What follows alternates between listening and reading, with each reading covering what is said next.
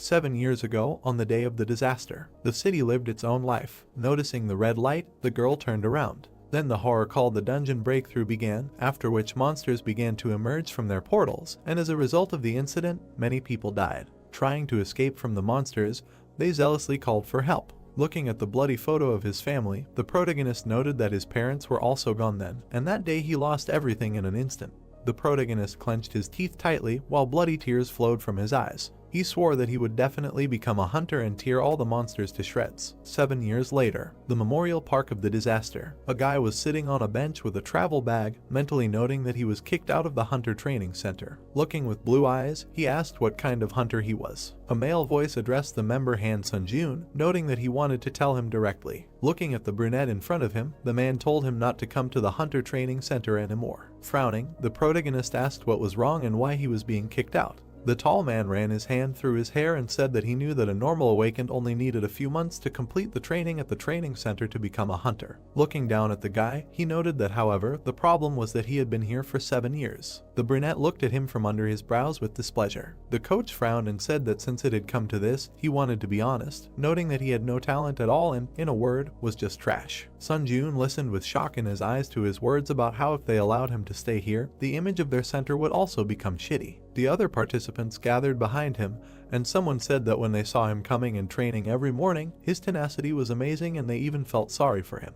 His comrade noted that there was no need to feel sorry for him, because he was a fool who did not know his place. Standing aside, the guy listened to his question about how it was even possible that after 7 years of training, his stats had not increased. The brunette sharply squeezed the tin can with the drink. Biting his lower lip, he mentally asked that if we do not even talk about opening unique characteristics and acquiring skills, why did not even the stats increase? Sitting on a bench, the main character heard a question from the side. Did she remember how dad died? A woman with a child was standing aside, who said that he knew and remembered everything. The girl with a helmet on her head smiled and said that when the monsters attacked, dad fearlessly died, saving people until the very end. Her mother sat on her knees, saying that everything was right, and then asked what to do if difficulties arise in life in the future. The child replied that she needed to gather her courage and Sunjun's eyes widened as the girl exclaimed that she should never give up. The mother hugged her child and praised her. Suddenly, they perked up, looking to the side. A boy stood next to them, bowing. A moment later, he took off as soon as the woman tried to find out who he was. Rushing forward, the brunette thought that it was true that 7 years had passed. As a drop of sweat ran down his cheek,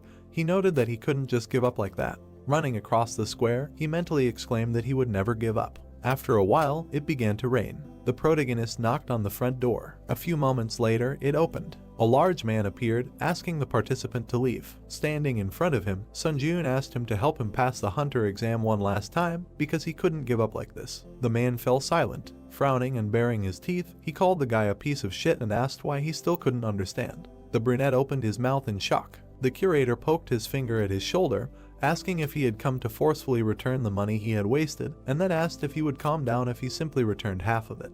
The protagonist muttered that it wasn't so. Opening his mouth wide, he shouted that it wasn't about the money at all. Receiving a sharp blow to the face, he began to fall backwards. Sunjun landed on garbage bags and bins. Turning to the door, the man smirked and asked him not to lie at least to him. Looking at the guy, he called him scum. The brunette wilted, sitting in the rain in the garbage bags. Looking down with a gloomy gaze, he thought that if only he had a unique characteristic too. Without getting up from his seat, the protagonist thought that if he had even a little talent, then a small drop fell into the water. A blue sign appeared with the words that the trial tower praised him for his iron will. Sunjun, who found himself in the water, opened his eyes wide, wondering who was praising him. He began to be pulled into a puddle of rainwater. Looking with frightened eyes, the guy indignantly asked what was happening now. A loud scream was heard throughout the area. The curator ran out of the house, ordering him to shut up. However, there was no one near the garbage bags anymore. He looked around, picking up the brunette's cap. Throwing it into the trash can, the scythe called him a weakling.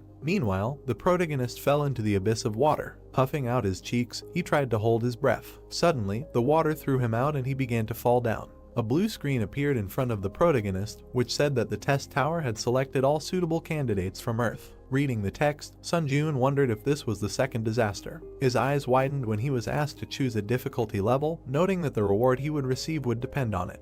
Biting his lip, the guy thought that he did not understand what was happening now, but looking at the 3 difficulty levels, he mentally noted that his intuition told him to use this chance. The brunette pressed the button. Suddenly, his cool bright light. The system noted that it hoped that he would receive a satisfactory result from the suffering he received, and then it was said that he would soon go down to the first floor of the test tower. The protagonist looked with surprised eyes. The system noted that all the statuses of taxes and injuries of the candidate were currently being healed, after which the loading of the first floor of the test tower began, for which he needed to prepare. Sun Ji-yoon found himself in the desert. His eyes widened. A notification about issuing a weapon appeared on the blue screen, after which a sword appeared. It pierced the sand in front of the guy. The system noted that the theme of this trial was survival, the reward for which was unlocked unique characteristics. After reading this, the brunette froze in shock. Remembering how he trained in the center, he thought that he would receive what he had worked so hard to obtain for the past 7 years. Smiling like a madman, the protagonist thought that this was just madness. He walked towards the sword. Suddenly, the sand under his feet shook. Falling forward, Sun Ji-yoon loudly asked what was happening right now. Horror froze in his eyes when the system noted that the training trial was about to begin,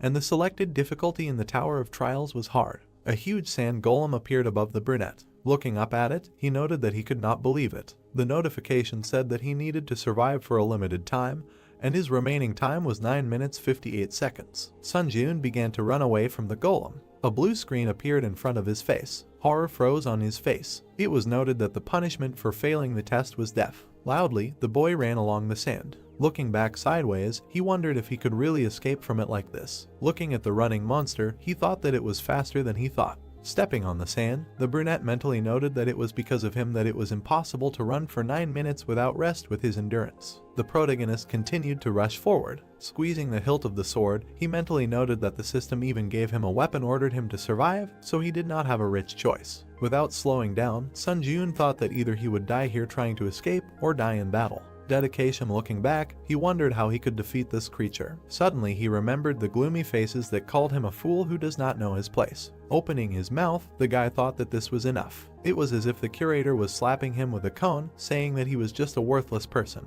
Gritting his teeth tightly, the protagonist wondered what would happen if he tried to run away now. Jumping to the side, he thought that he could not allow this to happen. The brunette, tightly clutching his sword, thought that he had been trying to become a hunter for 7 years, and when it came to theory, he could say that he knew more about his feat than other hunters. He thought that running away was not an option, and he needed another way. Thinking about the monster that was still rushing after him, the protagonist mentally noted that usually, monsters like him would stop moving if they destroyed the core. Climbing the mountain of sand, he thought that however, the core was usually in hard to reach places. Heading to the top, Sun Ji-yoon thought that if so, he pressed himself into the sand again. Jumping forward, the guy thought he would just make it easy. He did a somersault with his sword catching on the sand. The brunette slowly went down. The golem jumped after him and fell. It started to roll down the slope. The protagonist lowered it to him. Jumping up, he realized that now was the time. Finding himself on the golem, Sun Ji-yoon spun that he could reach it. He smiled smugly. After that, he hit the core on his chest. The sword slightly cut the stone. The guy's mouth opened in shock as the sword was thrown back in his hands. There was a small crack on the core. When the monster smiled, he thought that this core was much stronger than it looked. Gritting his teeth tightly, the brunette cursed with a frightened face. He swung again, thinking that if he could hit again. A huge hand grabbed him. Opening his mouth, the protagonist screamed loudly, thinking that he knew it. The golem brought it close to his face and he began to hear words about how he was worthless, pathetic, and just a fool who did not understand his place. Sun Ji-yoon tightly gripped the hilt of his sword with a bloody hand. Fury flashed in his eyes as he ordered all the voices to be silent. Throwing the sword, he angrily repeated. The blade hit the core. The golem opened its mouth in confusion and the system noted the destruction of his words. A piece of the monster with Siemens began to fall. A notification appeared saying that the remaining time was 7 minutes 8 seconds and that he had completed the training test. The monster began to fall apart. After a while, Sun Ji-yoon ran in a pile of sand. Starting to rise, he wondered if he really did it. He knelt down, trying to figure out if he really saw this sand golem. The guy smiled contentedly, thinking that he really defeated it. He stood up, and the system congratulated him on successfully spawning the first floor of the trial tower. The brunette noted that he was able to survive. The information on the blue screen said that as a reward for clearing, he would receive a unique characteristic. As a reward, he would receive 1,000 points, and as an additional reward, he would receive the skill Quick Recovery of rank E+ and 500 points. The protagonist's mouth fell open in surprise. Standing in front of the screen, he mentally said that he could not believe it. Looking at his hands and imagining many gloomy faces, He thought that he had put in a lot of effort over the past 7 years, and the only thing he received in return was disdain and ridicule. He was notified of the unlocking of the unique characteristic Necromancy rank F. Sun Ji-eun froze, mentally noting that now he could become a hunter. However, sadly lowering his eyes, he thought that all this would only happen if he survived. Suddenly, his eyes widened. Seeing the red and black clot of energy in front of him, the brunette wondered what it was. Holding his injured shoulder, he asked if it was true that a black fog had appeared where the golem had died. He touched it. Tablets appeared with words stating that his unique characteristic had been activated, and then he was asked if he wanted to absorb the soul of the sealed golem. Looking with shocked eyes, Sun Ji-eun wondered if this black fog was his unique characteristic. He pressed the button with a positive answer. Shreds of energy began to emerge from the core, heading towards the guy. His eyes widened in surprise. A blue tablet appeared with words stating that he had absorbed the soul of the sand golem, and that his skill had increased by 7%.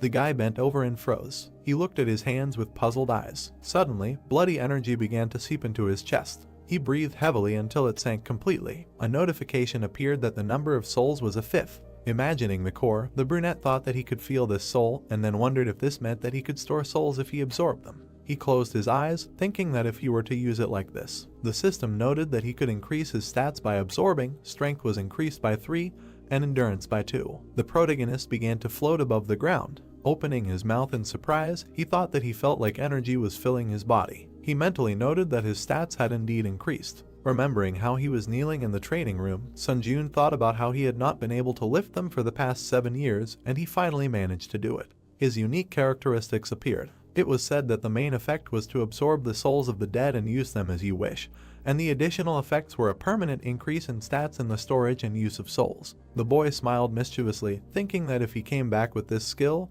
he could become a hunter. A portal appeared in front of him, and the system asked him to go to the waiting room. The brunette looked at the portal. Heading towards it, he said that he thought he had no choice but to go there. The portal began to open in a different place. A moment later, the protagonist fell out of it. Lying on the cold floor, he muttered that his wounds were worse than he thought. Suddenly, a green light appeared, and his eyes widened. Standing up, Sun Ji-eun looked at his hands and Sagami, where all his wounds healed, and did the body heal after the test. Starting to walk forward, he noticed that in such a spacious room there was only one bed. He lay down on it. Looking at the ceiling, the brunette wondered what he should do now, and was he really able to get out of this tower? He tried to understand why she called him here. Suddenly his eyes widened in surprise. A screen appeared in front of him with the words that the following 5 commands are now available to him: information, smear, community, inventory, trial. The guy stood up, reading that, saying the command will lead to its activation. He began to slap himself on the cheeks, saying that for now he was focused on survival. The brunette activated the trial. The system noted that the time until the trial of the second floor is 23 hours 21 minutes. Sitting on the bed, he noted that he still had many trials ahead of him.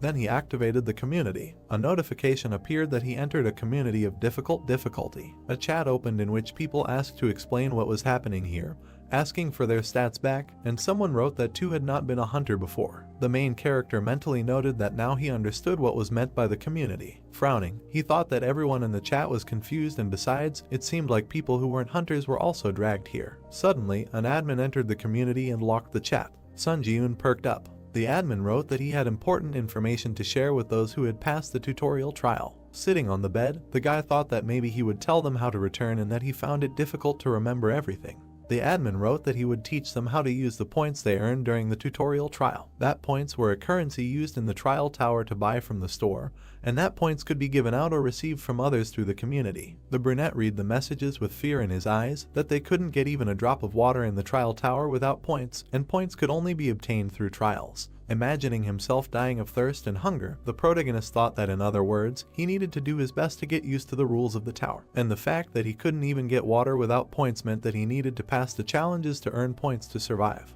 The admin wrote that that was all and exited the chat, unblocking it. The protagonist touched his face, saying that he thought he could become a hunter if he just came back. He looked away. Looking at the sword on the wall, Sun Ji-eun said that he couldn't do much with just a sword, and then activated the store. After a while, he covered himself with a shield. The guy swung his sword, thinking that all the hunters had lost all their stats when they entered the tower. He kicked off the floor with his foot, mentally noting that, however, it should be easier for them to master the skills they had previously mastered. The brunette with the sword jumped to the side, thinking that this is why he can't forget that he is not on the same starting line with them, and if he does not train, he will not be able to catch up with them. After a while, he was lying on the floor exhausted. A soft light appeared around his body. The protagonist stood up and stretched his body, saying that thanks to the healing effect of the waiting room, he can train without problems and prepare for the next trial. He froze when his stomach growled loudly. Sunjun opened his inventory, asking what to do with his hunger. He looked at the contents of his inventory. Clenching a piece of dried meat between his teeth,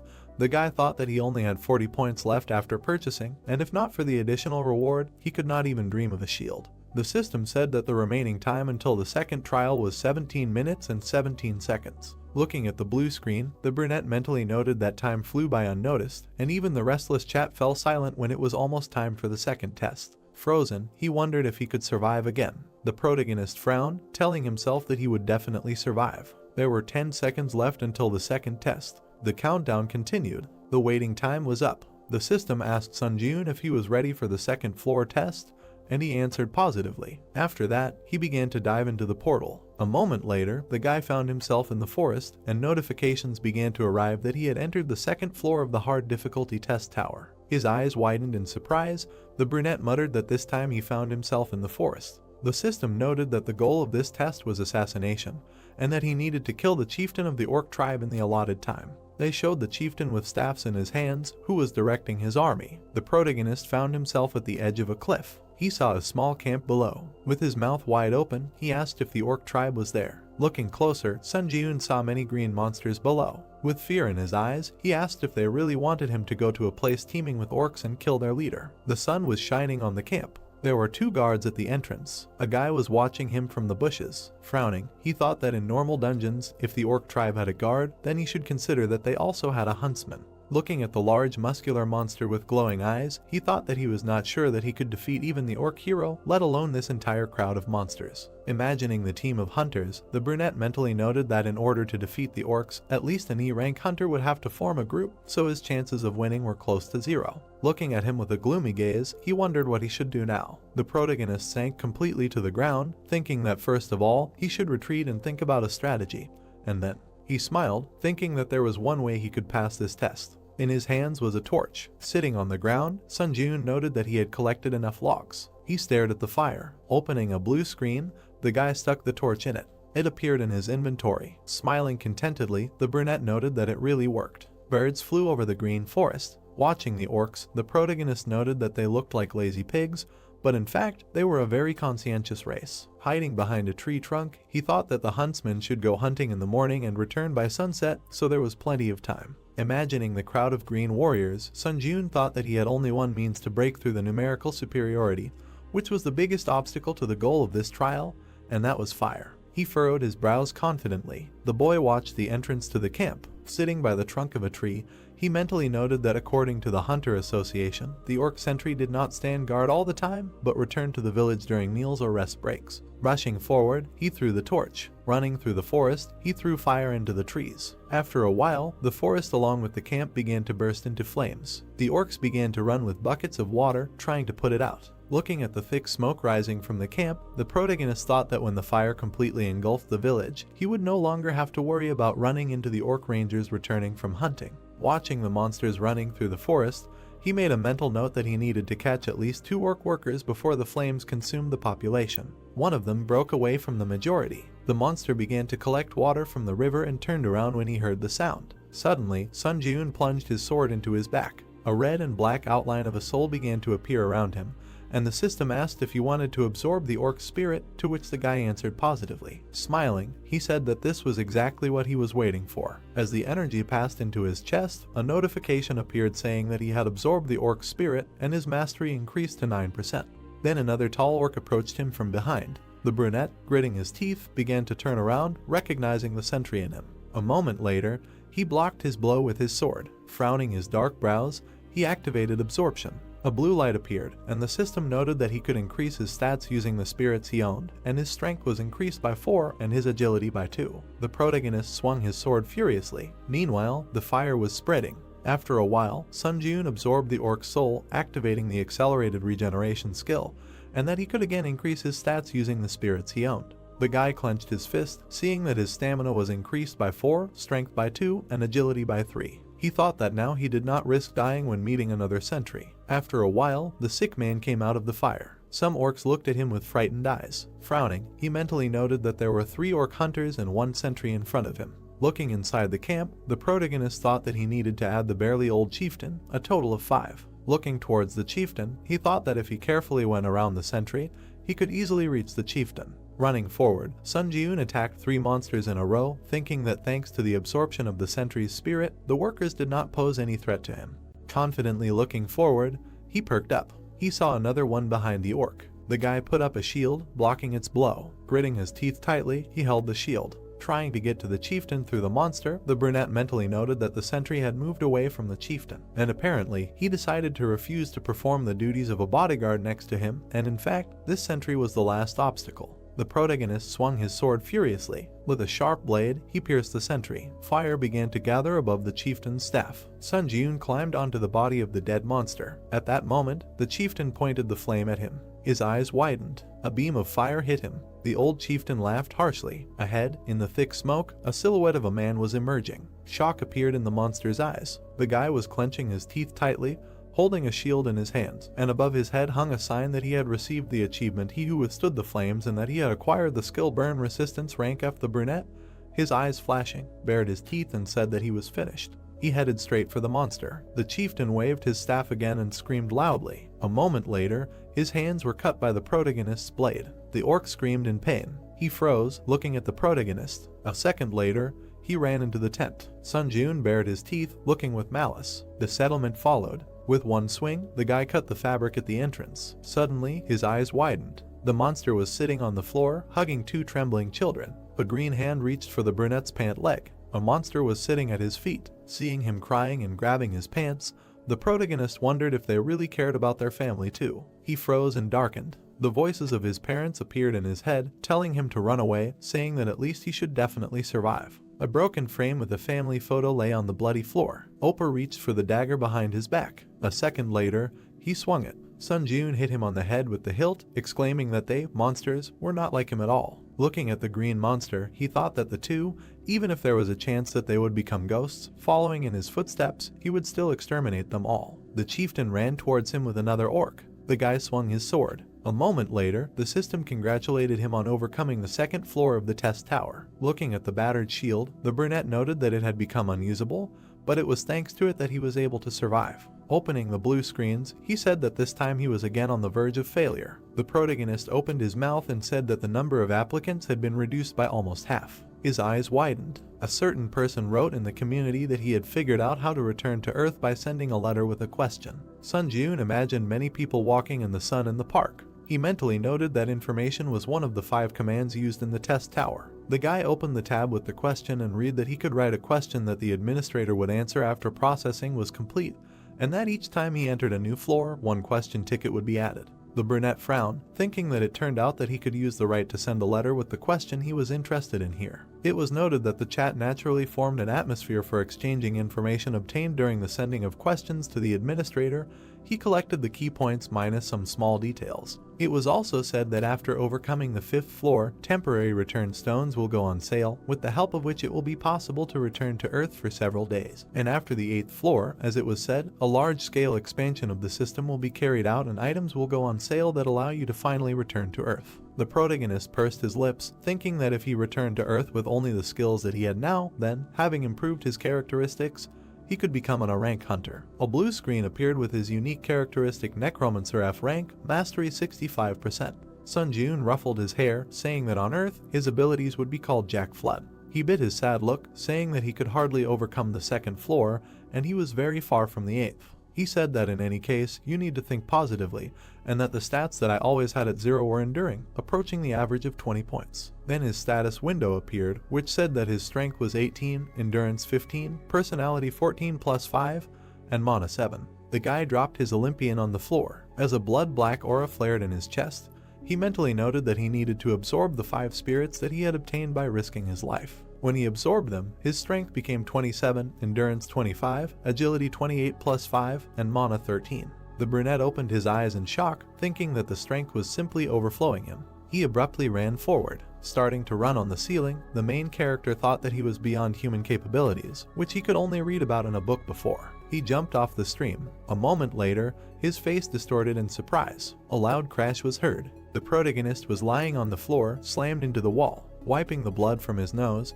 he said that due to his rapid growth, his body had not yet gotten used to the new sensations, and then activated the store. Sun Jiun took the dead giant shield for 21 points. Activating the inventory, the guy noted that now was the perfect time to use the rewards from the previous trials. He looked at the E+ rank Black Iron Sword, which added 5 reaction speed, 10 attack speed. He also had a D rank Assassin's Cloak, which reduced sensitivity by 10% and which increased movement speed by 15% for 1 minute when agility is below 50. The brunette put the items on himself. He sighed, thinking that he could get used to this equipment before the next trial. The protagonist rushed forward. He grabbed the hilt of the sword. Sun Jiun swung it, mentally noting that he would become so strong that no one would be able to catch up with him. Water flowed down the stalagmites in the cave. Inside it, a guy appeared through a portal. The system noted that the 3rd floor of the high difficulty trial tower had been entered, and the theme of this trial was a duel. The brunette opened his mouth in surprise, asking if he was in the cave. He raised his head, looking into the crevice above. The protagonist perked up when he was notified that a dark guardian would appear in 10 seconds. He got into a fighting stance, thinking that like the sand golem,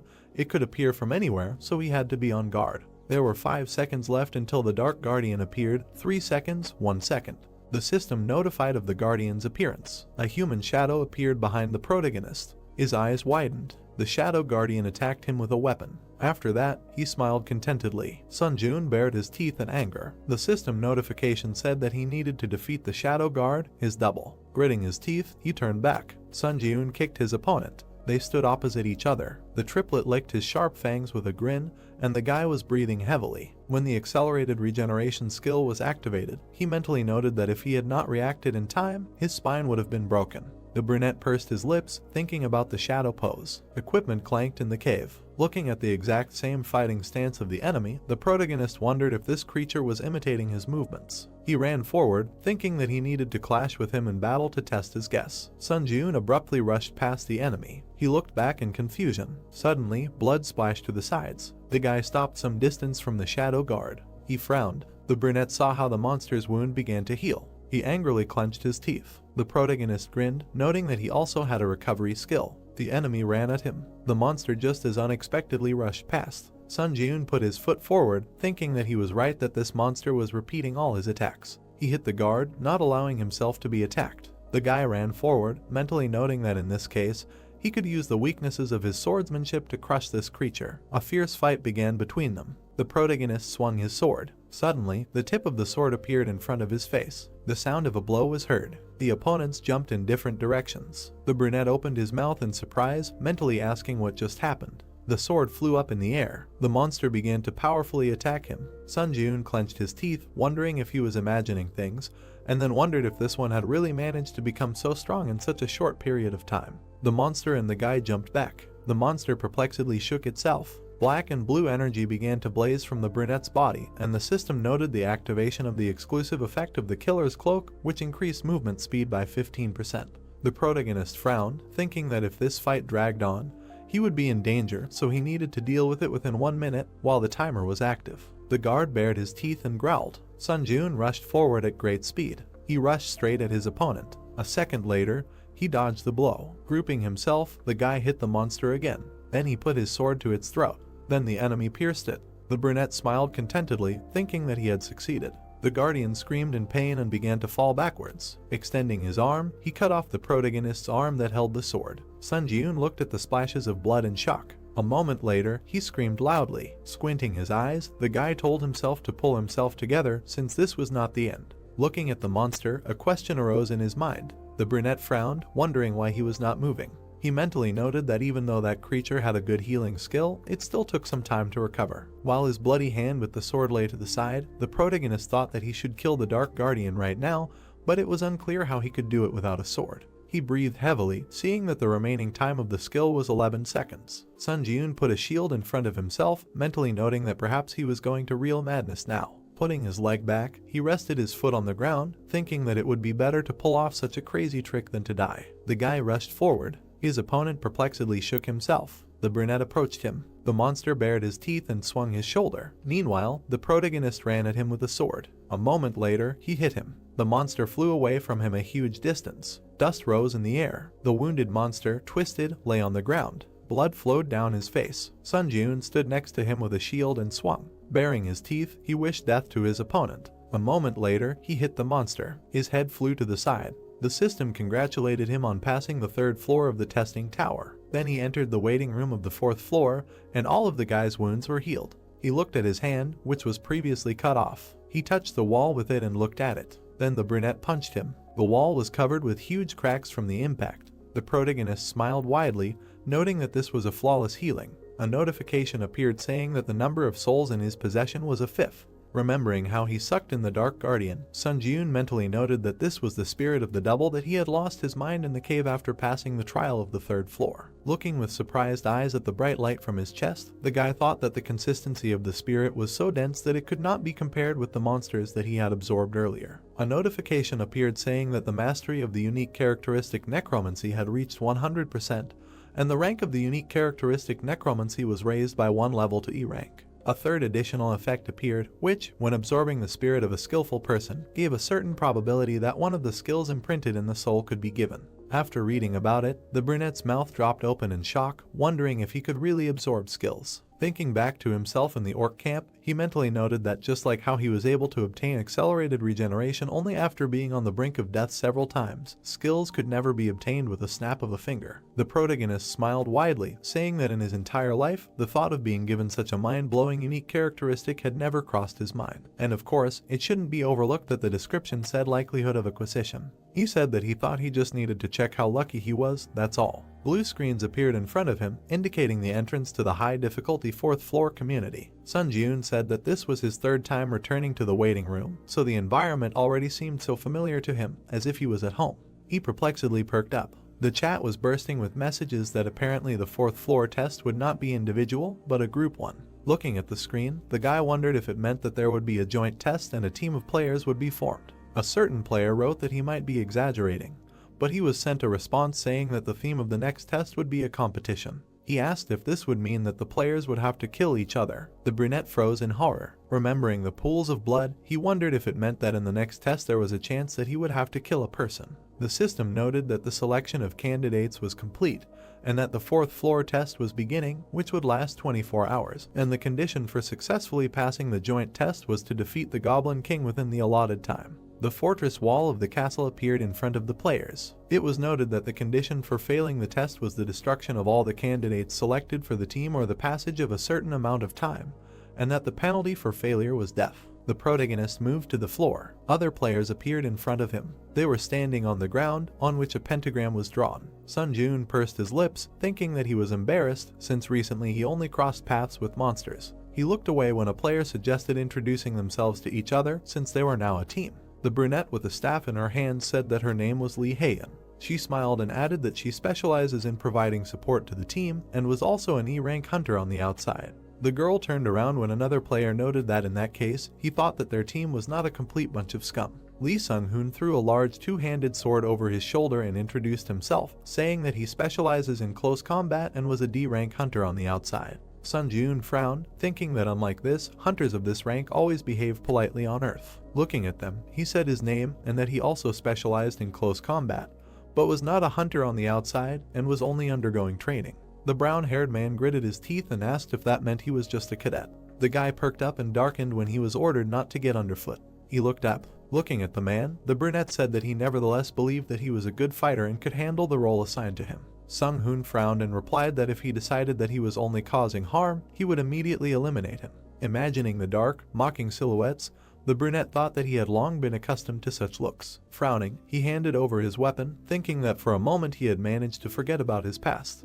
The brown-haired man turned around and looked back, calling out to the cadet and telling him to stay behind and take care of the small mobs. The protagonist mentally noted that not only was he annoying him, but he could also confidently say that his abilities were more than enough to return his words in kind. Looking at the large gates of the fortress, he concluded that the Tower of Trials was all about skills. System notifications began to appear with words about how to cooperate with his team members and complete the trial before the other team, and then they noted the opening of the main gate of the citadel. the gates began to lower. Goblins immediately burst out of them. Sung-hoon took the blow of 3 of them. Covering himself with his sword, he loudly asked how the goblins could move in such a battle formation, and then began to demand Sun-joon to fight. The guy looked at him with a gloomy look. Standing by the corpse of the slain goblin, he noticed that the 2 mulattoes did not look in his direction. Heian exclaimed behind him that her spell would be complete any minute. The brown-haired man holding back the monsters shouted, telling her to stop chatting and make some kind of buff as soon as possible. The girl replied that she had already used all her support spells. The brunette approached her and addressed her, saying that it seemed that he needed help, and he left her for a while. Heian, with a worried look, told him to stop. A moment later, the protagonist rushed forward. The huntress frowned, asking who would cover her from behind if he left. Suddenly, her eyes widened. She saw many goblin corpses to the side. The brunette, frozen in place, said that she could not believe her eyes. The remaining goblins attacked. Sung-hoon, blocking the blows, cursed loudly. One of the monsters was spinning a mace on a chain. Then he threw it at the man. The blow sent the sword flying out of his hands. He landed on the ground. The goblin jumped on the unarmed brown-haired man. Looking at him with frightened eyes, he indignantly asked why he was so unlucky to be on the same team as a cadet. At that moment, the main character attacked the monster. The man froze with surprise in his eyes. The monster perked up, seeing the corpse of his comrade. Sun-joon stood in front of his teammate. Without turning his head, he told Sung-hoon to stand aside. The hunter opened his mouth in confusion. Flashing an evil look, the guy told him not to get under his feet. With lightning-fast movements, he began to kill his opponents. When the corpses flew in different directions, a notification appeared that he had received the title of Goblin Hunter. Watching, the man opened his mouth wide in horror. The hero walked between the goblin corpses, absorbing dark energy. He frowned and noticed that the black haze of his unique characteristic remained invisible to their gaze, so he could absorb souls as much as he wanted without any problems. Notification: increase stats using spirits you have. Strength increased by 3, agility increased by 4, endurance increased by 2, toughness increased by 7. Absorbed one of the Goblin Guardian skills. The brunette shuddered in surprise and read about the new skill. Skill: Guardian Sensitivity F Mastery 0%. Effect: the overall field of view expands, making it easier to notice approaching subjects. Sun-joon's eyes widened and he looked to the side. Now he understood what it was like to see the world from a wider angle. The guy grinned, happy about another jackpot. He came closer to his teammates. Sung-hoon smiled tensely and said that luck was on the cadet's side since he was only up against weak goblins. The man added that, be that as it may, the young man had tried hard. The protagonist and Heian looked at their comrade in silence. The brunette pulled up his hood and said that from now on he would be leading the operation himself, moving in the vanguard. He suggested that this formation would bring the greatest benefit to the team. Sun-joon looked closely at the man and asked if he had any objections. The knight frowned, then looked away and replied that so be it. The hunter asked if there were any other instructions. The hero said that he should simply protect Heian, nothing more was required of him. He turned to the girl with a request to provide support and provide orientation on the terrain. In a word, to do the same as before. The sorceress smiled and agreed to work productively in the remaining time. She extended her glowing hand forward and resumed searching for her target. The hero continued attacking the goblin squads, absorbing their souls and increasing his skill level to 12% for now. Time remaining, 14 hours 37 minutes. Night had fallen. The trio walked between the debris. The girl noted that although the goblins had been attacking with varying frequency, everything was too quiet now. The brunette stopped and looked ahead, then suddenly rushed forward without explaining anything. His teammates hurried after him in surprise, asking what had happened.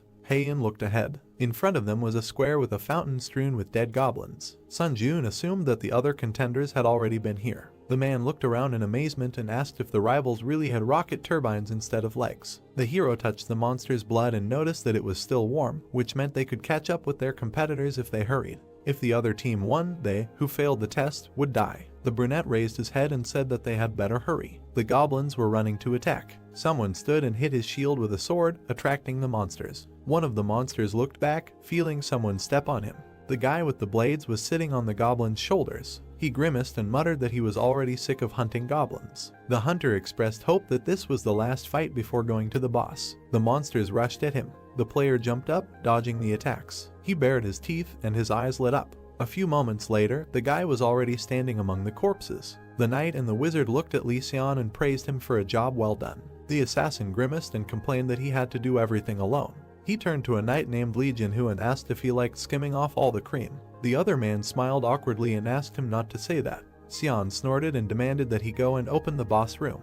In front of them was a tall gate with an eye. The assassin looked at his retreating teammate and said that he wanted to finish everything quickly and have a good rest. The guy turned around and promised that he would open the door immediately. The knight turned away and grimaced, thinking that the hunter treated him like a little dog. Notification, condition fulfilled. All members of the challenger team have entered the Goblin King's Spire. The boss battle will not begin until only one of the two teams remains. Jinwoo shuddered when a red wall appeared in front of him. Notification, it will be impossible to escape from the current location at this point.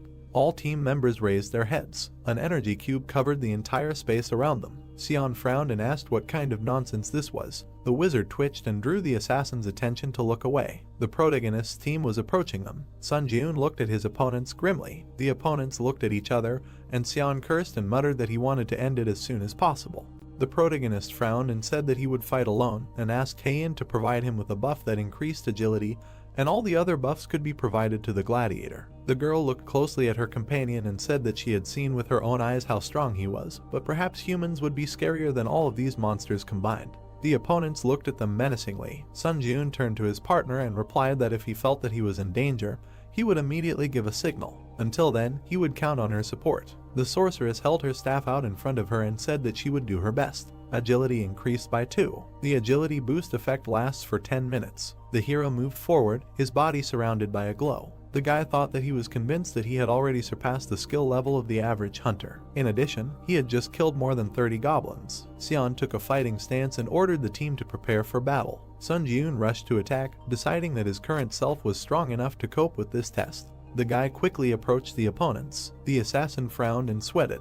He suddenly jumped behind the knight and ordered him to immediately use his shield at full power. Jinwoo frowned and activated his defense. A golden energy field appeared in front of the three. The protagonist swung and hit the shield, cutting it into pieces. The enemy team shielded themselves with their hands from the gust of wind. Sun Jiun immediately rushed forward, attacking each of the opponents. Heian and Sung Hoon looked at him in shock. The brunette exchanged glances with the enraged assassin. The guys entered the fight, exchanging blows. Sion gritted his teeth, parrying the blows. The brunette thought that his opponent's skills were clearly inferior to his, but, surprisingly, he easily repelled all the attacks. His eyes flashed and decided that he should act more decisively. The warrior appeared behind the enemy and cut the air with his sword, confident that now the opponent was finished. The assassin parried the attack with his blade. Sun Jiun was stunned by his skills. The enemy gritted his teeth, and his eyes burned. The hero guessed that the assassin was able to see the trace of the blade aimed at him. Sion jumped back, but then a shield appeared in front of his face. The guy frowned, realizing that this limited his field of vision.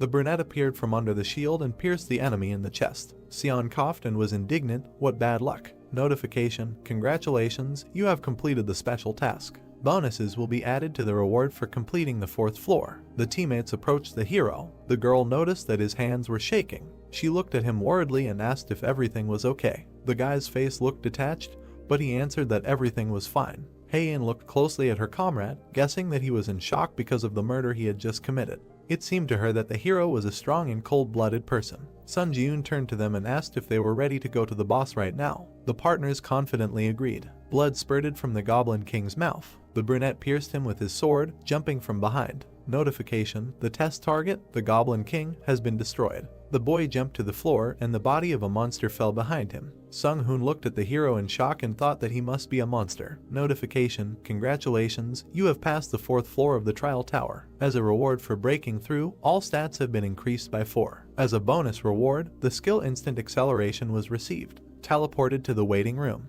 The gladiator turned around and said that he would leave them first. The hero stood in front of the sorceress. He said that he hoped that she would return safely. The girl looked at him carefully and said that her words may have been out of place, but the boy only did what he had to do. The bodies of the defeated players lay behind them. Heian added that someone had to kill the enemy team anyway. If the hero had refused, she would have joined the fight. The brunette looked at his interlocutor in surprise. He smirked and replied that after her words, his soul felt better. The guy looked questioningly at his partner, who pointed her finger into the air. A notification window appeared in front of him. The challenger Heian sent you a friend request. The girl turned around and said that, one could say, the test of the 4th floor was completely passed due to his power, so she had a feeling as if she was indebted to him and this made her a little uneasy. The sorceress blushed slightly and asked to find Heian from the White Guild in the future when he returned to Earth. The hero watched her in surprise until she disappeared into the portal. Sun Jiun turned around to look at the dark energy swirling nearby. Left alone, he had to make a decision. Glowing cores hung over the bodies of the dead.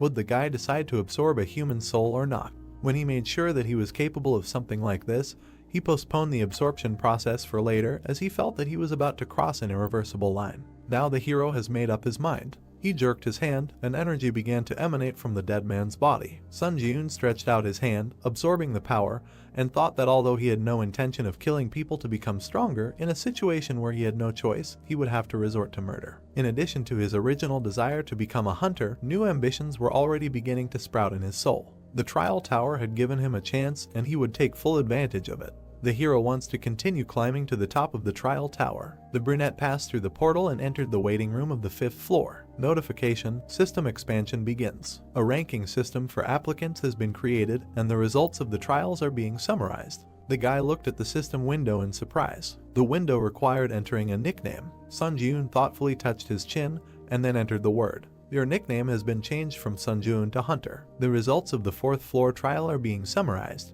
1 Kim Seung-hoon, 2 Lee In-hoon, 3 What's an alias change, 4 Hee Sun-ah, 5 Artisan of the Brain, 6 Overpowered Sword. Everything was in plain sight. The guy tapped the screen to check if he was somewhere on this list. The hero's eyes widened, finding himself in 16th place. His 4th floor challenge breakthrough time: 11 hours, 14 minutes and 51 seconds. 4th floor challenge breakthrough process: SS+. 4th floor challenge clearance result: B+. 4th floor challenge overall summary: A. The brunette looked at the notification and noted that his ranking was much higher than he thought.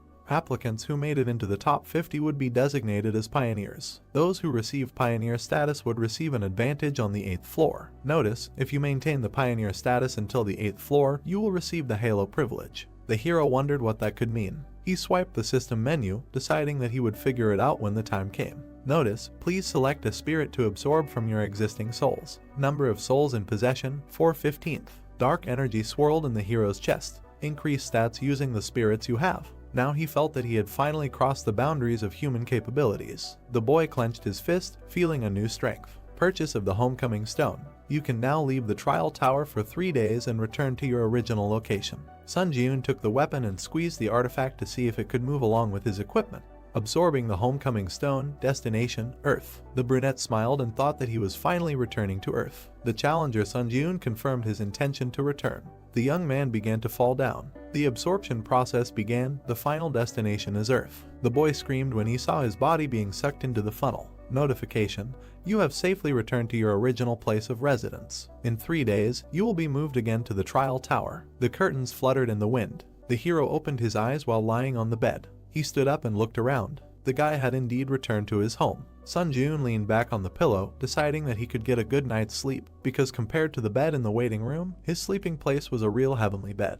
The brunette grimaced, feeling an unpleasant smell. The hero sat up, realizing that he had better wash himself first. He looked down and found a shield and sword on the floor. The hunter picked them up and was glad that he could take items from the trial tower with him to the ground. This meant that other challengers could do so too. The guy frowned and muttered that he needed to act as quickly as possible. Soon the number of those returning to the ground would increase, which would lead to a sharp increase in the number of items and a drop in the prices of hunter equipment on the market. Sun Ji-eun looked at the equipment, deciding that he needed to get rid of it as soon as possible. The problem is that only those with the hunter qualification can sell items on the market. Initially, the hero only planned to apply for the hunter exam and pass it during his next return.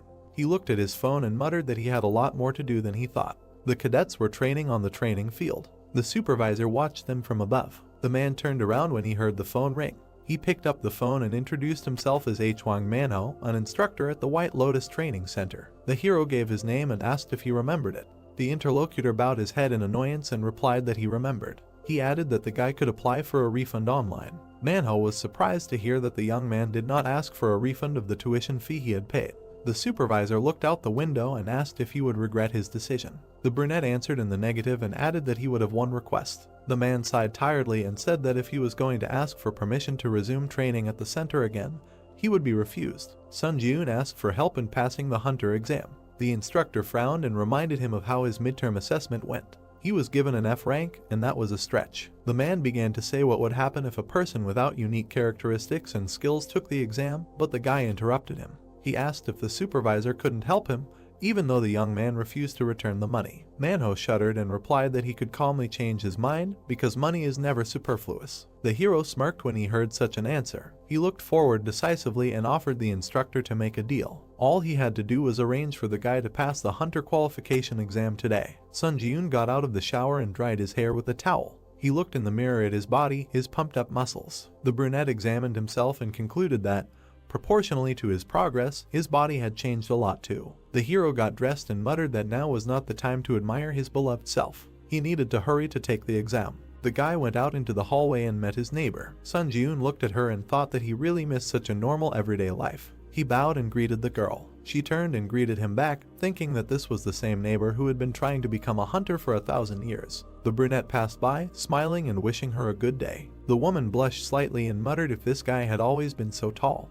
The hero waved his hand near the road, but no taxi stopped. He thoughtfully looked away. A few minutes later, the guy was already racing forward, jumping between the roofs of houses. Sun Ji-yoon grinned and muttered that running to the destination was also a good option. The guy pushed off and thought he would soon be there. Hunters Association. The brunette entered a tall building and stood in front of two men.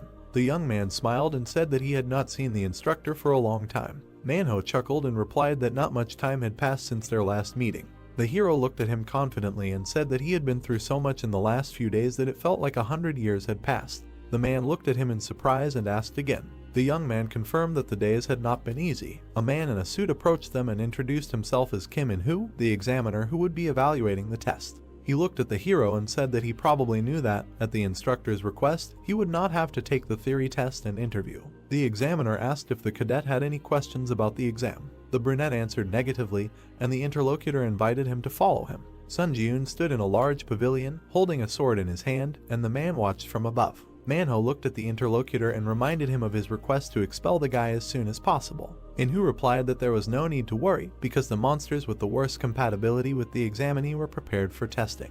The examiner looked at the guy and said loudly that he could choose the difficulty of the exam from 1 to 10 as soon as he was ready. The hero frowned and thought that he had always chosen the first difficulty level in this exam before and lost to the goblin every time. All because he was weak. The supervisor grinned and muttered that he would definitely choose the first difficulty level. He was interrupted by Sun Ji-yoon's voice, who chose the 10th difficulty level. The man shuddered in surprise and asked again. The brunette looked at him with a smirk. The instructor grimaced and said that he was a sick bastard. Notification, exam begins. Firebird hunt. A flaming monster appeared in front of the guy and screamed. The hero twitched. The notification said that the movement was slowed down by 25% due to the skill predator's roar. The blade of the sword cracked. The instructor grinned and thought that the boy would never pass the exam because he had slightly adjusted his weapon. Manhwa looked down at the hero, expecting his humiliation. The firebird flew up, blowing heat on the boy. Sun Ji-yoon's eyes sparkled, looking at the approaching enemy. The instructor remembered the day he passed his exam.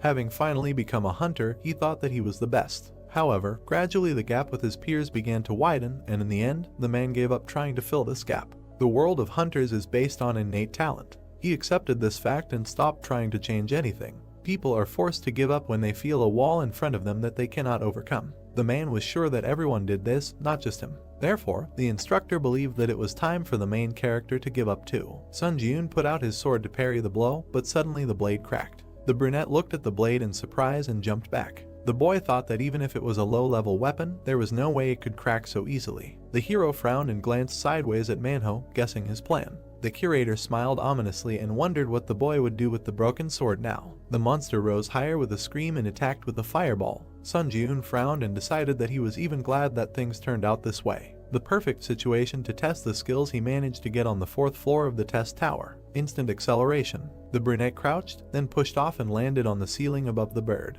The hero smiled slyly and thought that this was much better than the increase in movement speed when using the buff of the assassin's cloak. The monster growled and began to prepare for another attack. Sun Ji-yoon pushed off and plunged the broken blade into the enemy's eye. The bird howled in pain. The guy landed on the floor and muttered that the sword was, as expected, too short. He picked up one of the slabs from the floor and swung it at the guy, managing to slice his head in half. The slab smashed into the wall, breaking through the crossbars of the balcony where the men were standing. The curator turned around, dumbfounded, and asked what the hell this bastard was doing. The exam was over. Congratulations. The monster fell down. Sun Ji-yoon waved his hand and asked if the audience was okay because he didn't expect the tile to fly to them. The brunette smiled decisively. The woman smiled widely and handed the hero a hunter's card, congratulating him on successfully passing the exam. The guy accepted it with gratitude. The interlocutor said that since he was registered with the Hunters Association, he could now officially engage in hunting activities. He looked at her and clarified whether she meant entering the dungeon and selling items. The woman answered in the affirmative. Manhwa slammed the table and asked the man sitting opposite how this could even happen.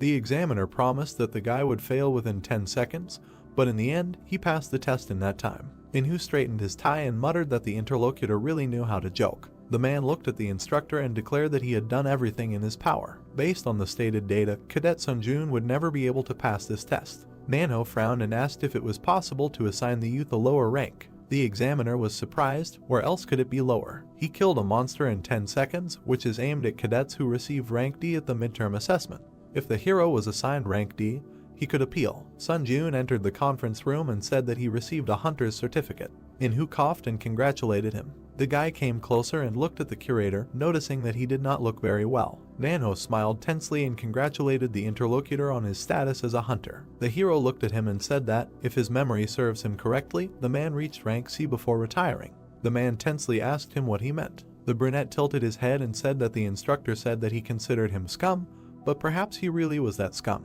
Manhwa's face was distorted with hatred. The instructor swung at the young man, shouting that he had completely lost his fear. The examiner tried to calm him down. The hero smiled and thought that, contrary to expectations, the man had easily fallen for his provocation. He deftly dodged the fist and hit his opponent in the stomach. The brunette frowned and said that he had just acted in self-defense. Sunjun slapped the curator and added that this was his response to aggressive actions. The man recoiled, not understanding where such strength came from for a C rank. The guy stood in front of the examiner. He looked at him carefully and asked if he was really offering him a job as a direct employee of the Hunters Association. Manhwa answered in the affirmative and added that his salary would be 1 billion won, and a larger amount could be discussed. The man said that the hero would only benefit if he accepted his offer. Sunjun looked at the card and muttered that such an amount was a good start. Manhwa smiled and said that he had simply seen his potential. The guy said that it seemed that the difficulty level of the exam was adjusted arbitrarily. The interlocutor shuddered and sweated. The brunette turned around and said that he would not make a big deal out of it,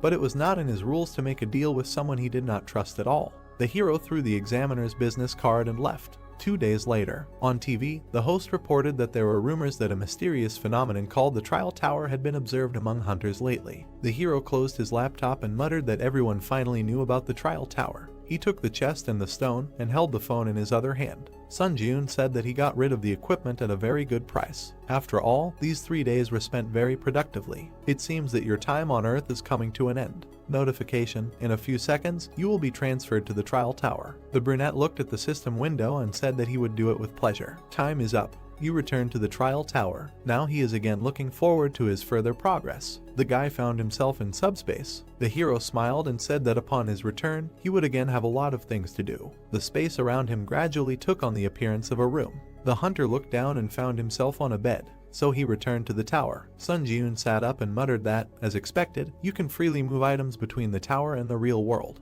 The chest and stone lay on the floor nearby, and the hero hurried to throw them into his inventory. The hero pushed off and jumped to the floor. He began to stretch his arms, deciding to warm up and, without wasting time, challenge the 5th floor. Notification: you have earned the achievement First Return. The skill Eye of Truth has been created. The hero's eyes began to glow purple. Mastery: none. Effect: using mana, you can obtain information about the target you are observing, as well as determine whether the opponent's words are true. The guy looked at the system window and concluded that, in addition to obtaining data about the object of observation, he was even able to distinguish between lies and truth. The brunette smiled and exclaimed that this was a real jackpot. Thunder Sword purchased, 55 0 points will be deducted. Hunter Scout Shield purchased, 38 0 points will be deducted. The hero swung his new weapon. Although he had shelled out a ton of points for the sword, he really liked its options. 10% chance to apply the lightning effect when hitting an enemy. The guy decided that it would definitely be useful. A notification window appeared in front of him. You are ready to begin the test on the 5th floor. Sunjun resolutely jumped into the portal, determined to begin the test after so much time. Entered the 5th floor of the test tower. Selected difficulty: hard. The theme of this test is hunting. Remaining time: 24 hours. Condition for successful completion: defeating the werewolf boss in the wolf ravine. Conditions for failing the test: the death of the challenger or the expiration of the allotted time. The reward for a successful breakthrough is a werewolf headband. The penalty, in case of failure, is death. The hero found himself in front of a high mountain with the moon shining above. He smiled and clutched his sword. Werewolves gathered around him. The animals growled and rushed to attack. In a few precise movements, the guy cut them down, making his way forward. Sun Jun kicked another enemy. The wolf flew to the side, and the guy was indignant. Why are they so puny? The werewolf hit his big paw. The hero shuddered and looked in that direction. 3 large white wolves stood in front of him. The beaten dog whined pitifully. The white monster roared and bit into the small wolf. The large monsters began to surround the hunter. He looked up warily. His eyes sparkled in anticipation. The trial tower never disappoints. The wolves rushed to attack. The player pushed off and swung his blade, saying that he was even starting to enjoy the trials. He delivered a slash and muttered that he might be slowly going crazy. The blade swept across all the wolves, leaving wounds on them. Mastery of the hunter's dagger skill reached 100%. The hunter's dagger skill was increased to rank E+. The accelerated regeneration skill was increased to rank D. The guy landed on the ground, feeling his strength growing. He frowned and thought that the hunter's dagger skill he had obtained on the 3rd floor had also almost reached its growth limit. He needed to obtain a new swordsmanship skill. 2 wolves jumped from the boy's back. The hero turned around and said with a smile that they could continue to attack without stopping. His back was to the scattered corpses that emanated dark energy. The boy raised his hand, absorbing the power, and noted that he had already managed to hunt 3 times, and it turned out that the sword lightning effect appeared even less often than he thought. You have absorbed several spirits of the crazed wolf. Mastery has increased by 16%. The brunette looked at the system window and noticed that the mastery of the unique characteristic was also steadily increasing. If he gave it his all, he would be able to achieve an increase in the rank of his unique characteristic. He moved on, reaching almost the middle of the wolf ravine. Sun Jun stopped. There were corpses of wolves lying around. The hero assumed that there was a conflict in the pack. The boy crouched down to the body and realized that the cut was too clear, which meant it was made by a sword. He looked at the rock and thought that the marks left nearby only confirmed his assumption. Hunters used the eye of truth, and his eyes turned purple. He looked at the wall. A trace of aura, rank D. A trace left after a rather skillful aura neatly split the wall. The boy stood among the defeated monsters, wondering if aura was also one of the skills. Sun Jun frowned and thought that there were too many nuances that did not fit in his head. He felt somehow uneasy. Suddenly, a howl was heard. The hero jerked forward, realizing that it was somewhere nearby. He rushed along the gorge until he noticed something in front of him. Ahead was the entrance to a cave from which a roar was heard. A werewolf flew out of it. He hit the ground several times. The brunette looked at him in surprise, not understanding what was happening. Notification: the boss werewolf required to pass the trial has died. Investigating the cause. Loading. The hero looked at the monster lying at his feet and could not believe that the trial target was dead. Analysis complete. The brunette jerked and looked at the system window. An intrusion was detected in the Sun Jun challenger's trial. The trial target has been changed. Kill the challenger from another dimension who has intruded into your trial. A man in armor came out of the cave. The hero looked at him, processing the information. He realized that the trial tower existed in several dimensions at once, other than Earth. The hunter squinted, trying to understand how the enemy had ended up here at all. The knight looked at him and said that he did not expect the challenger from the underdeveloped world to still be alive.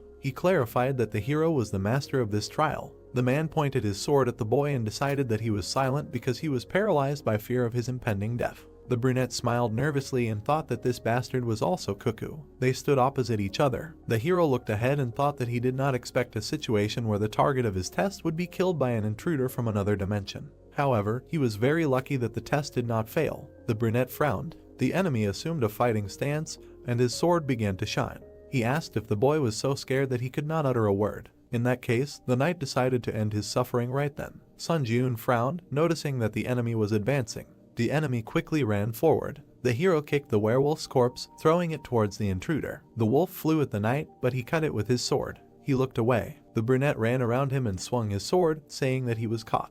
The guy jabbed his sword at the armor, but then his eyes widened in surprise. The blade slipped, although the hero was going to cut the enemy in half. The enemy swung his sword and said that the young man was caught here. He brought down a blow on the hunter, who barely managed to cover himself with a shield. The defense split into pieces. The guy was thrown back and slammed into a rock. Sun Jun coughed in pain. The brunette grabbed his broken arm and clenched his teeth. The enemy came closer and was surprised that the young man blocked the aura. If he allowed himself to be cut in half, he would have met a quick and painless death. The hero frowned and shouted that he had never heard of any invaders. The knight came closer and replied that the barbarian had no way of knowing what a floor infiltration was. The boy sweated and muttered in horror why something like this had happened in his trial. The enemy looked at him menacingly, radiating an aura, and told him not to hold a grudge since the tower was originally such an unpredictable place. He would rather leave long conversations and end everything. The brunette put out his hand and asked the enemy to stop. The hero frowned and asked him to tell about the floor invasion. The knight silently looked at the boy, but still decided to tell since the boy was dead anyway. Sun Jiun looked closely at his interlocutor. The man said that among the options of the system, the expansion of which occurs from the 8th floor, there is the so-called floor invasion. If you buy a ticket for it in the store, you get the opportunity to interfere with other people's trials. The hero sat opposite the enemy, asking if he really came from another dimension. The knight clarified whether the boy thought that he came from some other world. Sun Jiun stood up and muttered something like that. His eyes lit up from using the Eye of Truth. The man shuddered as he looked at the hunter. Notification: your opponent's words are true. He did not lie. The knight extended his sword and exclaimed that the brunette had just committed an extremely unpleasant act. He dared to judge his words and actions. The hero smiled and replied that he could not do anything about it. The opponent swung his sword and asked how the barbarian brat dared to be insolent to him. The brunette straightened up and said that he had obtained information, so he could also share one funny fact. The interlocutor stopped and looked at him questioningly. The young man was holding his injured hand and said that due to his pain tolerance, the injured limb was practically in his way. In other words, he was holding it not because it was unbearably painful. The hero let go of his hand and the accelerated regeneration skill was immediately activated. The boy healed himself and said that he thought the enemy would only share information if the boy looked pathetic. The knight's eyes widened in surprise. He swung his sword and asked if the hunter was testing his healing skills. The man added that if his strength was only what he had demonstrated earlier, then he would not escape death. Sun Jiun threw the sword from the ground and smiled. The boy grabbed the handle and said that his strength continued to grow rapidly. Notification: increase stats using the spirits you have. Strength increased by 2, agility increased by 3, endurance increased by 3, mana increased by 5, durability increased by 7. Blue energy emanated from the hero. The enemy shuddered and was surprised that the boy had a unique characteristic in addition to the healing skill. The exclusive effect of the assassin's cloak is activated. Movement speed plus 15%.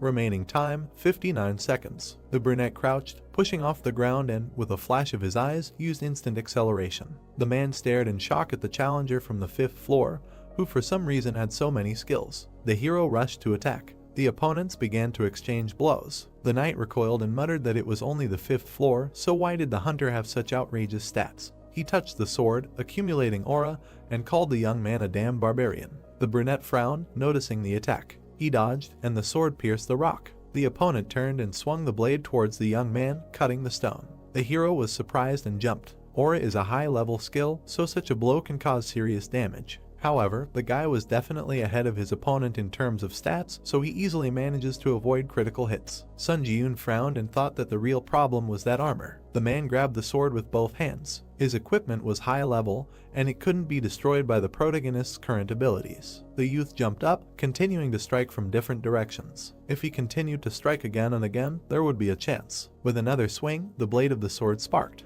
An electric discharge pierced the enemy. He grunted in pain, trying to understand what it was. Notice: Thunder Sword. 10th chance to apply the lightning effect when hitting the enemy. The brunette smiled and muttered that this was what he needed. The knight fell on his back. The hero approached the enemy. He looked at him carefully and thought that if the armor had a lightning rod function, it would have been more troublesome, but fortunately, his risk was worth it. The man grunted and his body trembled. He looked at the boy and said that he should have won in the first place. The intruder muttered that he was just a challenger from the 5th floor, so how could that be possible? Where did he get so many skills? Sun Jiun squeezed the handle of his blade and said that the other man was very stupid if he relied entirely on his one high-level skill and armor. He swung his sword and said that it was time to meet his end. The man extended his hand and exclaimed that he could give him answers to all his questions. The brunette frowned and said that there was no need for that. The hero pierced the enemy with his sword. Blood spurted. The knight's hand trembled and went limp. The hunter straightened up and thought that it was getting easier and easier to kill each time.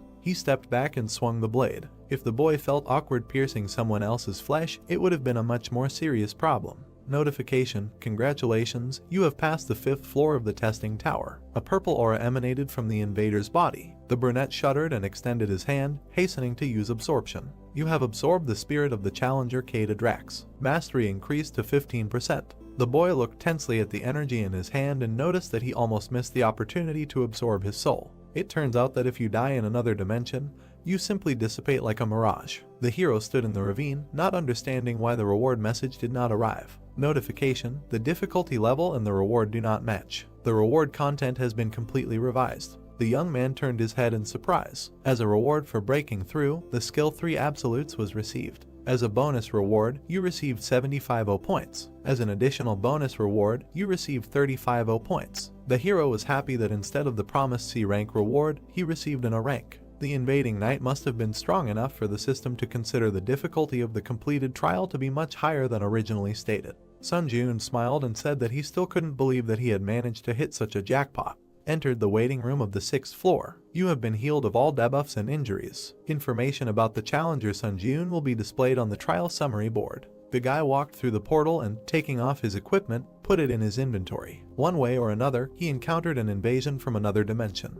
The hero sat down on the floor and thought that the trial tower really could catch you off guard. The hunter tried to save as many tickets as possible for sending questions to the 8th floor. The guy frowned. The system window indicated that the current number of tickets was 5. The hero began to type, deciding that it was time to ask about the floor invasion and whether it was possible to find out about it in advance. Your question has been sent. The brunette winced when he received the reply. He looked at the email in surprise, which had arrived so quickly. It read as follows: Floor infiltration is a system that allows you to enter the trials of a challenger with whom you have a gap of no more than 10 floors. However, you can only invade personal trials, and special and combined trials cannot be invaded. It is a system that expands from the 8th floor and is currently unavailable. The guy frowned and concluded that it was like breaking a ladder for someone climbing. He wanted to scroll down, but a notification appeared that this information was not available on the current floor. Since the request was only half fulfilled, the ticket to send a question would not be used. Sun Jun stared at the system window in shock and realized that the ticket to send a question was not all powerful either. He swiped the screen and thought that he was glad he had saved the ticket. The hero smiled and said that it was time to use the items he had grabbed from the ground. The brunette reached into his inventory and pulled out a chest, a broken shield, and a stone. Notice, use the Kroken Magic Tower's restoration chest to restore this hunter's shield. The remaining uses of the chest have been exhausted. The shield was restored to its original form. The guy admired that the performance exceeded all expectations. Notice, use the Purity Stone. The item shone in the hero's hand. The brunette rubbed his neck and muttered that buying a Purity Stone might seem like a waste of money, but he believed that the feeling of freshness and vigor that comes from bathing was worth a few thousand won. The 6th floor trial will begin in 1 hour and 12 minutes. The hero opened the system menu and decided to check the trial results board and look into the community if he had time. Ranking table: 1 Kim Seung-hoon, 2 max level sword, 3 hunter, 4 Hee Sun-ae, 5 Oh Chun-seok, 6 Princess Sudi. The guy stared at the rankings, seeing himself in 3rd place. He had risen quite a bit from 16th place. Sun Jun touched his chin thoughtfully and asked if this made him any closer to gaining the benefits of a pioneer. He would have to go all the way to the 8th floor to find out. Entering the community. Difficulty: high. Players were trading skills that were useful for killing and robbing each other. Someone was indignant that they were animals, not people, since they only thought about someone's death. An argument broke out over this. The chat turned into a field of chaotic madness. The hero stared at the messages, trying to understand what had happened. The mental resistance skills that were being actively traded now have the attractive effect of reducing some mental shock, but at the same time they are a double-edged sword. Even if you use the skill to let go of your heartache every time, it won't change the essence of the problem. Sun Jun frowned when he saw the message. Dear all, did you know that the bastard who suddenly leaked the information about the 4th floor trials changed his name to Princess Sudi? It was the same challenger who spoiled the atmosphere in the 4th floor community chat. The hero remembered that he felt like he was deliberately inciting everyone to fight each other. Sun Jun frowned and asked if it would be the same this time. The guy swiped the screen and muttered that he should remember this person's nickname well. The system asked if he was ready to begin the trial on the 6th floor. The portal opened. The trial of the 6th floor begins. Difficulty: high. The theme of this trial is occupation. Remaining time: 50 minutes. Condition for successful completion of the trial: within the allotted time, capture one of the strongholds in any direction. Condition for failing the trial: the death of the challenger or the expiration of the allotted time. The reward for a successful breakthrough is a random chest. The penalty in case of failure: death. The hero looked ahead, passing through the portal. In front of him was a sea with small platforms fixed to it. The selection of challengers is complete. Work together with your teammates to pass the trial. Sun Jun looked at the portal and, frowning, asked why his teammates were taking so long to appear. A spear flew out of the passage. The guy grabbed it with his hand and pulled it forward. Holding the weapon, the guy appeared. He looked at the brunette with fear and fell to the floor. The hero approached him and said that attacking his own team is unacceptable. The player frowned and said that if the guy entered the community, he should already know what's what. Murder is the easiest way to get achievements. The brunette looked at him in surprise. He squeezed his weapon and asked if the main thing for them was to earn as many achievements as possible, no matter at whose expense. The interlocutor bared his teeth and exclaimed that the hero's hypocrisy was beyond all bounds. He suggested looking around before playing the role of a conscientious and honest person. Screams were heard everywhere. Players were killing team members, shouting that only the tower should be blamed, not them. Someone did not even hide their greed in an effort to earn a new achievement.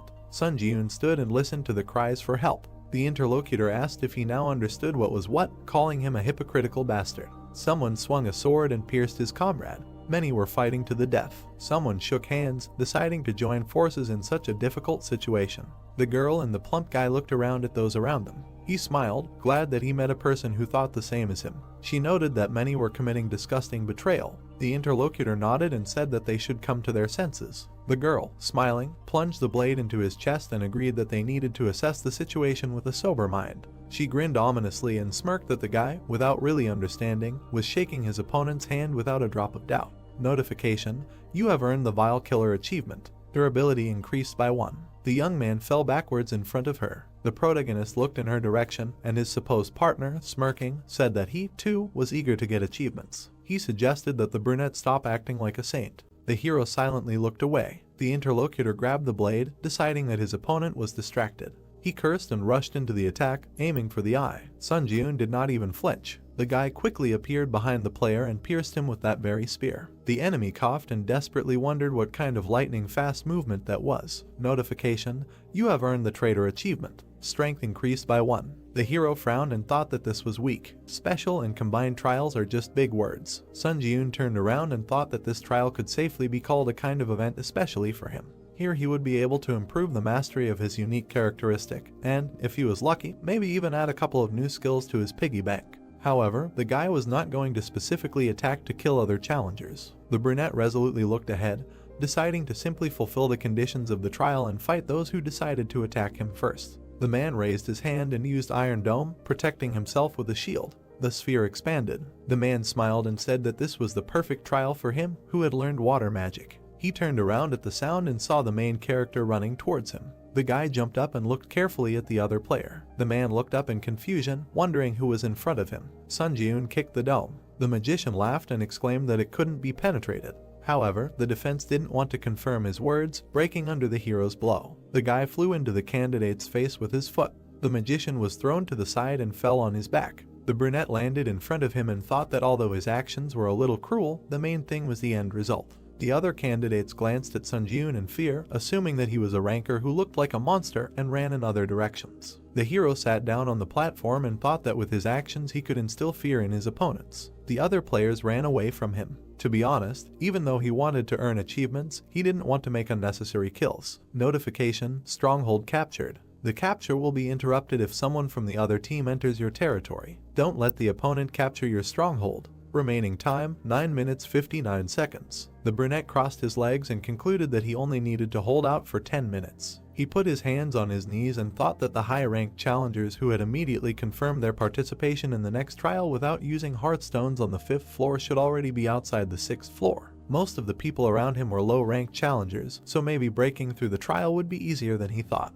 The trial on the 6th floor makes you think about a lot of things. Mistrust of others. This is the reality of a low-ranked challenger. The darkness and gloom that the trial tower has nurtured. The guy frowned and thought that the fake sympathy was the real hypocrisy. Even if he managed to distract the opponents by switching their attention to another stronghold, eventually someone would die. Notification: an enemy has entered your stronghold, capture has been suspended.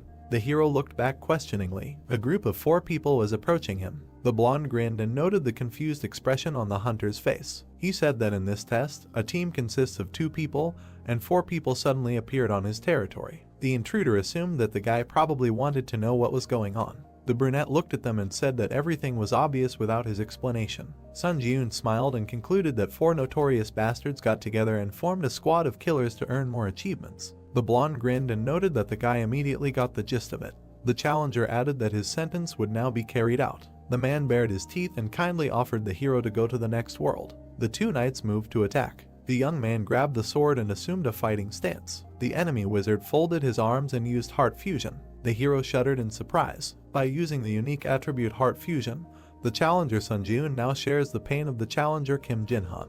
The magician took the dagger and stabbed himself in the arm. The protagonist gritted his teeth and dropped the weapon, feeling a sharp pain. He looked at the wound with displeasure. The skill pain tolerance is activated. All types of pain are reduced by 15%. The bald man with a shield approached the guy and poured seawater on him. The brunette cautiously covered himself. Notification: you have touched the water of the 6th trial floor. Strength decreased by 10. Dexterity decreased by 10. Endurance decreased by 10. Penalty duration 2 minutes 59 seconds. The boy opened his mouth and noted that, apparently, there was a penalty for contact with water. The opponents were approaching to attack. Both knights swung, striking. The hero thought that this was a terrible deal. Would be for an ordinary player. Sun Jun smiled excitedly. The swordsman swung his blade, but the boy deftly dodged. He raised his hand and said that the strategy of depriving the enemy of a weapon and reducing his stats, admittedly, is pretty good. But they made one fatal mistake. The player looked at the approaching hand in fear. The hunter grabbed the swordsman by the head and stabbed him into the floor, declaring that they chose the wrong opponent. The trio froze in shock. Notification: you have earned the achievement one-hit kill. The skill Contempt for the Weak has been created. The hero straightened up, and the bald knight cursed. Skill: Contempt for the Weak. Mastery 0%. Effect: if the enemy cannot surpass any of the user's stats, strength increases according to the difference in stats. The bald man swung to strike from behind. Notification: all enemy stats are lower than the user's. Contempt for the Weak is activated. Strength increased by 1. The man struck, then looked up in shock. At that very second, the protagonist kneed him in the face. The brunette turned around in the air and kicked the enemy in the head. You have earned the achievement Merciless Killer. Sun Jun smiled. Agility increased by 1. The knight fell to the ground. The blonde gritted his teeth and frowned. The hero moved towards them. The mage looked at his teammate in fear and asked what to do now and whether they should attack at the same time. The swordsman silently slashed his comrade's leg with his sword. The wizard's face distorted in pain, and he fell to the floor with a scream. The protagonist flinched, feeling a pulsation in his leg. The brunette dropped to one knee. Sun Jun breathed heavily, thinking that they only shared one pain between the two of them, but fortunately, there was no real damage. The only problem was that this pain limited his actions. The mage grabbed his leg and shouted, did the man still consider himself a human after such an act? The blade pierced his side. The blonde continued to strike, warning the protagonist not to come closer. The challenger grimaced and shouted that if he took another step towards him, he would slit the throat of this idiot. The brunette straightened up. Thanks to the skill pain tolerance, he was able to move somehow. But the catch was that at such a speed, it was difficult to properly react to the enemy's attack. As expected, there was only one answer. The hunter gritted his teeth and realized that he needed to kill the challenger, who activated heart fusion as soon as possible. The mage screamed in pain from his wounds. The protagonist threw the shield in his direction, cutting off the wizard's head. The guy jerked, feeling pain in his neck, and fell to his knees, trying to breathe. The blonde swung, deciding that there might not be another chance. He jumped, cutting the air with his blade. Sun Jun caught his blade with both hands. The guy looked at his opponent and asked if he was curious about what it was like when the feeling of having your throat literally cut penetrates your entire being. The enemy smiled tensely and muttered that the guy was frostbitten. The brunette broke off part of the blade, grabbed it in one hand and cut off the enemy's head. The blonde, or rather the flying upper part of it, whispered that the hero was crazy. Sun Jun frowned, and drops of blood flew nearby. You have received the Cold-Blooded Slasher achievement. You earned 15 points. Time is up. The stronghold has been captured. The other users began to shout joyfully that they survived. Someone who managed to maintain camaraderie hugged each other. Was it someone's instigation that many people were delighted with the murder at the beginning of the challenge? But in the end, the final winners were those who kept the team together. The hero turned around and noted that there were exceptions. He looked at the guy who was standing there covered in blood and muttering that he did nothing wrong, and that the bastard who couldn't dodge his blow was to blame. The brunette looked at his hand and wondered if he looked like such a monster in the eyes of others. Notification: congratulations, you have passed the 6th floor of the challenge tower. A random draw box will be sent to your inventory as a breakthrough reward. You have received 8,000 points as a reward. Moving to the waiting room. Dark energy emanated from the bodies of the challengers. You have absorbed the spirit of players Lee Song-jun, Kim Jin-han, Song Jin-uk, Han Sik-jun. The guy put out his hand, absorbing the energy. Mastery of the unique attribute Necromancy has reached 100%. The rank increases by 1 level. Necromancy, rank D, entered the waiting room of the 7th floor. The hero exited the portal and noticed that the achievement viewing function was activated. List of achievements: Class S first return, Class A none, Class B none, Class C one hit kill, Class D cold-blooded slasher, Rank E the one who endured the flames, ruthless killer, goblin hunter, traitor, Class F none. The guy carefully looked at the system window and said that, as he thought, the first return was not a simple achievement. He poked the screen, deciding to take a closer look. One hit kill, Class C. The achievement is awarded for killing an enemy with one hit. As a reward, the player receives the disdain for the weak skill. Merciless killer, Class E. This achievement is awarded to those who consistently kill challengers without hesitation. As a reward, the player's dexterity is increased by 1. Cold-blooded slasher, Class D. This achievement is awarded for killing 5 or more challengers in a challenge. As a reward, 15 points are awarded. The hero thought that he really got a lot of achievements for killing. It turns out that if the player earns an achievement, he will receive various rewards such as skills, points, or stat increases. Sunjun opened the inventory. Random draw box. In front of you is a box tied with a yellow ribbon from which you can randomly take out one item. When you open the box, you randomly receive one of the items from F to B rank. The boy looked at the trophy in his hand and muttered that the reward for breaking through the 6th floor was a bit ambiguous. If the rank ranged from F to B, then perhaps he shouldn't expect much. He pulled the ribbon and decided to pull out the item and start absorbing souls. Light burst out of the box. The hero looked in surprise as someone jumped out of it. The small green goblin did a somersault and landed on the floor. The boy looked at it in shock. Sun Ji-yoon smiled and muttered what kind of Pokemon this was and whether it needed to be caught. The creature frowned, looking at the hero. Sun Ji-yoon dashed forward, stretching his hand out in front of him. The little animal dodged his palm at the last moment. The boy continued running forward, trying to catch his target. He pushed off the floor with explosive force. In his last attempt, he managed to grab the little animal. The hero smiled and shouted happily. The captured beast opened its mouth wide and screamed. Then it forcefully squeezed the boy's forearm with its teeth. Pain struck the boy's body, causing tears to appear in his eyes. The little beast jumped to the side. It frowned angrily and bared its fangs. The boy went into a furious frenzy and said that the enemy was quite cute, so he tried to be gentle with him. Jumping up, he said that now the little beast could expect no mercy. The boy made several dashes, but his target jumped very high. The hero looked up and thought. A moment later, the beast noticed that the boy had risen to his height. After somersaulting in the air, the boy looked at his target. He frowned and swung his right hand. His fist was approaching the little beast at high speed. The boy struck the beast's head with incredible force, dealing a critical blow. The place where it hit turned red. The little animal crumbled into pieces, revealing a necklace. The system congratulated the boy and said that he had drawn an item corresponding to the highest class in the random draw box. He looked at the prize and said that if it said the highest class, it meant that his item was Class B. The necklace emitted a blue glow. The system said that it was a pendant made of forged iron, which increased the effects of metallurgy skills and swordsmanship by 7%. And when mana was introduced, an exclusive effect of steel defense was activated, but temporary recovery was stopped since man was spent to activate. The young man took the pendant in his hand. He looked at it and thought about its description. He poured energy into it and decided to check the effects. The next second, energy enveloped him. The system reported that the pendant activated an exclusive effect, as a result of which the skin began to absorb 10% of all physical damage. He exclaimed in surprise. The beams of light glinted on the surface of the pendant. The guy thought that this pendant had much better parameters than most class items, because it was equipped with both attack and defense, so it was truly a scam item. Putting it on his neck, he happily said that he did not expect anything from this prank, but ended up hitting the jackpot. Suddenly, he froze in place, noticing the messages there that all his mana was depleted, as a result of which the exclusive effect was disabled. He was confused but frowned and said that this exclusive skill absorbs mana at the speed of light. He tucked the pendant under his shirt and thought that he should save mana to use the pendant at a critical moment. He looked back at the system window and decided to check the status window of the unique characteristic that was recently assigned to rank D.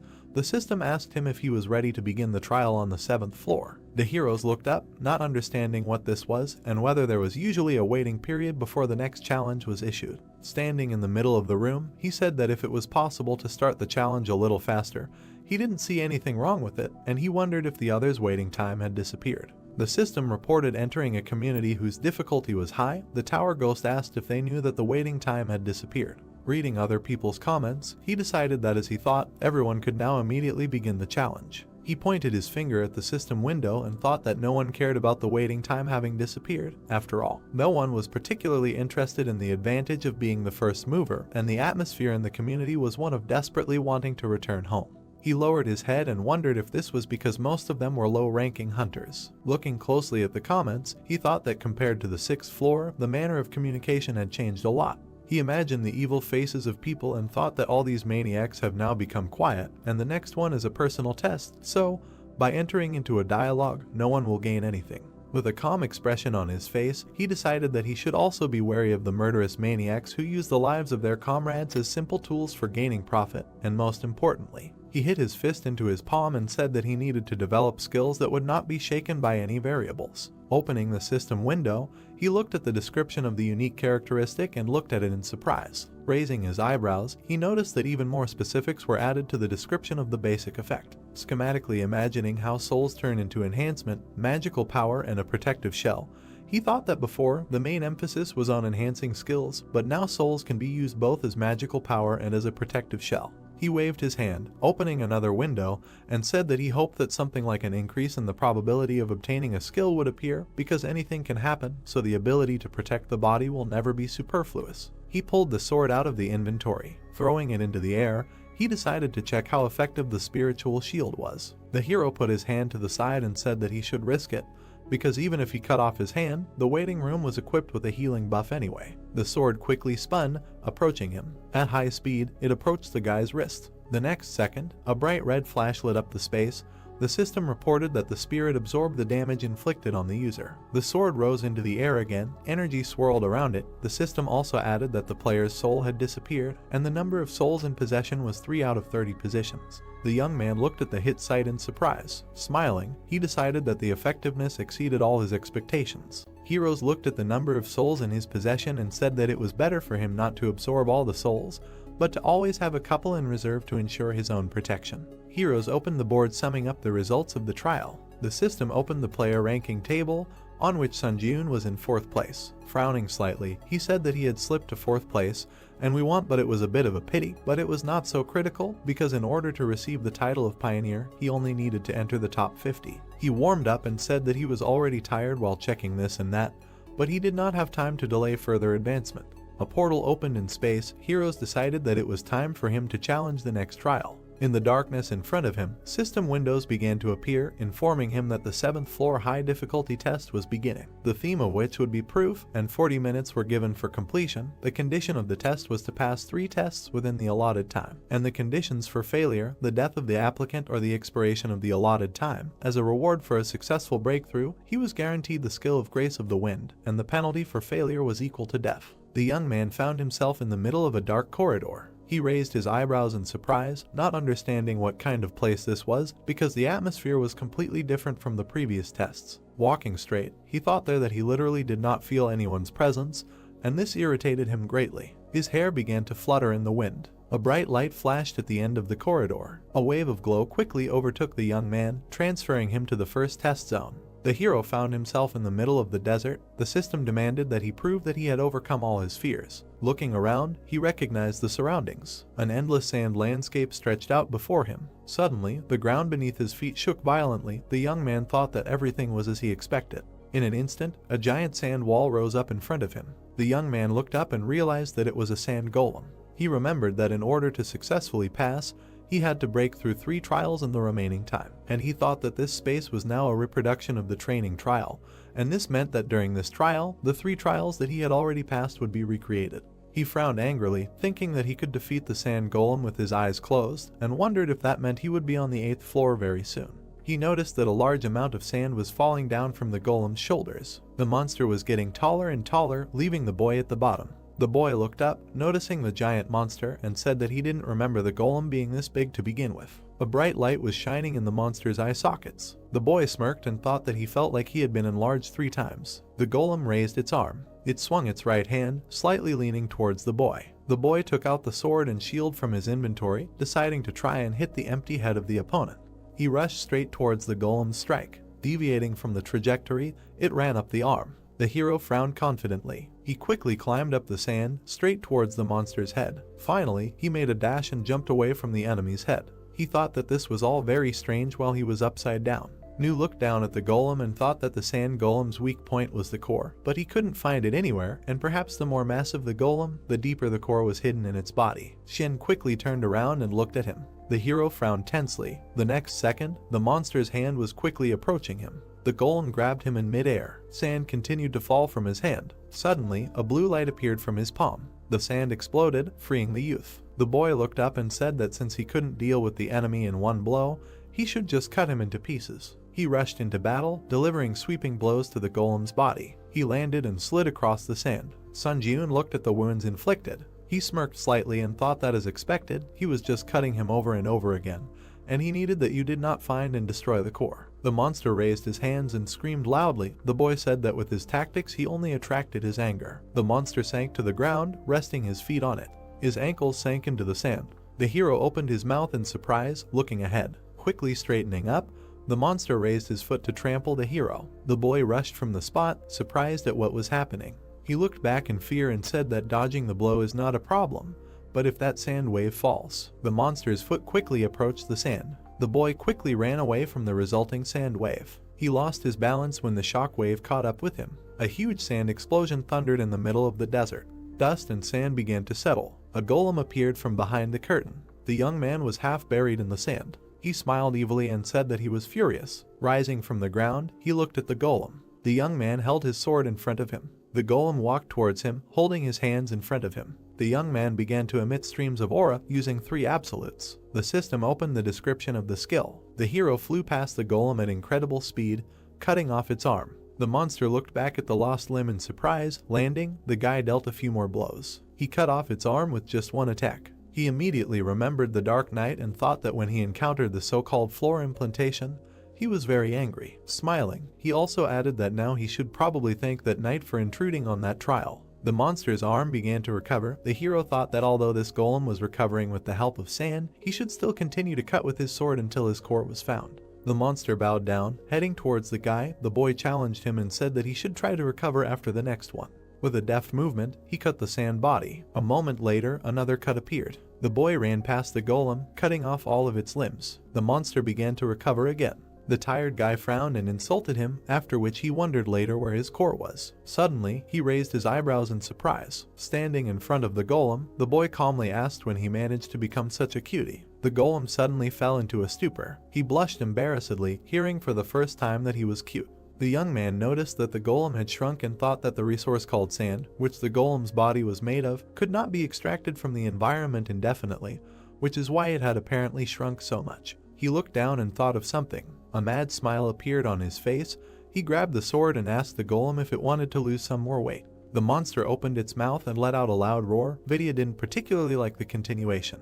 The opponents headed towards each other. The young man turned in the air, approaching the fist. He did a roundhouse kick, destroying the monster's right arm. The hero clenched his teeth hard, quickly moving forward. He rushed past the monster at incredible speed, cutting it into several pieces. The golem's fragments fell onto the sand. He moved his head and wheezed quietly. Having shrunk even more, he restored his body. The golem growled and looked up. The boy frowned slightly when he found the core. He looked at the crystal on the monster's back and thought that the body was covered in a thick layer of sand, so it was extremely difficult to reach forward, and added that he thought about 10 minutes had passed, and there were only 40 minutes to complete the 7th floor trial, and it would probably be better to speed up. Suddenly, he noticed a blow approaching quickly. At the last moment, the boy dodged its trajectory. He continued to dodge the golem's attacks, saying that after the crash diet, he had become much more agile. He rushed behind the monster and said that although he wanted to play with it longer, he did not have time for this. A moment later, the boy pierced the monster's core. The golem opened its mouth and let out a scream.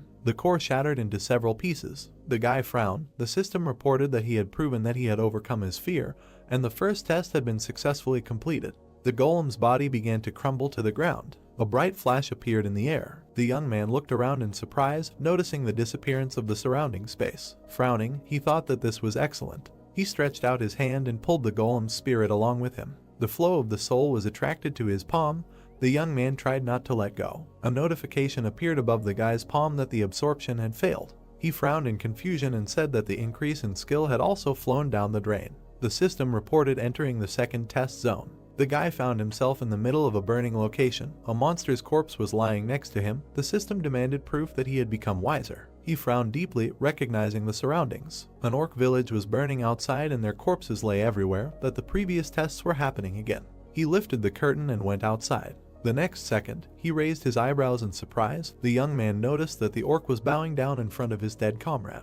And watching what was happening, he thought that these were orc rangers, and that during the test on the second floor, he destroyed the orc village, so now the subsequent events were unfolding in front of him. Monster touched the artery on the neck of his dead comrade. He sternly looked up at the young man. The orc shook with anger and let out a dull squeak. His eyes were bloodshot. He rose to his feet and let out a loud roar. The young man realized that he was going berserk again, a phenomenon often observed in monsters overcome by anger. He lowered his hands and added that an orc in a berserk state is no longer a hot monster like Irengo, so he was very unlucky. The orcs rushed to attack with a battle cry. They were quickly approaching the young man. He frowned sternly and said that they, monsters, should not show the pain of losing a family member. The system reported the activation of the instant acceleration skill and the triple absolute skill. The hero jumped up with explosive force and said that they should not do this, at least in front of him. The orc fell to his knees. The commander of this squad was kneeling in front of the youth, quietly squeaking. The monster was breathing heavily, keeping its head down. Its comrades were lying everywhere next to it. The boy looked at him with disdain and asked the monster there if it felt disgusting, because he was standing there and just watching his family die, unable to do anything.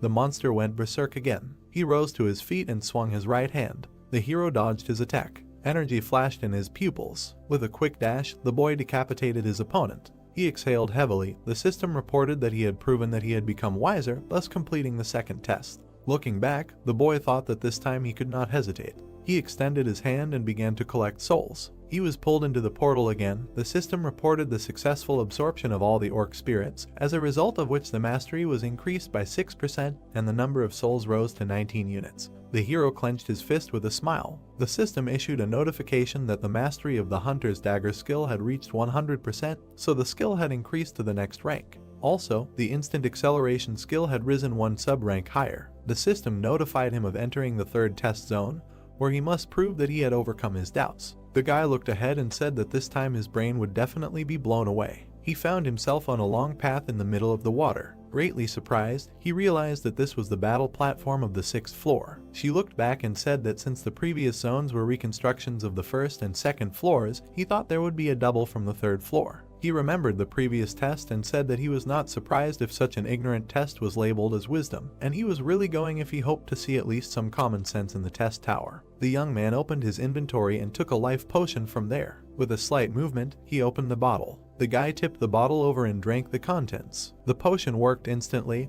healing him. He looked at the bottle in his hand. Throwing it into the ocean, he said that he was littering a little in the test tower. A moment later, a giant wave rose behind him. Powerful splashes of water threw up the concrete slabs of the path. The heroes frowned in surprise and said that he only threw a tiny bottle. The system reported the activation of the killer's cloak, increasing movement speed by 15 points. He rushed away from the approaching danger. The boy frowned and thought that the tests that had been played so far were repeating the existing rules, which meant that in order to pass this test, he needed to find and occupy the red tile of the stronghold. The water waves rose up, creating different shapes. The boy also added that until he found the tile, he should not touch this water under any circumstances. Running further and further, he decided that his speed was higher because the wave could not catch up with him. Frowning in surprise, he decided that this was great, because he had to move in the same direction. A powerful splash of water threw the tile under the boy's feet. Falling down, he touched the water, as a result of which his strength, agility, endurance were reduced by 10 points, and the duration of the penalty was equal to 2 minutes and 59 seconds. The water continued to throw up concrete slabs. The guy thought that he even had an idea that the tiles would remain in the same order. Being in the air, he added that it was a kind of hope that there was at least some common sense in the testing tower. He gritted his teeth and used instant acceleration. Leaning against the slab, he made a powerful jerk. With quick movements, he bounced off the next 2 slabs. The guy gritted his teeth and said that he never expected that he could die in such a place. He continued to push off the slabs on his way,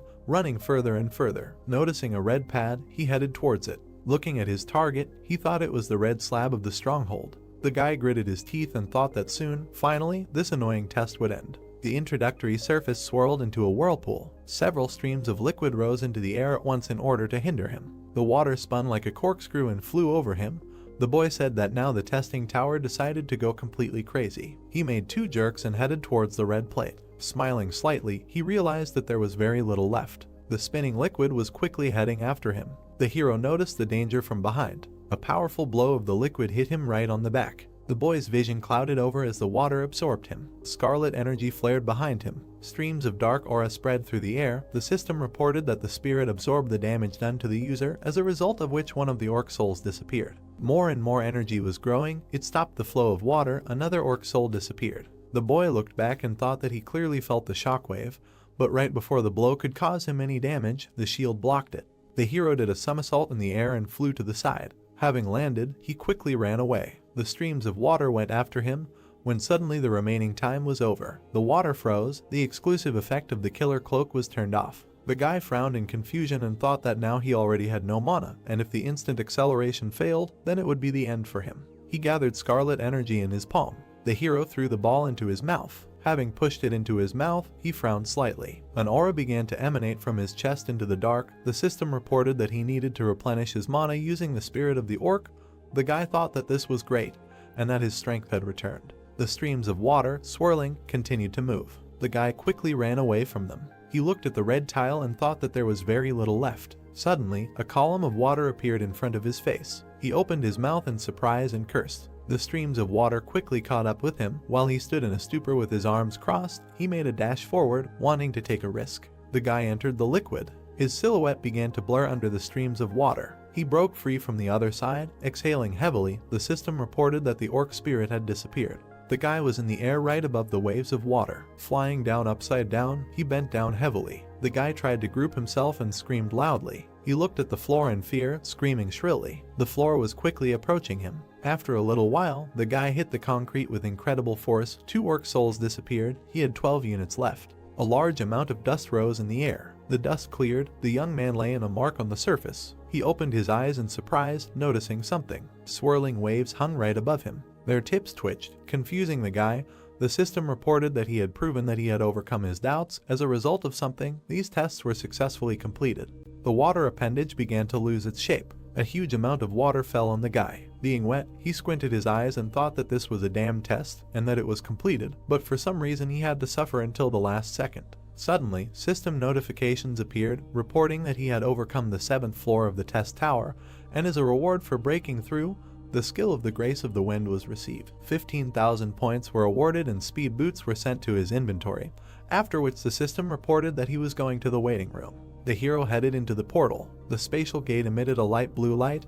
The young man went to the waiting room. He threw off his coat. Slightly lowering his head, he remembered the past test. The young man frowned deeply and realized that he was close to failure. He bit his lip and thought that in the current situation, he was a little anxious to go to the 8th floor right away, because he did not think that he would continue to be so lucky in the future. Suddenly, he raised his head, feeling a shaking. The system windows opened in front of him. Notifications reported that the number of applicants who passed the tests on the 7th floor exceeded 1,000 people. So the expansion of the system began, the skill store was opened, and an intersection was created in the test, as a result of which a permanent return was possible, and the floor implementation system was activated. Looking at these messages, he thought that this was all what was expected with great impatience, but Cherry Prepare is different. He frowned, noticing the messages that he was the president, who was called the pioneer on all the previous floors, as a result of which he was entitled to choose the halo. The boy imagined a silhouette of a man with bright rays of light coming from him, and thought that the eagle was an advantage that could only be obtained if the applicant had the title of pioneer on all previous floors. He raised his eyebrows in surprise when he saw the system notification that the halo affected the unique characteristics and skills of the applicant, so he had to choose wisely. The young man wondered later, had he ever given the tower such advice, because it must mean that the halo was something important.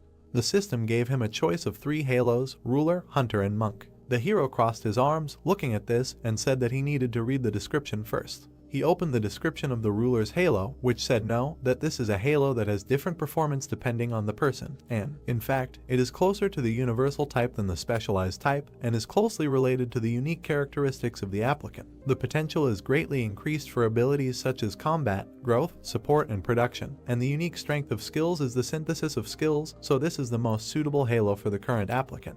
The youth raised his eyebrows in surprise and said that it affects all skills and even the unique characteristic. Looking closely at the last lines, he thought that the tower was openly saying that this is the most suitable halo for him. He poked his finger at the system window and said that he needed to look at other options. The system opened the description of the hunter's halo, which said that anyone can easily adapt to this halo. It is closely related to improving characteristics and skills, and the effect of the halo greatly increases the level of skill and stats. The unique power is to increase the level, and this halo is also perfect for the current challenger. The hero looked at the writing with distrust and was surprised that this choice was also not bad.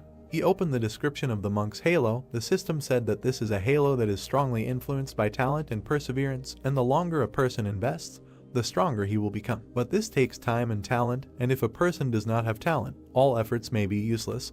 The unique power of the halo is the path of practice, and this halo is not recommended for the current challenger. He waved his hands, dividing the system window into 3, and said that this halo is definitely not for him, so he needs to make a choice in favor of one of the remaining 2. So he lowered his hand and decided to choose it. He pointed his finger at the system window. Shining rays appeared behind him. The system reported that he had chosen the ruler's eagle, and the special effect of the ruler's halo launched the evolution of unique characteristics. She showed him the possibility of developing into the field of necromancy, and said that he could begin to summon or, as a result, be able to use absorbed spirits to revive powerful skeletons. Then she showed him in the form of a magic swordsman and said that his talent for the sword and magic would increase, and the ability to acquire the corresponding skills would increase 3-fold. Then the system showed him in the form of a blacksmith and said that he could also go the way of the creator, and in this case, the talent for creating items would increase, and the ability to acquire skills related to production would increase 3-fold. The young man looked at these options in surprise. He touched his finger to the system window. They say that he has nothing to even think about.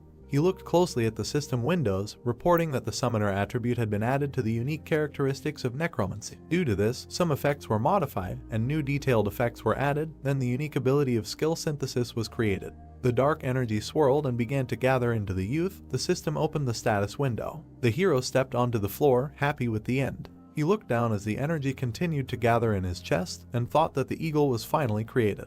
The hero poked his finger at the system window, opening the description of the unique ability, skill synthesis, the effect of which allows you to select 2 desired skills and combine them. And if the skill levels differ during the use of the effect, the skill of the higher rank becomes the center of the synthesis. Sun Jun opened his mouth in surprise and thought that by combining useless skills, you can create something new. The thought flashed through his mind that this was really a jackpot. The system asked him to look at the list of skills and select the material to create the synthesis from the skills currently available. The hero looked at the list of his abilities and thought about what to combine. He touched his chin and began to search for skills that he does not use. The hero chose the skill of contempt for the weak and continue the battle. The system asked him if he wanted to continue. The young man pressed the button and decided to continue. The synthesis window of the bright lit up. The system reported the completion of the synthesis of skills. A bright light illuminated the boy's face. The skill of forced breakthrough was created. The young man looked at the description of the skill in surprise.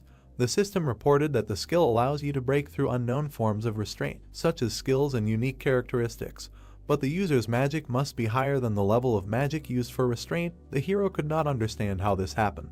He thought that he combined 2 lower skills, and that he expected to get an E rank skill, but got a D rank. He smiled happily and decided that this was a really mind-blowing skill. He pointed his finger at the system window. I live to try again. The system asked him to select the material for synthesis again. The hero chose Ranger Training and Burn Resistance. The next second, he again agreed to continue the synthesis. The system window lit up brightly again. The guy smiled impatiently, expecting a new result. A strong eye skill of rank E was created, which allowed one to provide oneself with some visibility even in bad conditions. The guy fell into a stupor and said that, it turns out, the skill created now was only 1 step higher than those chosen for synthesis. He looked up and thought about what the reason for this was. He mentally imagined the 2 previous skills and thought that they went well together. Then he imagined the 2 skills crossed with each other this time and thought that their combination was not the best. From a first glance it was clear that they were completely incompatible with each other. He fell heavily onto the bed. Looking at the ceiling, he said that he had come a long way from holding the status of a pioneer to receiving the reward of the areola, but for some reason he felt a little strange. Lying on the bed, he wondered if he had really achieved everything through his own efforts, or if he had just been lucky with a unique characteristic. The hero was silent for a second. He jumped to his place and decided that he couldn't lie around doing nothing, thinking about all sorts of nonsense, because it would be much better if he checked the reward he had received. He looked at the description of the skill of the Grace of the Wind, the effect of which allowed him to increase all speeds by 10%. The system reported that this skill could be stacked, reproducing up to 7 times. However, when the limit was reached, a 24-hour cooldown would automatically be activated.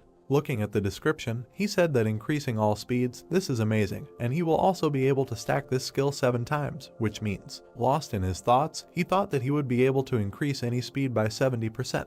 The hero imagined himself running forward at incredible speed. The young man imagined a bright glow and thought that this skill does not consume mana at all. Sitting on the bed, he said with a smile that the Grace of the Wind is essentially a skill that has no downsides. He opened the inventory and looked at the boots. He put on new shoes. The guy looked at the new thing with a smile. The system reported that these are speed boots that increase attack speed by 3% and movement speed by 5%. The young man said that all the rewards on the 7th floor are related to speed, and he is incredibly happy with this arrangement. Suddenly, the system reported that the skill store was entered and that it displays a list of skills available for purchase. Sun Ji-eun looked at the list and said that, contrary to his expectations, the quality of the store leaves much to be desired, after which he thought that in addition to this, the prices are also incredibly high. He shook his head and was indignant at being asked to pay 8,000 for an instant boost. He pressed the buy button and said that he needed a skill related to magic. The hero imagined coins falling while looking at the messages that he had purchased the magic circuit skill, as a result of which 15,000 points were debited from his account, and he also bought magic resistance for 12,000 points. The system reported that the magic resistance skill grants an effect due to which resistance to magic is created throughout the body. Resistance to other people's magic is increased, but if he does not have the magic circuit skill, the effect is significantly reduced. He recalled the past battle and thought that now that he has the resilience skill, he will not be caught off guard by something like the unique characteristic of heart fusion, which had caused him a hard time in the past. He opened the description of the magic chain skill. His body began to release mana. The magic chain was engraved on his body. The guy gritted his teeth, feeling the heat throughout his body. He began to glow brighter and brighter, emitting powerful streams. The sheet swayed strongly in the air. After a while, it sagged. The guy lowered his legs to the floor. Getting up from the bed, he said that he felt a strong lightness. He took a few steps forward. Sun Ji-eun stopped in the middle of the room. He lowered his gaze. The youth raised his leg, which was covered in mana. A moment later, he slammed it onto the ground, creating a powerful shockwave. Without taking his eyes off what was happening, he was very surprised. The floor under his foot was shattered. The guy thought that the mana used randomly formed a chain and strengthened his physical abilities. He smiled, clenched his fist, and was glad that he made a good purchase. The hero opened the system window. The system reported that he could use the spirit of the deceased to resurrect the dead nearby, and that at the time of resurrection, the level of the dead would be proportional to the quality and quantity of souls absorbed. The youth said that he was curious about this new ability to summon the dead. He waved off the notification and said that it would be better for him to familiarize himself with it in practice. He placed his hands on his waist and exhaled heavily. He pressed his lips together and considered what decision he should make. The hero frowned sternly and said that he should think about whether to challenge the next floor right now or return to the ground. The dark-haired man was looking at his phone, nervously shaking his leg, and was indignant at the fact that there was no response. Suddenly, he noticed that someone had approached him. A plump man with his team approached him and asked the guy if he was able to gather a team. They were sitting next to a giant gate. The man also said that he should hand over the permission to enter the portal to them. He smiled evilly and added that if the raid in the dungeon did not begin after the specified time, the right to enter would be automatically revoked, so he could just take the appropriate fee and hand the pass over to them. The guy frowned tensely, recognizing the guys who had approached him. He raised his head excitedly and said that he had no intention of handing over his pass to anyone. The men immediately insulted him. The interlocutor grabbed his head and said with a smile that there were a lot of hunters in the park, but no one was eager to join his team. Smiling widely, he mockingly said that he was only an E-rank hunter. The young man was stunned when he heard the question of whether he thought anyone would want to be on the same team with trash like him. The man, along with his team, looked at the guy ominously. The surrounding people discussed how he was being too cheeky, but telling the honest truth. Suddenly, everyone froze in place when someone asked if the team was still recruiting. Sun Ji-eun walked through the crowd. He held out his ID and introduced himself. Frowning, the guy asked if this was enough to join the team. The saddened man stood up from the bench and said that he completely satisfied all the requirements. The evil man put his hand on his shoulder and asked if he didn't see the line of people waiting or if he didn't understand what was going on at all. The boy let out a sigh and smiled. The man got angry when he heard the words that if he was unhappy with something, he should also apply for the Chiaowan team. The man was very indignant about this. Suddenly, the guy became completely serious and threateningly told the man to remove his hand from his shoulder before it was broken. The guy immediately released his aura, surprising everyone around him. The man turned pale and immediately removed his hand from his shoulder. He frowned in surprise, wondering what kind of energy this was and if he was really a C-rank hunter like himself. The man's allies admired this energy with a smile, thinking that it was released by their captain. The man smiled nervously and thought that this was not his doing. He put his hand to his mouth, awkwardly saying that since there were representatives from the Hunters Association around, he would tolerate such a prank this time. As he walked away, he said that the boy was just lucky. Xiaolin grabbed his head and wondered why everything was going wrong from the start. He looked up at the boy in surprise. The boy called him by name. The boys were standing opposite each other. The hero said that judging by the situation, he felt like he wouldn't be able to find anyone else to join his team, so they shouldn't drag it out and just enter the portal. Xiaolin pointed at himself and the boy with a shocked face and asked if he wanted to go in a two-man team. The boys entered. Xiaolin grabbed the sword and quickly looked back, saying that they actually entered. The hero looked back at him and said that he didn't need to worry about anything so much, since he could deal with most of the D-rank monsters. The other man looked at him in surprise. He raised his hand, looked at the boy and asked if the boy had said before that it was his first time in a dungeon. The boy confirmed this and thought that in essence, the trial tower and dungeons were the same thing. The man frowned and said that at first glance his words might seem tactless to him, but their lives were at stake, so he should listen to him carefully. The boy looked at him silently while the man asked him who he thought had the highest mortality rate in the dungeon, an E-rank hunter or a C-rank hunter. The man frowned and said that at first glance it might seem like the E-rank hunter would be the one most likely to die, but in reality, C-rank hunters had a higher mortality rate. He imagined two fighters and said that E-rank hunters were extremely cautious because they knew they were weak, while hunters of a higher rank were overconfident in their strength. He then imagined the spears killing the second hunter and said that the fatality rate was extremely high for that rank. The man then imagined them getting into an accident in a car and said that the same could be said about driving, since the more confident the driver was, the higher the chance of getting into an accident. He lowered his head and said that a place called a dungeon was much more dangerous than the boy thought. He raised his hand and added that since the boy had risked entering the dungeon without a tank and a healer, he became even more worried about this overconfidence. The hero replied that there was logic in those words. The man looked at his face and added that although he was an E-rank hunter, he had a lot of experience visiting dungeons, so he could take on the role of leader of this group. Sun Jun frowned slightly and thought that he also wanted to be the leader. The man bowed after hearing the agreement and thanked the boy for understanding, then said that he was doing this for everyone's safety, so he hoped his offer did not spoil anyone's mood. Words echoed throughout the cave that they needed to continue on their way. The young man decided to trust him. Suddenly, a lizardman appeared in front of them. The man tensely clenched his teeth and said that these monsters are known for skillfully using various types of weapons, so they were unlucky that he was their opponent. He took the lizardman with both hands and said that for starters, he would draw all the attention of this creature to himself, and the hero would attack him immediately on signal as soon as the lizard opened its back. He watched what was happening, thinking that he needed to see how an experienced hunter would deal with such a situation. He opened his mouth and rushed into battle. The man frowned tensely and ran towards him. Suddenly, they stopped a few meters away from each other. The man began to swing the blade in different directions. He continued to strike the air. The guy suddenly realized what was happening. Watching the captain, he thought that they were now measuring strength. He frowned and added that a temporary return to Earth takes only 3 days, and now he has to lose precious time because of some insignificant lizard. The man suddenly looked back at him. The guy stepped forward and apologized.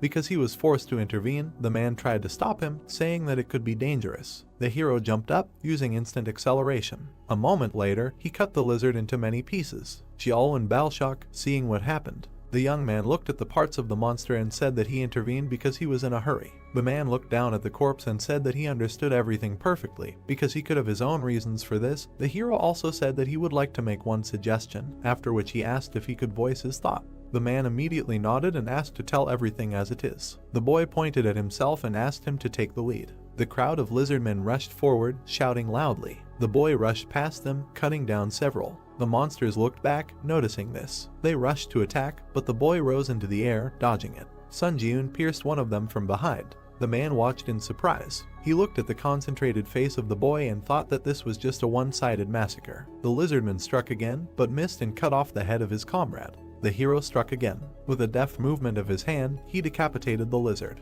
The man watched everything with his mouth open, thinking that he probably got to witness the battle of a super rookie who would shake up the hunting industry in the future. The hero plunged his blade into the body of one of the lizards. He took out a green D-rank mana crystal. He threw it into the man's bag with the others. Xiaolin looked back and said that other than acting as a porter, he was of no use, and then apologized for that. One of the lizards approached the guy from behind at incredible speed while he was discussing with the man how much profit each would get. The hero slightly tilted his head, letting the sword pass by. He turned around and swung his left hand. With a single blow, he threw the beast up.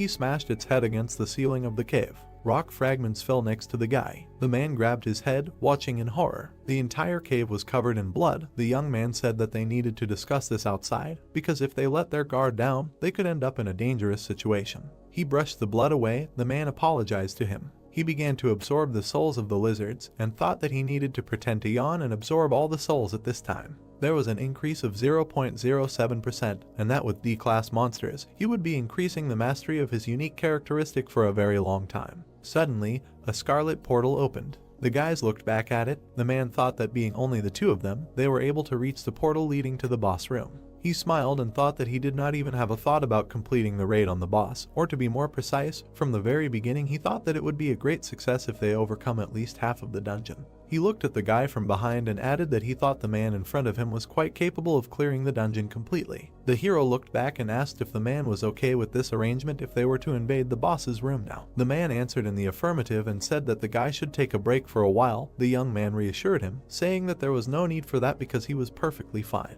A man's voice was heard near the portal and he agreed to enter the portal. They found themselves in front of a giant lizard sitting on a throne. The monster rested his hands on the throne. The young man said that as he had predicted, the king of the lizards was waiting for them in this place. The ally looked at him and asked what he was going to do. The hero asked for some time to think. The man frowned anxiously and asked if the guy wanted to say that he had no clear plan of action. The monster immediately jumped up from his place. The guy smiled and said that it happened just in time. The lizard was approaching them at an incredible speed. The guy frowned in surprise. He made a few dashes back, dodging the spear strikes. Dodging another blow, he thought that the monster was very fast and, surprisingly, considering his size. He frowned and looked up at his opponent. The next second the young man found himself behind the lizard. The guy swung his blade and thought that it was not fast enough for him to match the pace of the fight. The monster immediately attacked him with its tail on the body. The lizard threw the guy to the end of the cave. The man grabbed his head and screamed the guy's name in fear. The young man kicked away a block of stone. Dark energy swirled around his body. The system reported that the spirit had absorbed the damage inflicted on the user. The hero smiled and said that this is a good way to test new skills. The man said with tears in his eyes that he thought the guy was dead.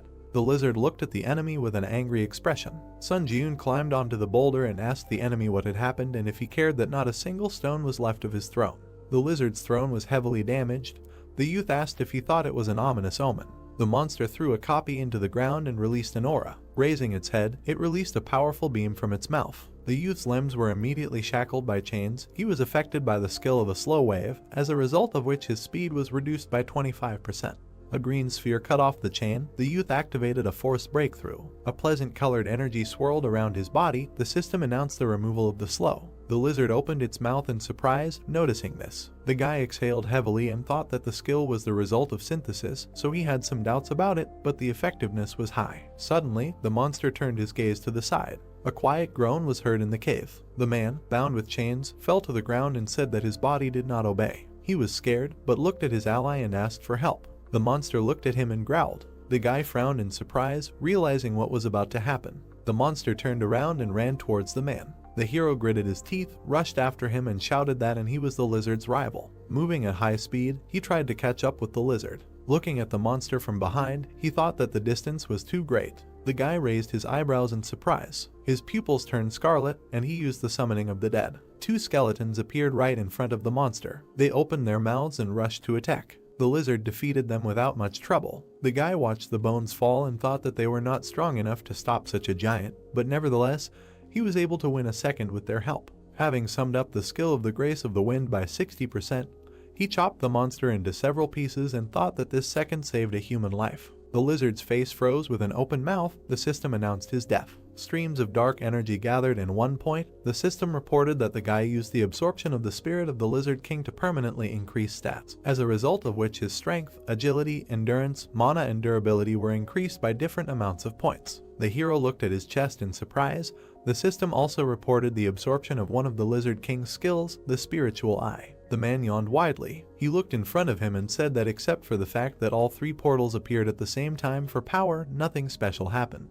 He looked back at his subordinate and asked if they noticed anything unusual. The interlocutor answered negatively. The leader, looking at the portal, thought that everything was as usual, because after the hunters of the first squad made a partial raid in the open portal and went outside, the attacking team of the Hunter Association would have to break into the dungeon and finish off the boss. He sat down on the back of the bench and said that it seemed like everyone was in the same hunter association, but he did not understand why only their team did not have a commission fee, after which he insulted the members of the attacking team and said that he was very jealous. Suddenly his eyes sparkled with anticipation of monetary payment. The man said that if the advanced squad completely cleared the portals in the first quarter, then their control team would be able to get their share. Suddenly, he sadly lowered his eyebrows. Smiling slightly, he thought that this would only be possible within a rank hunter and wondered if there was even one high-class hunter who would pull off such a crazy stunt. Suddenly, Xiaolwen and Sun Jiun appeared from the portal. The leader looked back. Hearing the shout that the advance party of the third portal had finished clearing, the leader was surprised that it was so fast. The subordinate tried to accompany the guy. The leader was surprised that they went to raid the dungeon with only the two of them, meaning that this group couldn't even get halfway there. Suddenly, he raised his eyebrows in surprise, noticing something. The portal behind them began to disappear. He opened his mouth in shock, thinking that the portal that had become colorless meant that. The man smiled widely and finished his thought by saying that the boss's room had been completely cleared. Stumbling, he ran towards the guy. The man, breathing heavily, asked the young man if they had really cleared the dungeon completely. The hero asked him who he was to ask such questions. The interlocutor adjusted his suit and said with a smile that he forgot to introduce himself, after which he gave his name and said that he was the leader of the portal control group from the Hunters Association, who had arrived in this place to monitor the portals that had suddenly appeared in this park. Xiaolwen intervened in the conversation and asked if they had arrived later, that they wanted to buy the rights to occupy the portal. The man confirmed this and said that he wanted to make an offer to the two of them to sell. He raised his eyebrows in surprise when he heard the words that Xiaolwen was not the one who had the right to make decisions in this matter. The leader was very surprised when he was told that the young man had captured this dungeon alone. He recoiled and asked in shock if he really did the cleanup alone, since that meant he was in a rank hunter. The guy interrupted him and said that he was a C rank hunter, and that he thought that was not the most important thing right now, after which he asked him to get closer to the point. He frowned and asked how much he wanted to buy the right to occupy the portal for, after which he thought that if it became known that he came from the test tower, then it would add unnecessary problems. The leader coughed and said that if we return to the main thread of the conversation, then their team wants to propose something. The hero frowned in surprise. Hearing the words, he said that they wanted to buy the right to occupy the portal from them for 1,200,000,000 won. A huge stack of papers fell on the table. The girl sat down heavily on them and said that it was very hard for her, because after returning from the tower, all she did was work like a horse. Suddenly, she noticed something. She picked up the phone and wondered who was calling her at such a late hour. The girl looked at the phone screen in surprise. A little earlier, she looked over her left shoulder. The girl looked at the nameplate with the manager's name. She remembered standing in front of three men who said that without a doubt, this incident would lead to revolutionary changes, and then she thought that everyone at the top was really worried. She held her head and said that even if the applicants were hiding their identities, she still didn't think it would be so difficult to win them over. She looked down sadly. She added that she hadn't even managed to recruit 10 people, and all of these applicants were low level, so it was not enough to satisfy the top management. She looked out the window and said that if she thought about it, she had no idea what that person was doing. She remembered how the boy cut down the goblins one by one and thought that the boy was so strong that it would not be an exaggeration to say that he cleared the 4th floor alone. She touched the glass and regretted that she did not propose to him right away. Suddenly, she was distracted by a notification on her phone. She picked it up and wondered who was calling her at such a late hour. The girl raised her eyebrows in surprise, looking at the phone screen. Sun Jun had texted her and asked if they could meet up if she had already returned. The boy's balance was 1,291,600,000 won. The boy carefully looked at the phone screen and said that he had earned almost 1,300,000,000 won, and he still could not believe that it was true. He was sitting in a cafe, saying that he felt amazing, when suddenly a golden bell rang. The tired girl flew inside. She noticed her hours waving his hand at her. The girl grabbed her head, approaching the table. The guy thought that she ran with all her might and said that she did not have to hurry so much. Sitting opposite him, she said that he did not even answer her message. The guy blushed, hearing the words that she waited for his answer for a very long time. He sweated nervously and apologized, after which he said that he never read it because he was in a hurry. Smiling, she pointed at him with her fingers and said that then he should treat her to a cup of coffee and cheesecake. The hero replied that she could order whatever she wanted. A little while later, a cup of coffee appeared on the table. The guys sat opposite each other. The girl asked if the guy was going to climb to the top floors of the test tower. The hero replied that he was going to continue his climb in the tower. To be honest, he contacted her because he had a request. He looked her in the eye and said that he needed to join a guild so that he could attack a dungeon during his short return from the trial tower, but he had some conditions. He imagined various hunters and said that the first condition was the right to refuse a summons to the guild. He then imagined the trial tower and added that the second condition was not to interfere with his personal affairs related to the tower, and the third was permission to use the guild's dungeons at any time. The young man also asked if there was a guild that would be willing to satisfy all of these conditions. The young man frowned slightly and wondered if the atmosphere was strange and if he had overdone it. He suddenly flinched when he heard his name. The girl tilted her head and said that the conditions he proposed were absolutely impossible to fulfill, since from the guild's point of view, they did not get anything. She touched his hand, interrupting his words about how he had probably asked for too much. She stood up at her place and looked him in the eyes. Their fingers intertwined. The girl said that he could join her guild. He raised his eyebrows in surprise, hearing the words that she would make these impossible conditions feasible. The young man was lying on the roof of the bus, recalling the past conversation. His hair was fluttering in the wind. The young man said that from raiding the dungeon to selling the right to occupy, and plus joining the guild, yesterday he lived an extremely productive day. Looking up at the sky, he said that anyway, to join the ranks of the guild, there was one task left to complete. He suddenly plunged into the memories of the past conversation. The girl said that he should clear a C-rank dungeon alone, because he should demonstrate his abilities, so that it would be easier for her to convince the higher management, because the privilege of free use of the guild dungeons is not available to everyone. The boy looked into her eyes and thought that her words meant that not everyone could bathe in cream using the White Guild dungeon.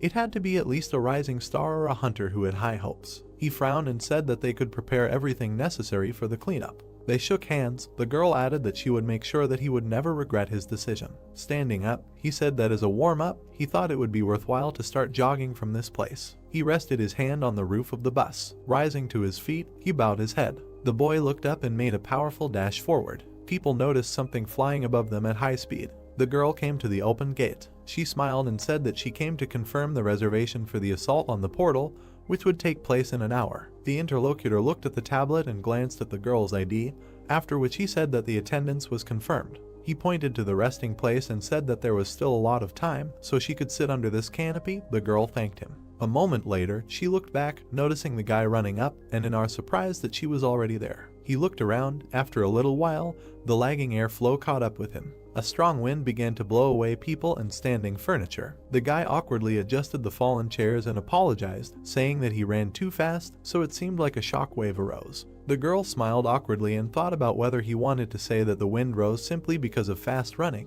after which he said that he came quite early. The young man looked at the gate, while the girl wondered what kind of person he was there. She pointed to the portal and said that she had already passed all the checks, so he could let her know when he was ready. The boy replied that he could start the raid right now, because he didn't care. They entered the portal and found themselves in the middle of a wheat field. The guys looked around. The boy was surprised that they were in a field. He turned to the girl and said that if she was in danger, she should immediately let him know this. She replied that she would be completely fine. She touched her chest and presented her necklace, after which she said that she was wearing an artifact that was given to her by the guild because it was an item that had a shield function and a weak invisibility effect. Heian looked at it and said that if she attracted the attention of monsters, she would help him to some extent, so she would try to stay as far away from the battlefield as possible. The hero walked forward, telling her that now he could fight without worrying about anything. He was enveloped in dark energy. The spiritual eye skill was activated. The young man remembered that this was the skill that he received from the Lizard King. He noticed 3 objects approaching. Frowning tensely, he thought that he felt the presence of enemies invisible to the eyes, and added that this is what gives him the spiritual eye. The opponents quickly approached him through the wheat field. The young man watched as they approached very closely. He rose into the air, dodging 3 lizard-like monsters. The monster opened its mouth, looking at him. The girl frowned in surprise, seeing the poisonous fisherman. She took a step forward and shouted at the boy to be careful, because this violated the rules of the dungeon. The young man made several dashes, destroying each of the opponents. The monsters' bodies fell next to him. The girl's mouth opened in surprise, thinking about what she had just seen, because it was some kind of madness. She smiled happily and noted that she had always known that she had made the right choice. The young man continued to fight the monsters running out of the portal. He cut one of them, making a dash to the second. His sword began to emit golden energy. The hero looked away and thought that the appearance of the lightning effect was so rare that he had completely forgotten about its existence. One of the monsters was quickly approaching him from behind. The young man dodged at the last moment, noticing the clenched jaws of the enemy. He grabbed the lizard by the tail. Swinging, he sent the monsters to the ground. The young man hit the floor with the lizard. Straightening up, the guy looked at the monster's body. He waved to the girl and said that he had more or less restored order nearby, so she could calmly approach. The girl thought with her mouth open that he had reached the portal leading to the boss room in less than an hour, and alone at that, but the most surprising thing was that they were now in a dungeon that violated the rules. She remembered the appearance of the monsters and thought that the poisonous fissure was a monster that should not be taken lightly. She looked at the corpses of the monsters and added that one of the monsters recommended for group attacks, even for those same C-rank hunters, is the poisonous fissure, so she still can't believe that he dealt with such a monster so playfully, as if there was a helpless baby standing in front of him.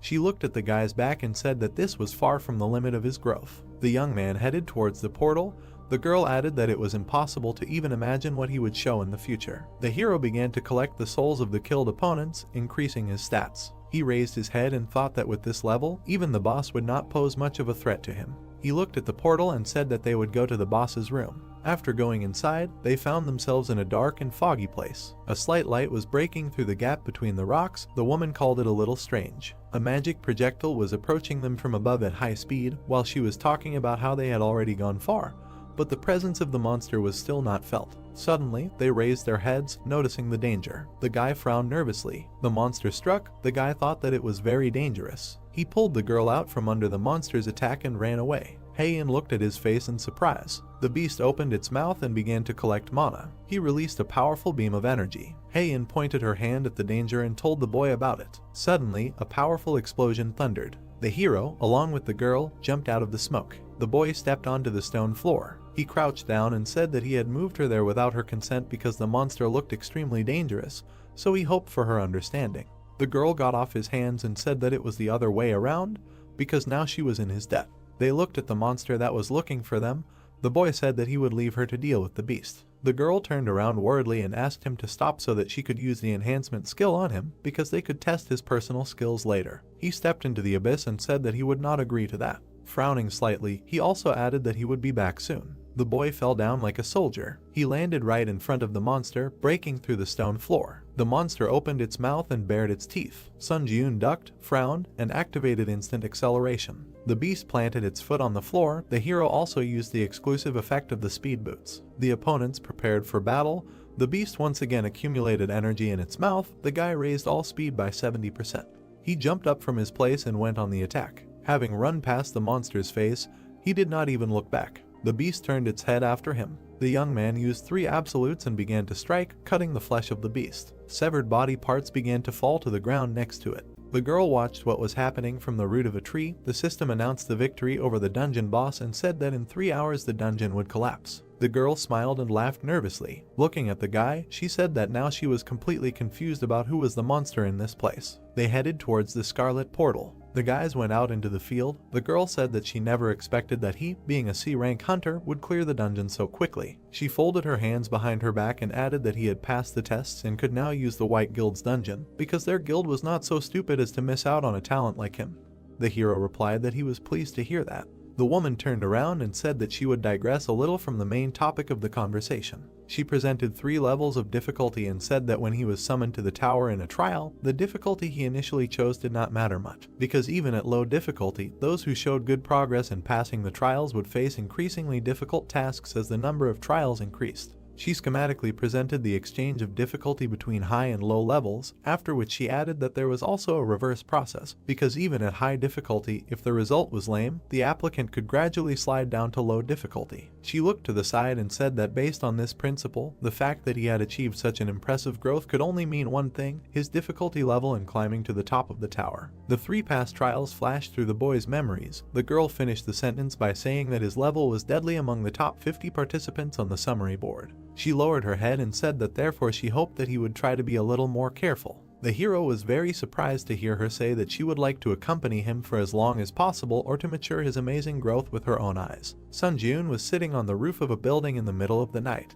He took a bite of an apple, smiling widely. He said that for the past 3 days, he had really been spinning like a squirrel in a wheel. In 5 minutes he would be transferred to the trial tower. He raised his head and thought with a smile that thanks to this, both his stats and his self-confidence had grown. After his reflection, time and glass. A spatial tunnel opened in the sky. The young man began to return to the tower. He smiled widely and thought that he was returning again. Having appeared in his room, he decided to begin his test. The guy poked his finger at the system window, confirming the start. The system opened a dialog box and asked which test intersection point he wanted to choose: tactics, combat, or capture. The young man raised his eyebrows in surprise and thought that if he thought about it, he had seen a mention of creating an intersection point.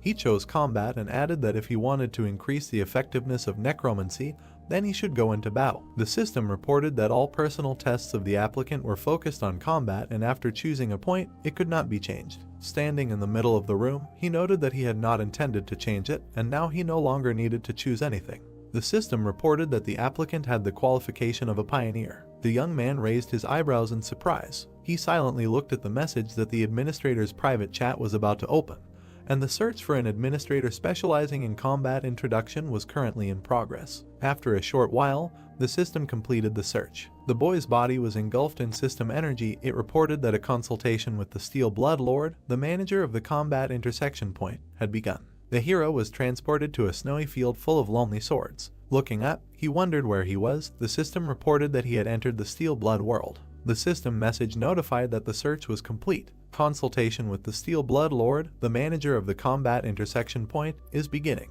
Sun Jiun looked surprised, after which he landed on the field among the swords. Raising his head, the hero wondered where he was. The message notified that he had entered the Steel Blood world. Many blades were stuck in front of him. The pupil changed after using the Eye of Truth. The system message notified that the skill was activated. The Iron Blood World. Ranking unknown. A space created specifically for her, the administrator of the Iron Blood Lord, a place where uninvited guests cannot look in. The hero smiled and thought, such a place also exists. Sun Jiun began to walk forward, reading that the administrator of the Iron Blood Lord was unhappy with someone making inquiries. Looking closely at this message, he thought, does this mean that administrators can communicate their intentions through direct messages? One of the swords nearby burst into flames, after which he went forward. The system message notified that the administrator Lord Ironblood said to stop wasting time and asked to follow the sword. Sun Jiun looked at this in surprise, so he continued to follow the blade, after which he left this field. Steam came out of his mouth when he breathed. He found himself at the entrance of the house. Coming closer, he opened the door slightly. Looking inside, the hero saw something in front of him. Administrator Lord Ironblood was looking at him. Inside, there was a girl who told him that he had finally come, and she greeted the pioneer. She looked at the hero with a smile, saying that she was the administrator who was assigned to conduct a consultation with him. That same Lord Ironblood. She sat with her legs crossed. Sun Jiun looked at her carefully, thinking that in appearance she looked like a foreign beauty. But he saw her bright aura, realizing that in fact, in front of him was the creature that controls the trial tower. Suddenly, the girl appeared in front of his face, after which she reached for the bottle on the shelf, saying that she was curious about what this monster looked like, and she would say that it was pretty good. The hero thought in surprise, when did she manage to get here? He was staring at her non-stop. The hostess of the house went to the fireplace. Sun Jiun asked if she knew him, and she answered of course. The trial on the 4th floor was quite impressive. The drink was filling the glass when the guy asked if she had been watching his trials all this time, to which the girl said that she only knew about what happened from the data of the final report, because it is impossible to watch the trials of candidates below the 8th floor. Sun Jiun's eyes grew bigger from surprise. He thought about the fact that she is an administrator but cannot watch the trial. While stirring the contents of the glass, the girl also said that judging by his expression, she thought he had misunderstood something. Administrators are not omnipotent beings like the gods, and they do not control the tower at all. The blonde took a sip from the glass, saying that he should not be too nervous in her presence. Sun Jiun silently looked at the interlocutor, who also said that as long as she obeyed the tower, she could not harm him. But, glancing at him, the girl decided to close this topic and said that this personal consultation was an advantage he had earned. If he had any questions, he should not hesitate to ask. Sun Jiun frowned. He thought that he definitely did not feel any hostility. There was a blizzard outside. The hero asked if she could explain what this personal consultation was, and the interlocutor said that, as mentioned earlier, a personal consultation was an advantage that a pioneer would receive. Sun Jiun recalled the armored enemy, saying that on the 5th floor, he almost died at the hands of a challenger from another dimension. Why did he come to him? Looking at her glass, the girl said with a smile that there was no special reason. Looking at the interlocutor again, she also said that it was because when entering a certain floor in another world, an intruder could not only steal the reward for the challenge of that floor, but also gain more favorable advantages. The fireplace was burning brightly in the room. The interlocutor also said that challengers from other worlds come from where the tower had existed for decades. They are well aware that the reward for harming a challenger from another world is incredibly large. The hero was surprised to hear that they also knew that the tower of this world would one day be united with the towers of other worlds, and asked her again what she meant. but she only said that everything is as it is. She presented a scale where the progress of the Earth dimension trials rose, while the invasions of other dimensions remained below. The fair-haired girl explained that starting from the 20th floor, the main focus was on combined trials, not personal ones, and then he would have to meet with candidates from other worlds. Looking at his interlocutor, the hero thought why this looked like an attempt to eliminate and advance a competitor whom he would have to meet one day. But, putting down the glass, she asked if she had satisfied his curiosity. Opening his mouth, the hero noted that if you do not take into account the last question, then you can say so. Then he lowered his head and asked about the trial tower, what kind of structure it was. Then the girl lowered her head and remained silent. Walking away from the table, she nevertheless answered that she herself would like to know the answer to this question. She looked thoughtful, hearing that she was the administrator of the tower, but did not know the answer to this question. Her own silhouette was visible in her eyes. The girl said that originally, the so-called administrators were just like him. The applicants who died after passing the 40th floor were given the right to be reborn as administrators. She had once climbed the tower to see the end. However, she could not reach the top of the tower. No, she remembered herself covered in blood, saying that it would be more correct to say that all the administrators died before reaching the end. That was how she became an administrator. Sun Ji-eun clenched his fist and asked if she wanted to say that the administrators were just former applicants. He looked at the floor, saying that he hoped that she knew something about the top of the tower after all. Hearing this, the girl frowned and looked at him. Then she grabbed him and lifted him off the floor. Holding him with one hand, she said that the words about the top of the tower were not something that could be said so frivolously and carelessly. Sun Ji-eun looked confused and just kept silent, but she noticed with a smile that he was not particularly puzzled and asked again if he was scared. In response, the hero simply lowered his head, saying that it was because she herself said that a personal consultation was his advantage. In addition, he did not feel hostility from her, after which, his fingers dug into the wall, and the next moment, he broke it and found himself on the street. At that moment, a blade appeared in his hand, and he said that he did not intend to let her harm him so easily. The girl was very surprised. Meanwhile, snow was falling on the roof of the house. She began to go outside with a smile, saying that she had been living for many years, and for the first time she saw the one who destroyed the administrator's residence. But his actions convinced her. The hero only looked at the interlocutor with incomprehension. Then the girl looked closely at Sun Ji-eun, calling his name. But he was confused when he heard that she was offering him a patronage contract.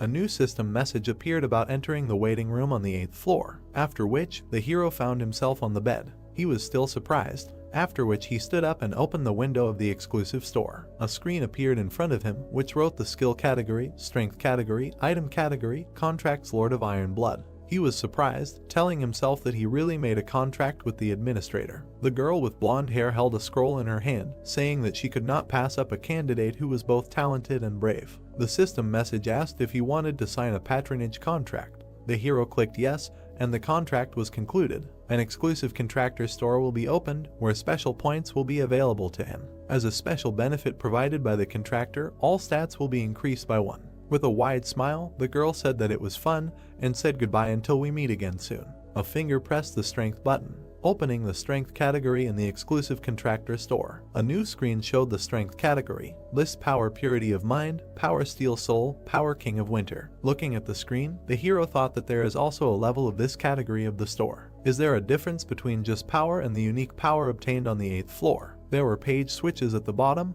and the hero decided to check them. But a new message appeared that he does not have sufficient rights to view the current list of powers. He can view the list of powers in the waiting room on the 10th floor. Looking at the screen, the hero wondered what happens. At the moment, only these 3 powers are available to him. Information about the power of purity of mind appeared in a new window. Price 1000 SP. Description: in any situation, there will be the ability to think rationally. Status anomalies such as anger and confusion are halved during the fight, and combat immersion increases. Power Steel Soul. Price 6500 SP. Description: this is the soul that some lords were born with, who are said to have neither blood nor tears. Increases the mastery of all weapons by 2.32 times. All newly learned combat skills start with 10% mastery. The Power of the King of Winter. Price 800 SP. Description: this is the power that the rulers of the north often receive. In cold conditions, stats are temporarily increased. There is no suffering from the cold. Puzzled, Sun Ji-eun thought about how ambiguous it was. Somehow, perhaps it would be better to save up a little SP, but he still pressed the button, deciding no. New notifications appeared, saying that he had purchased the Power of Purity of Mind. 1000 SP written off. Description: in any situation there will be the ability to think rationally. Status anomalies such as anger and confusion are halved during combat, and combat immersion increases. Sun Jun remembered climbing a cliff, thinking about the power that allows you to reason sensibly in any situation.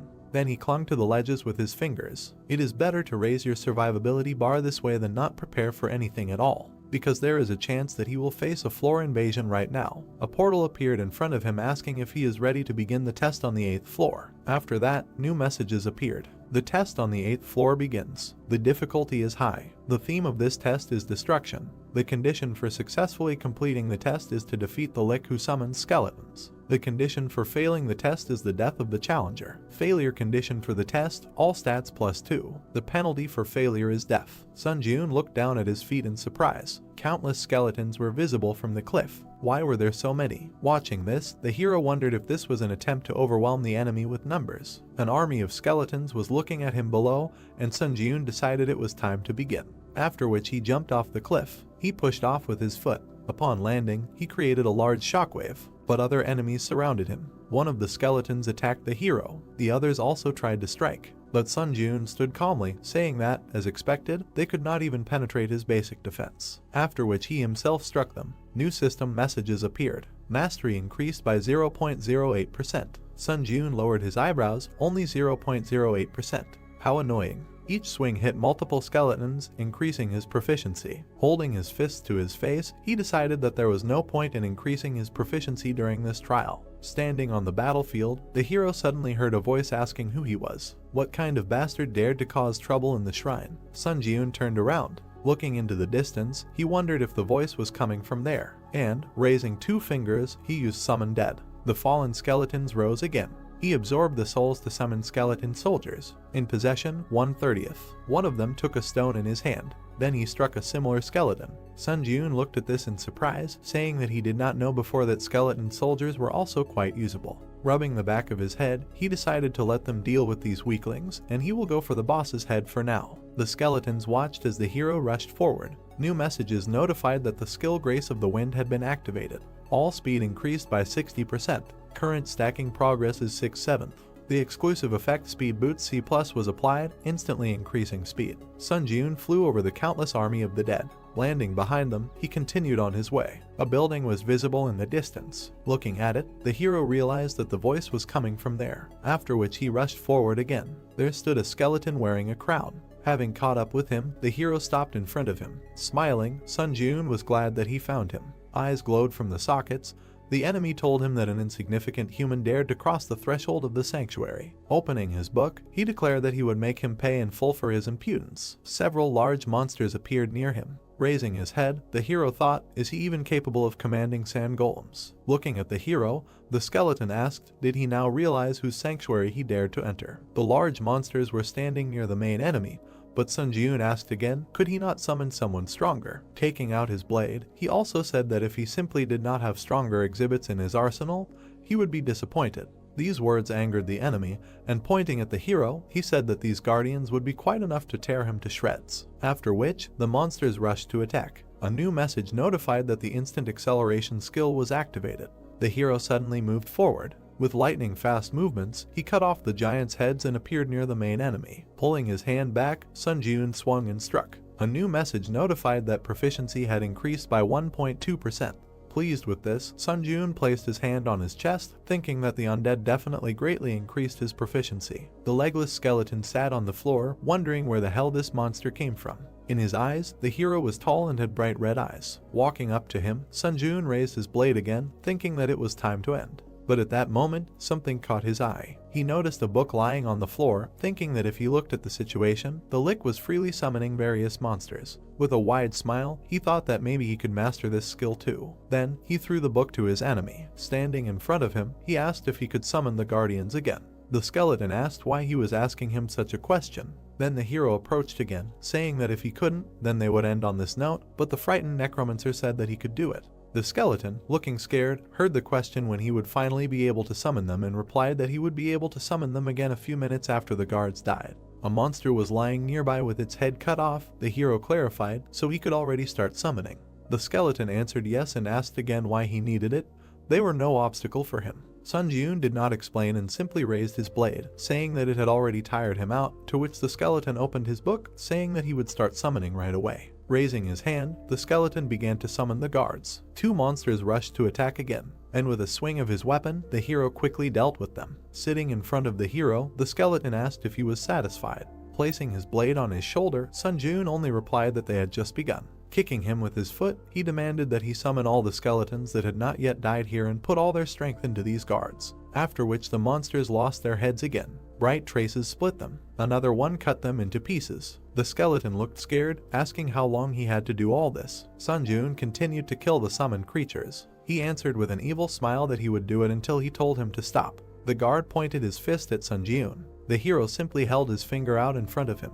He easily managed to stop the large monster's hand, after which it quickly ran up his arm. A few swings and the head was cut off. Mastery increased by 1.2%. The giant's body fell to the ground. The system reported that the mastery of the unique attribute Necromancy had reached 100%. Sun Jun looked at the glowing light in surprise.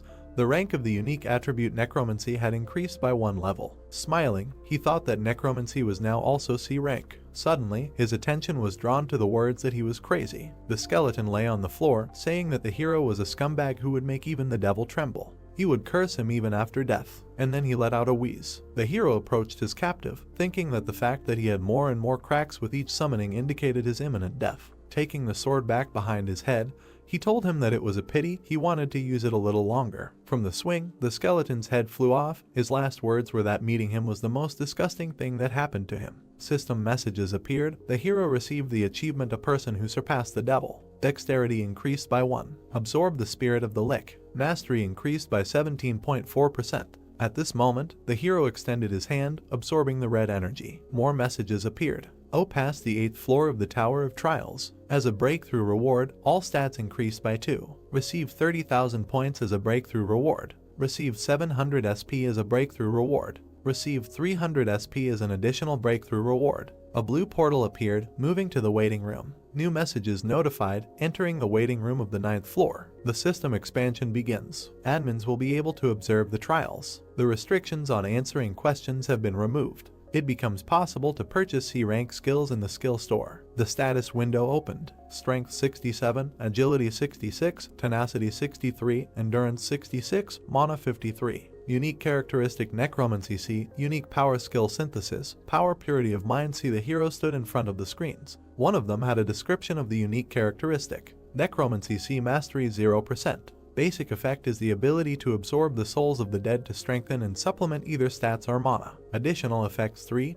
When absorbing the spirit of the deceased, there is a 20% chance that one of the skills imprinted in the soul will be acquired. Additional effect 4 is the ability to use the souls of the dead to protect the body. However, at this time, the amount of energy consumed by the protective shell will be proportional to the strength of the blow. Additional effect 5 skill absorption of the soul of the dead, the ability to completely inherit its mastery. Sun Jun smiled and pointed out that skill absorption itself is cheating, so now you don't have to level up the skill mastery from scratch. The screen said that when absorbing the spirit of the dead, there is a 20% chance that one of the skills imprinted in the soul will be acquired, and he realized that the probability of skill absorption was open. Swiping the screens, the hero reasoned that the trial of the 8th floor ended quite smoothly, but there is no guarantee that the trial of the 9th floor will be the same. He should clearly prepare thoroughly for the next trial on the 9th floor. Afterwards, he examined his blade, deciding that he thought the sword could still be used, but the problem was in the shield and skills. The blue screen showed the following description: Skill, Hunter's Dagger O Mastery Max. Description: a practical technique created by hunters for effective hunting. The effect when using a dagger is that the cutting power of the weapon increases by 1.5 times and knowledge of dagger techniques increases. Looking at this, our hero thought that since he had brought the skill to the maximum, he had reached the point where he needed a replacement sword skill. After that, new windows opened and the skill store was entered. Displays a list of skills available for purchase. Sun Jun ran his finger across the screen. Scrolling through the contents, he realized that his hopes were not justified. There was nothing worthwhile here. After which, frowning, he said that if there was no skill, then he would have to create it. Gold coins rained down when he bought the basic fencing E skill. 25,000 points would be deducted from his account. A new window reported the skill Basic Swordsmanship E Mastery 0%.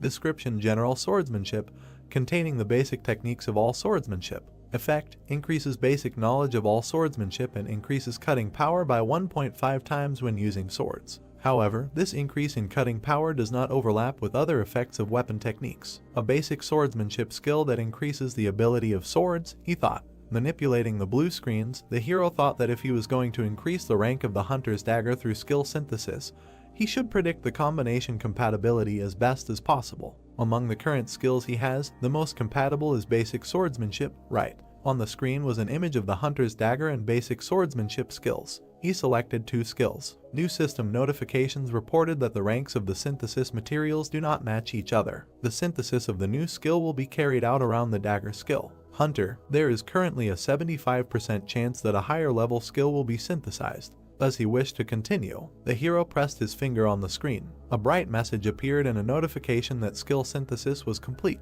A new skill was created. A bright light illuminated Sunjun, and the skill Demon Slayer C was created.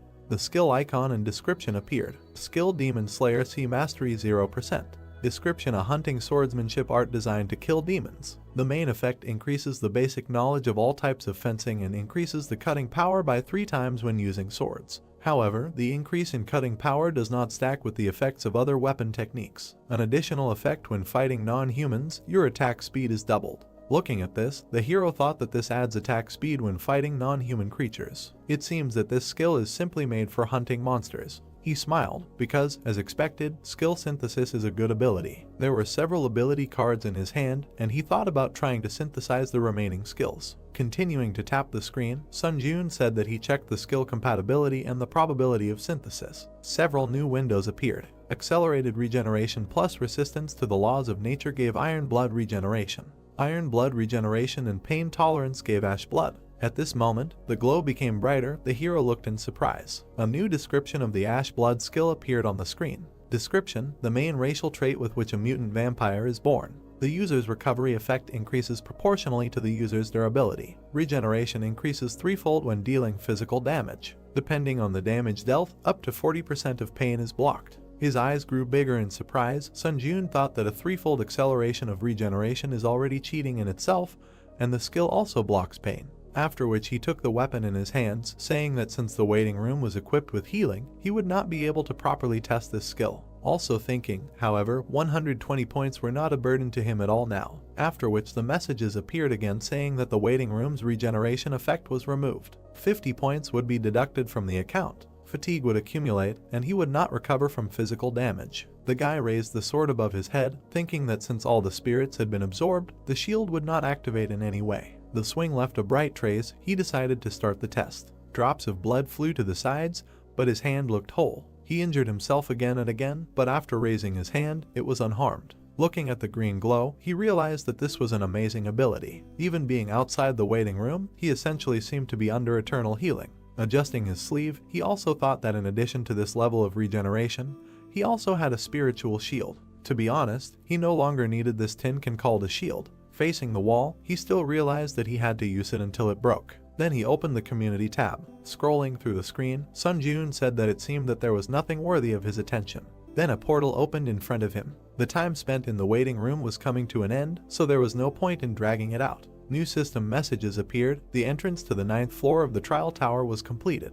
The difficulty is high. The theme of this trial is fighting. The remaining time is 1 day. The condition for successfully completing the trial is to kill all the monsters in the arena within the allotted time. The condition for failing the trial is the death of the challenger or the expiration of the allotted time. The reward for successfully breaking through the skill Animal Instinct. The penalty in case of failure is death. But then a warning appeared. The window said that the challenger Sunjun's trial on the 9th floor is currently unsafe. Confirmed floor infiltration of the Muram World Challenger. Confirmed theft of the trial target by the Muram World Challenger. The hero appeared in front of another person. He frowned upon seeing him. The person stood on top of the defeated monster, saying that the hero had finally arrived. The trial target was changed. The man in white said that he was the commander of the Muram Union, Sunhak. A new window informed him that he needed to be killed. The gray-haired man stood with his head down. A challenger from another system. The hero silently looked at his opponent when he asked his name. Looking at the man in front of him, Sunjun asked why he was asking his name out of the blue. The man replied that he had already revealed his name and position.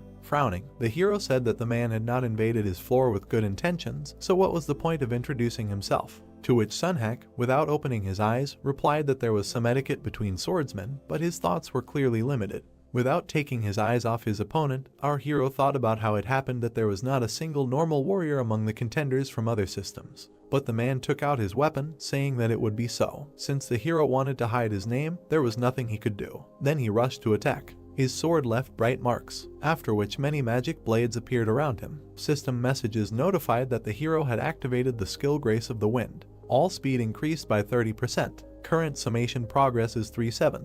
Sun Ji-eun looked ahead and concentrated. Using the ability, he began to repel the attack, after which the opponents retreated from each other. Taking his blade away, Sunhak said that it turns out that there is such an experienced warrior in this dimension.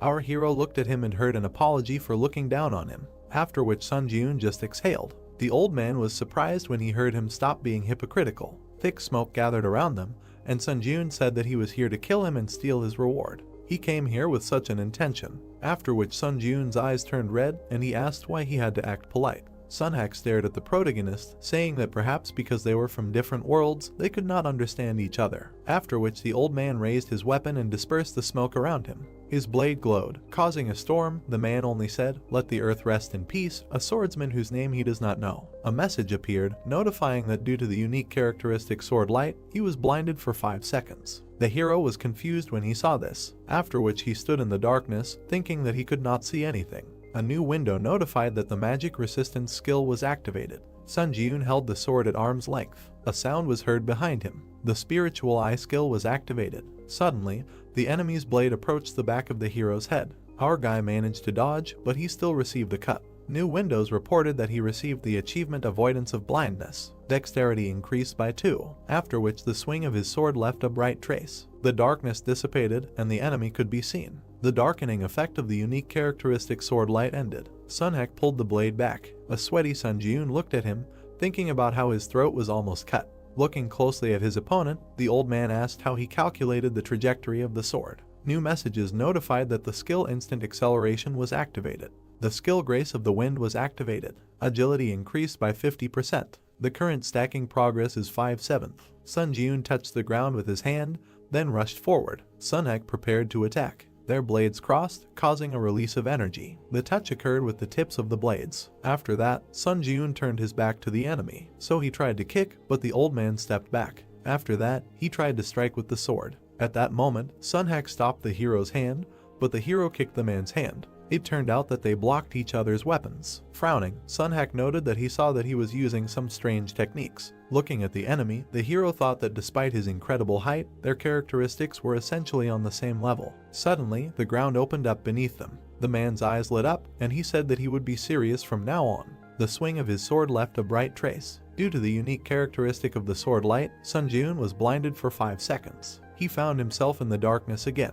The blue windows reported that the magic resistance skill was activated. The duration of vision loss was reduced to 2.5 seconds. The spiritual eye skill was activated. Bright traces were heading towards him from the darkness. Pulling the sword back, the hero thought that the speed of his strikes had increased. One of the traces passed very close. The system notified that the exclusive effect of the forged iron pendant, Steel Defense, was activated. The protective layer absorbs 10% of all physical damage. He was able to block another blow, but he still lost his arm. The pain resistance skill was activated. Looking at the wound, the hero thought about whether the steel defense was not enough to block his blow. Another notification that the darkening effect of the unique characteristic sword light has ended. Sunhak was opposite, swinging his blade. Rocks flew from under the hero's feet. Retreating, he turned around. Having destroyed one of the rocks, he threw it at the enemy, but the man noticed it. A swing of his blade split it in half. The hero moved, holding the severed limb in his teeth. This is how he managed to get behind the enemy. He turned around and noticed Sun Ji-eun. Already at this moment, the hero managed to restore the limb. Looking away, Sunhak said that regarding his recent techniques, he had already thought that he was a good martial artist, but all his techniques were simply borrowed from somewhere. Clenching his restored hand into a fist, the guy replied that the unique characteristic he used was also an ability obtained from the tower. Afterwards, new messages appeared. The skill Grace of the Wind has been activated. All speed has increased by 70%. The current stacking progress is 7/7. While using the ability, Sun Ji-eun asked the enemy with a smile, does he criticize others, but does not notice any sins in himself. He held the blade in front of himself, answering that he was using his tricks again. As a swordsman, relying on borrowed techniques is highly unacceptable, but our hero had already rushed to attack. He tried to strike, but the old man managed to block it. Looking at this with surprise, he wondered, then how about dying from a borrowed ability, and pressed his weapon even harder on his. Sunhack recalled the defeated enemies, thinking that until now he had performed a floor insertion dozens of times. Back then, blood was dripping from his sword. With this sword he cut down opponents from different worlds. He imagined how liquid flowed from the planet into the bowl. In particular, the people of the world called Earth were weak in terms of abilities in all respects. It was so bad that this place was called a honey jar. He stood there with his eyes closed. The challengers from Earth couldn't touch even a hair on his head. In addition, when using the unique attribute sword light that obscured the enemy's vision, a single sword in his hand was enough to deal with any of them. Now he dodged Sun Jiun's attacks, thinking that this time too he was sure that history would repeat itself, after which he was able to retreat back. Gritting his teeth, he still received an injury. Ring marks appeared in the sky, so Sunhack retreated even further from Sun Jiun. The hero took a deep breath. The old man was breathing heavily. More messages appeared above his head as he stood with his head down. Administrator White Crane Sword admires the young challenger. Administrator Beast of the North predicts his imminent defeat. Administrator Late Night Lords is interested in the young challenger. Administrator the Hero of the Black Islands was amazed by the skill of the young challenger. He looked up and glared at the boy. As his sword flared up, new messages appeared. The skill 1 strike, 2 skins activated. Attack speed doubles. The skill Lightning Sword Kai is activated. Lightning energy fills the sword. The skill 1 strike is activated. The cutting power of the sword is doubled for the next attack. The skill Nymph Walk is activated. Increases the user's movement speed by 2 times for 1 minute. Sun Jiun smiled widely, noting that just a moment ago, the same one-inkity techniques. The windows that appeared notified that the second floor implementation penalty was applied. All stats were reduced by 8. He cannot use some skills. The old man looked angry about this. The skill 1 strike, 2 skins was forcibly deactivated.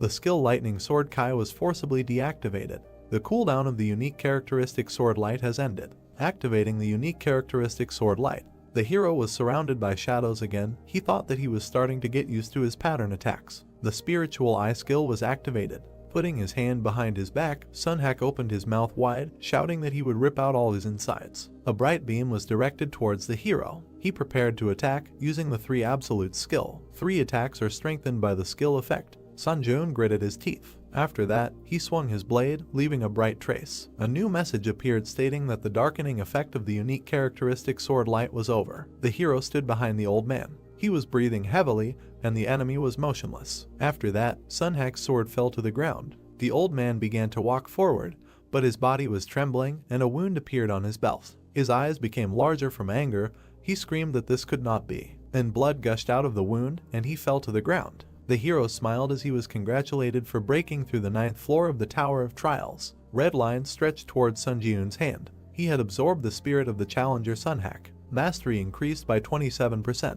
The hero looked at his hand, noting the increase in stats. Afterwards, new system messages appeared about breaking through the 9th floor of the Tower of Trials. The difficulty level and reward did not match. The reward content was completely revised. He thought that there was definitely something like this last time too. I wonder what kind of reward he would get this time. New messages notified that the revision was complete. Rewards would be issued sequentially. The skill 6th Sense C+ was created as a breakthrough reward. 30,000 points were received as a breakthrough reward. He received 1,000 SP as a bonus reward. Moved to the waiting room. Looking at the screen in front of him, the hero thought that the rank was much higher than the skill Beast Instinct, which was originally a reward. Afterwards, he headed to the portal, saying that he would look at the details in the waiting room. Before entering it, he saw new messages that Administrator White Crane Sword was impressed by his battle. Administrator Beast of the North was delighted by his battle. Administrator Late Night Devourer was watching his actions with interest. Administrator Hero of the Black Islands applauded his combat instinct. Sun Jiun looked at them in surprise. There were more messages that the system expansion was starting and administrators would be able to watch the tests. He thought that if his memory served him correctly, there was a notification of this kind. So a smile appeared on his face when he decided that one way or another, many administrators were delighted with his fight. He felt a little satisfied that he had received at least some recognition. Sun Jiun looked at the blue screens again. It said that Administrator Lord of Steel Blood condemned the excessive interest in the contractor. Administrator Lord of Steel Blood said that the contractor should not become obsessed with the increased attention. After that, there were more messages that Administrator White Crane Sword wanted to add power to the contractor's exclusive store and asked if he was willing to accept the offer. Sun Jiun widened his eyes in surprise and wondered what this meant. The administrator was simply giving power. The hero looked at the screen again, and a notification appeared that Administrator Lord of Steel Blood said in a dissatisfied tone that he could accept the power. Then the hero wondered if he could just accept. Then a new message informed that Administrator Lord of Steel Blood said that there are cases where power is sponsored to gain the favor of contractors. Looking at the screen, Sun Jun wondered if there was any benefit to the favor of a candidate who had already made a contract. He wondered if there would be situations where they would have to face each other. Standing silently, the hero saw a message that Administrator White Crane Sword laughingly said that there would be many such situations in the future. The sun shone on the rocks. A notification appeared that Administrator Lord of Steel Blood said that the power provided would be so excellent that he would feel a certain burden.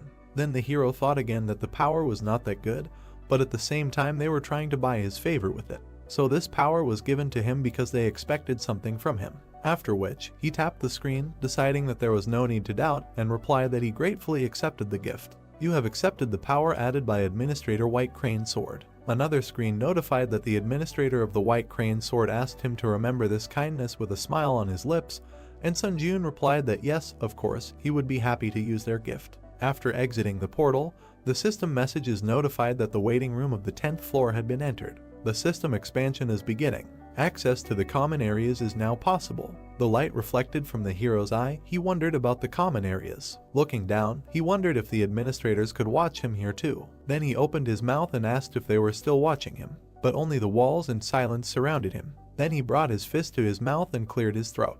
Blue messages immediately appeared about the opening of the Strength category in the Contractor's exclusive store. Strength category. List a third. Strength Purity of Mind C acquired. Strength Steel Sola Plus. Strength King of Winter D Plus. Strength Sword Master Kai C Plus. Our hero was surprised by what he saw, after which he clicked on the screen. Then the description of the power of the Kai Sword Master C Plus opened. Price 1500 SP. Description: the Kai Sword is the result of converting the released Kai energy, which can only be used by first-class warriors, converting it into power. The Kai Sword is slightly more powerful than a normal sword, and when he receives this power, he will be able to strengthen the sword with energy such as mana or internal Kai energy. However, the mana consumption will increase proportionally to the duration of activation.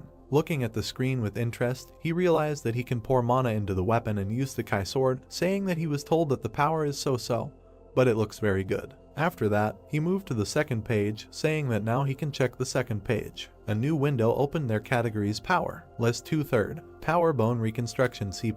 Power Steel Blood Sword. A Power Hand of Death B. Looking at the new blue messages, the hero saw the description of the Power Bone Reconstruction C+.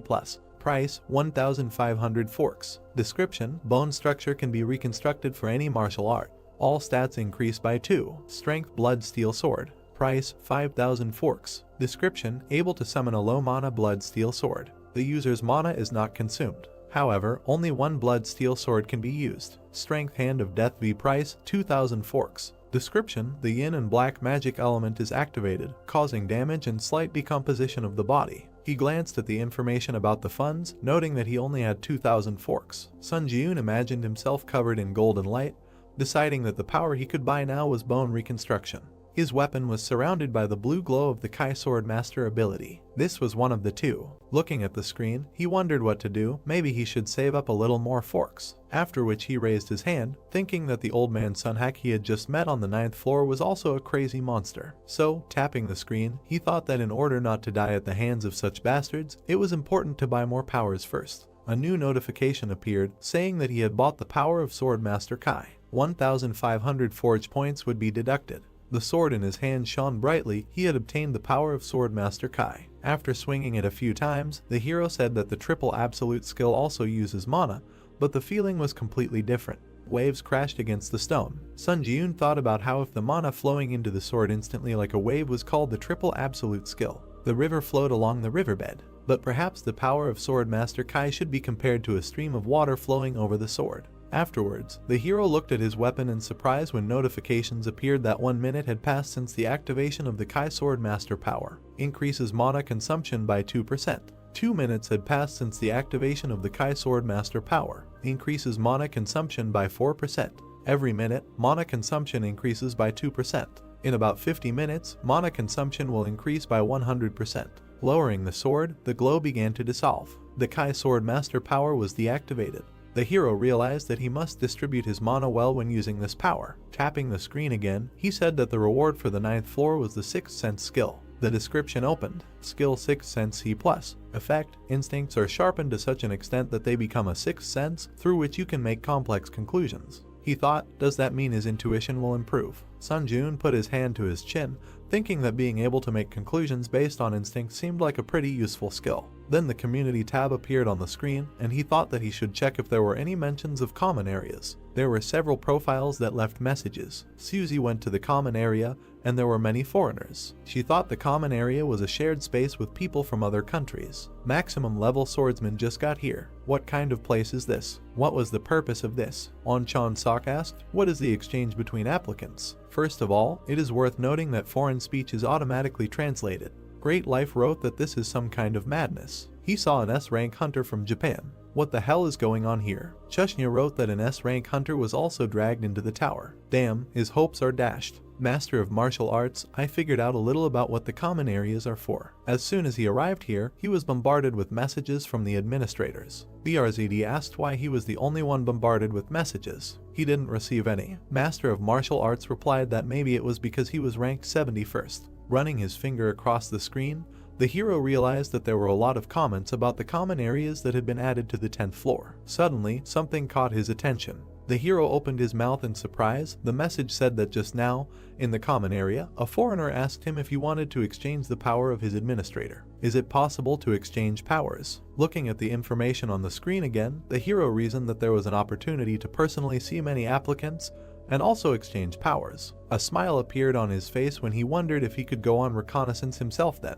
A new message appeared about moving to the common area on the 10th floor. A view of the open space opened up in front of the guy with green eyes. Delighted by this, he realized that this was the common area. Looking forward with excitement, he thought about how he even used the question ticket to learn as much as he could about this place, so he was going to make the most of it before heading back. Someone was watching him as he walked along the forest path. Several people were standing in the forest. One of them said that the bastard seemed to be a hunter from Korea. His comrade supported him, saying that right, this was a Korean rank hunter. He remembered seeing his profile. A smile appeared on the bandit's face when he said that he was a strong hunter and he was constantly worried about how his behavior always left much to be desired. Then his eyes filled with a red light from the words, "It was okay to kill outside the common area, right?" Meanwhile, the boy was walking calmly along the forest. Suddenly, red shadows lowered him to the ground, and there were messages that the mana consumption rate increased by 100% due to the effect of the unique characteristic weakening light. Due to the effect of the unique characteristic territory restriction,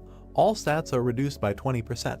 Under the effect of the unique characteristic Eye of Terror, part of his body is paralyzed. The boy tried to move his finger, then he turned his head behind him. A group of bandits had gathered there, and he asked what they were doing. Their leader licked his blade, telling the boy that the victim was one of the strongest Korean hunters, but he had no idea what was happening now. Gritting his teeth, he cursed and thought about how they were not on a trial, but they were even here robbing. Unable to move in front of them, he heard them stop. The purple-haired girl waved her hand and asked them if they were sure they could handle the consequences. If they didn't stop right now, she would turn on the community function to report their actions to others. The bandit leader was confused. Standing up, he still agreed. Then he smiled evilly and said that if she took off her clothes, he would think about it. Putting the blade on her back, he also said that if she dropped all her items, then so be it, maybe he would have mercy and leave one of them alive. The girl blushed with indignation and asked what this meant. Then the bandit extended his hand, asking if she could help him. But he turned around, hearing something. Sun Jiun was passing by them.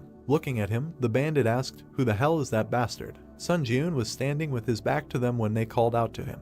The hero only turned his head. Then he took off his hood and asked again if he had been told that. Standing next to the prisoner, the bandit said yes. Afterwards, all the criminals had sinister smiles when he asked the question, "You are also Korean, right?" After which the bandits used their abilities on the hero. He calmly looked at the approaching shadows, and, opening his mouth, he simply noted that he wanted to quietly pass by. Stretching his hand in front of him, he was surrounded by a glow. Notifications appeared that the force breakthrough skill was activated. The magic resistance skill was activated. The effect of increasing mana consumption by 100% was cancelled. The decrease in all stats by 20% was cancelled. Paralyzing effects applied to body parts are removed. This shocked the bandit. Opening a blue screen, Sun Jiun took out a blade. Then he took it aside, saying that he was not the one who started it. The instant acceleration skill was activated. Sun Jun rushed at the enemies. They were shocked by such speed. The hero quickly struck. One of the bandits used an ice shield. Others were bleeding from their wounds. With a satisfied smile, the hero pulled his fist back and struck the barrier. The girl and the boy were shocked. The bandit fell to the ground. Sun Jun destroyed the barrier with one blow. The bandit stretched out his hand and screamed that he was wrong. But Sun Jun struck him in the neck when he asked for mercy. New messages appeared on the red background saying that he had absorbed the player's spirit. And then 2 more. Mastery increased by 6.4%. The boy with green eyes stood up from the ground. Folding her arms, the girl said that she should have helped, but the battle ended faster than she could have thought. Our hero replied that everything was fine, that he should not worry about it and go on his way. Bowing, she thanked him and said goodbye. Looking at his savior, the boy asked if he was a ranker by any chance. Turning to him, Sun Jun replied that in a way it could be said that way, thinking about how he had always been in the top 10 players in the final rankings. Then the saved man smiled, saying that it was clear it was a great honor for him to meet him.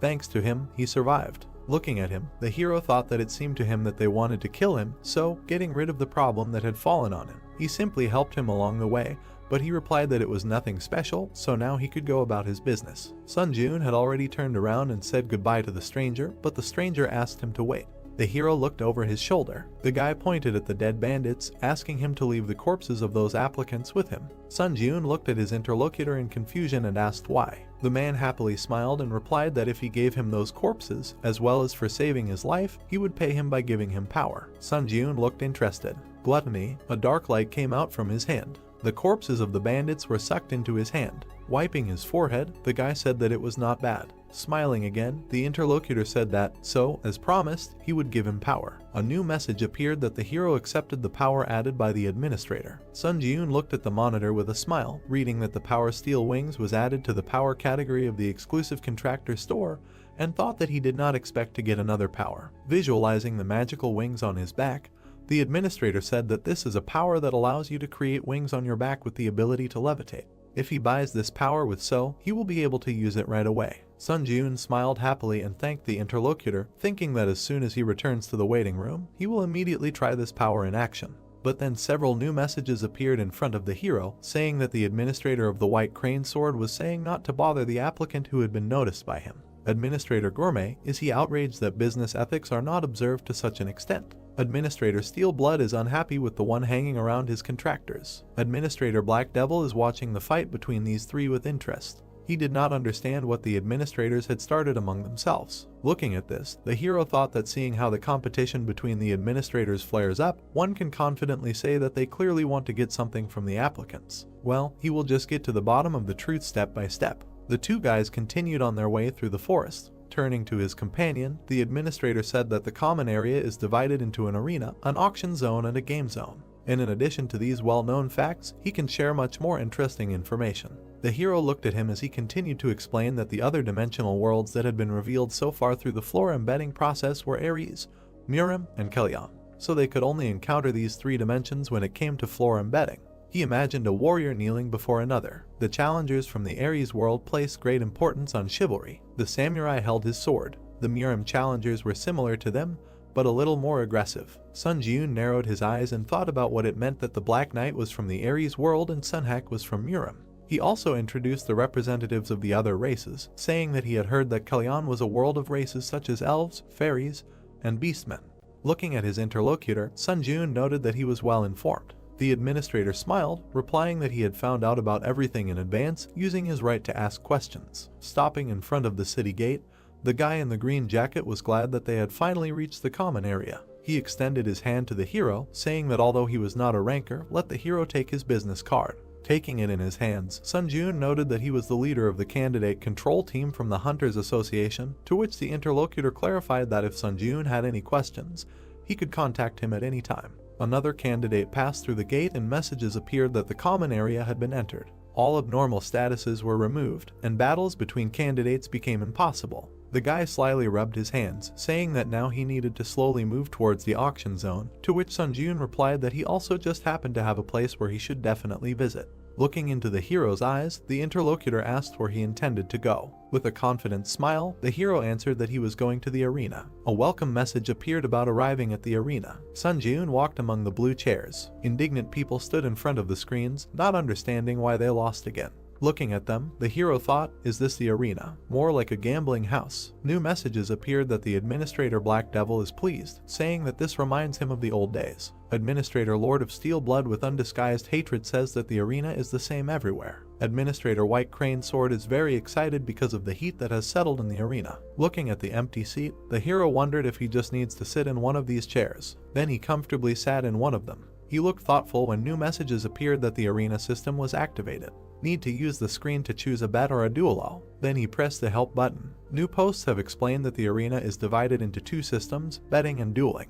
If you choose to bet, you can place points on other contenders' duels. When placing bets, points can be gained or lost depending on whether the contender you bet on wins or loses. Looking at the screen, the hero wondered what it means. Did the people whose conversation he overheard place a bet? After that, more messages appeared. If a duel was selected, he could fight other contenders to get a reward. When the duel is confirmed, the final ranking and each other's real names are revealed. The duel will only take place if the reward is a skill, item, strength, etc. The duel is only held between opponents who have the same level of rewards. After the duel is confirmed, it is possible to fight the opponent in the Colosseum. When one of the duel participants surrenders, the duel ends and everyone returns to their original place. Sun Ji-eun realized that if the duel status is confirmed, the participants in the duel will automatically move to the Colosseum. He imagined various weapons, potions, skills, and strength, and decided that the reward for the duel was the core of the arena. He pressed the screen with a smile, deciding to see if there was a reward that he liked. The other contenders looked at the gaming place with delight. The girl asked if the Witch of Hellfire Catherine was there. Someone asked again, the same famous huntress from America. The red-haired girl ran her finger across the monitor. Looking at the screen, she said that no one was sending a request for a duel. This was because she had too many victories. On the screen were Catherine's statistics, server USA, final rating 6, number of victories 17, number of defeats 0. She said that it would be better if these duel statistics did not exist at all, then she could challenge other opponents more often. A message appeared saying that the administrator of the Lord of Fire laughingly said that these were mere trifles. Continuing to look at the screen, Catherine concluded that it seemed like only cowards had gathered here. After which she was about to get up from her chair, saying that she needed to stop wasting time and leave the arena. Suddenly, something caught her eye. A new message notified that a duel request had arrived. Sun Ji-eun, South Korea server, final rating 3. Reward for victory, Demon Slayer skill. Number of victories, 0. Number of defeats, 0. The hero's name was visible on the screen. The girl was surprised that he had just entered the arena and immediately chose it.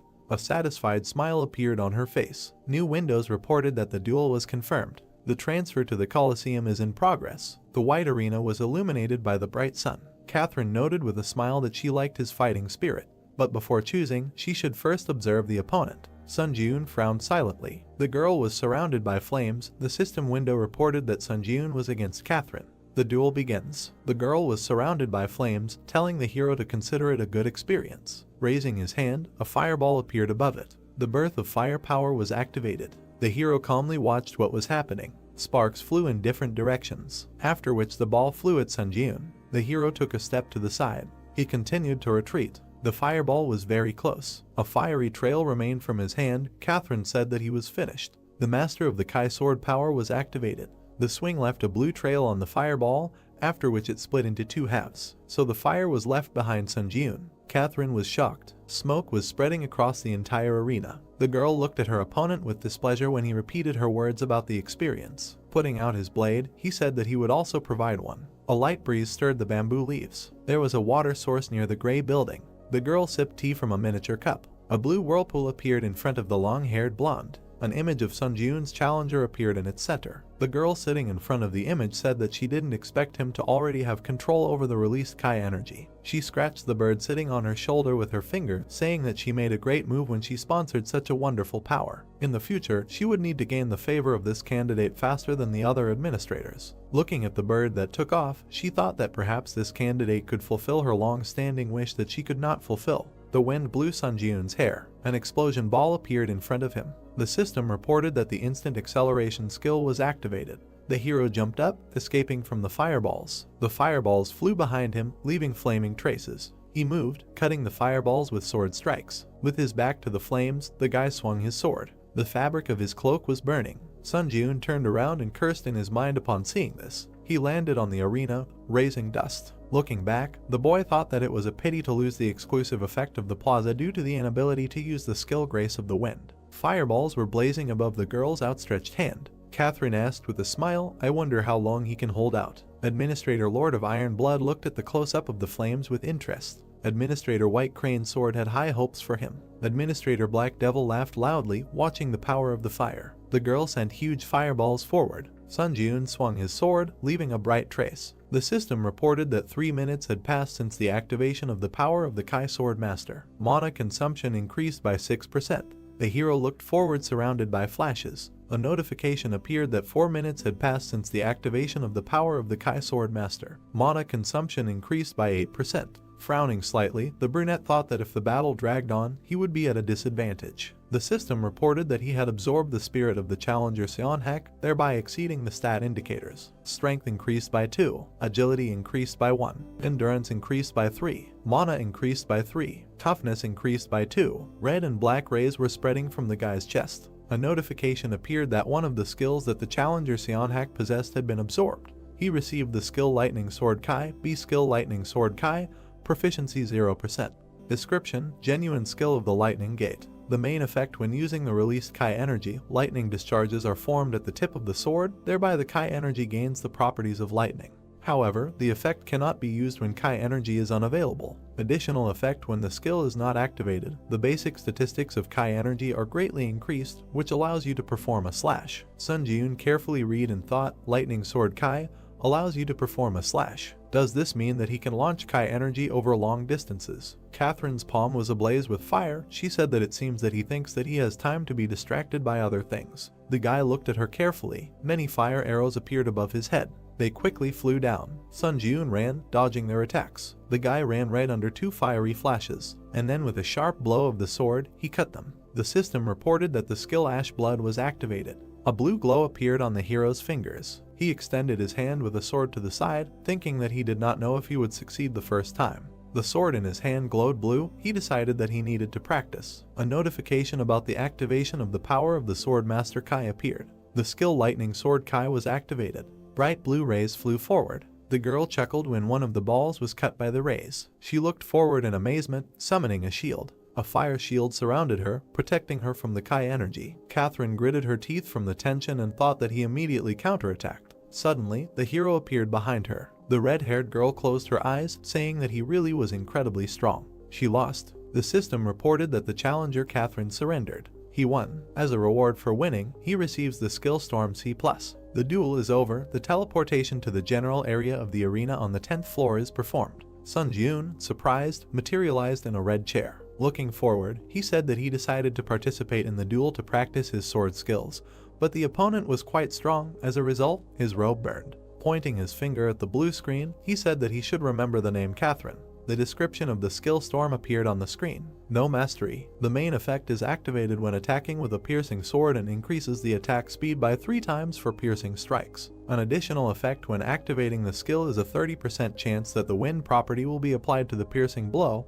and the movement speed will increase significantly. Seeing this, the brunette said in disappointment that he thought it was some kind of fencing art, but it was about the skill of piercing blows. An information window appeared in front of him, which said the server was South Korea, the final rating was 3, the number of victories was 1, the number of losses was 0. He thought, just 1 victory. He needs to start growing actively. The system reported confirmation of the duel. The hero is moving to the Colosseum. The hero saw a semicircular gray structure of the arena. Sun Jiun vs Owaki Yuji. The duel begins. The opponents stood opposite each other. The hero thought that he was ranked 11th on the Japanese server. The long-haired man with a spear said that he was ranked 3rd on the Korean server, so he was really looking forward to their duel. But the one who appeared before him looked like a beggar, nothing to even look at. The guy's lips stretched into a smile. Owaki sullenly asked why he was laughing. In response, he heard that he found it funny that they had the same thoughts. Veins bulged from anger on the Japanese man's face. He swung his spear, shouting insults. Sun Jiun dodged his blow. Looking at the blade in front of him, he thought that this was all that the 11th ranked player in the Japanese server could do. The boy smiled, thinking that he must have become too strong. If this level seemed like child's play to him.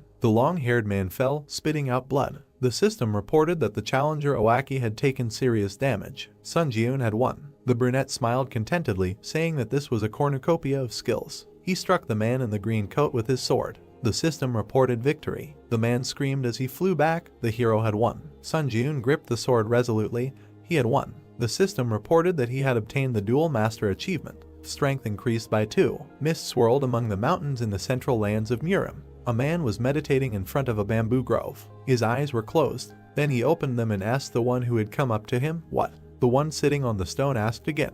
He said, "Master Seonhak is dead." The boy confirmed it. Bowing, he said that according to the latest news he had received about Master Seonhak, it had recently become possible to connect to the earthly dimension, and it was said that he had attempted a floor-by-floor penetration there. The man opened his eyes, listened, and thought that he seemed to have arrived. A dark figure appeared among the bamboo thickets. A roaring white beast emerged from there. The long-haired boy chuckled. The huge beast was approaching him from behind as he said that it had been 5 years since he had stopped climbing to the top of the tower. He extended his palm, surrounded by flames. The sword thrust into the stone began to glow, trembling. The beast jumped back when the man caught the weapon.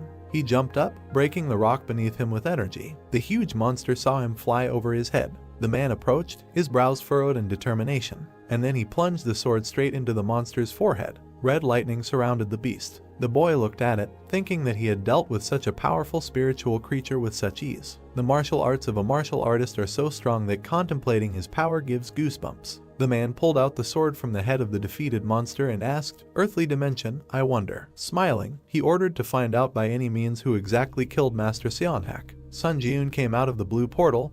The system reported that the entrance to the waiting room of the 10th floor was made. The hero fell onto the bed. Lying on the pillow, he said that there was no trace of fatigue left, which was to be expected from the waiting room. The boy touched the blue information window with his finger. He looked at it with a slight smile, thinking that in such an unexpected place he was able to access some other powers. On the screen was a description of the power Steel Wings C+. Price 15.0. The power that allows you to create steel wings with mana. They are able to provide high flight speed. To keep the wings active, you need to constantly fill them with mana. When there is not enough mana to maintain them, the wings will automatically disappear. The hero imagined himself hovering with pink wings on his back and thought that the power with which you can fly. Just thinking about it fills his heart with happiness. The screen said exclusive contract store, so 500. The guy thought that, but he can't buy it right now because he doesn't have enough. So Sun Ji-eun sat surrounded by blue information windows and said that he would now begin synthesis. The screen said that the unique power of skill synthesis was activated. Skill synthesis is complete. The system repeatedly notified that a new skill was created. Shining windows appeared in front of the hero. Sun Ji-eun looked at them with interest. A short list of skills that he managed to create after an hour of deep thought. The logo depicted a red shield. This is defense, counterattack shield. Be the image of a purple footprint near the foot spoke of the speed of movement. Secret shadow step, C+. The red glowing blade indicated attack speed. Frantic swordplay, C+.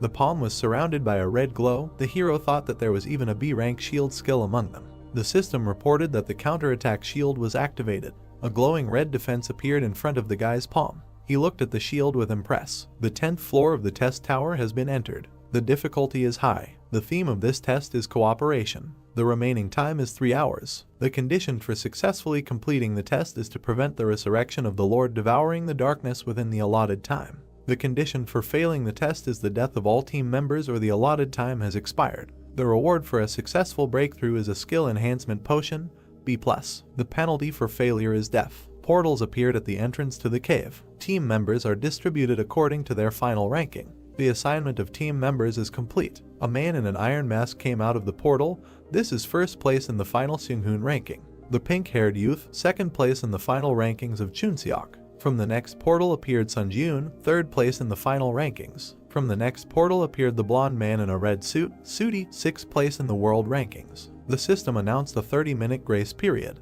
During the grace period, the remaining time will not be spent. We must try to unite as much as possible during this time to defeat the monster boss. The masked man asked, "Is this a team trial again?" The pink-haired man ran up, asking if he had also climbed the trial tower. Sun Ji-eun watched carefully, thinking that the two of them were first and second place in the final rankings, and it seemed like they had met before. The red-suited man stood behind them, looking at them. The heroes suddenly looked up, hearing a scream. Sooty pointed angrily, shouting that he was the one he met on the 4th floor. Sun Ji-eun looked at him questioningly. Seung-hoon in a mask asked, "Did the two of them cross paths during the trial?" Judging by his reaction, it was not a pleasant meeting. The blonde hugged himself, trembling, and said gloomily that he was absolutely right. They met on the 4th floor during the combined trial in this hunter. Sooty trembled in front of the hero, saying that he was someone who strives to grow by accumulating achievements for killing. The red figure of a man smiled wickedly. Sooty, the blonde touched his chin. For Seung-joon, deceiving others was an everyday matter. The participants fought in the crowd.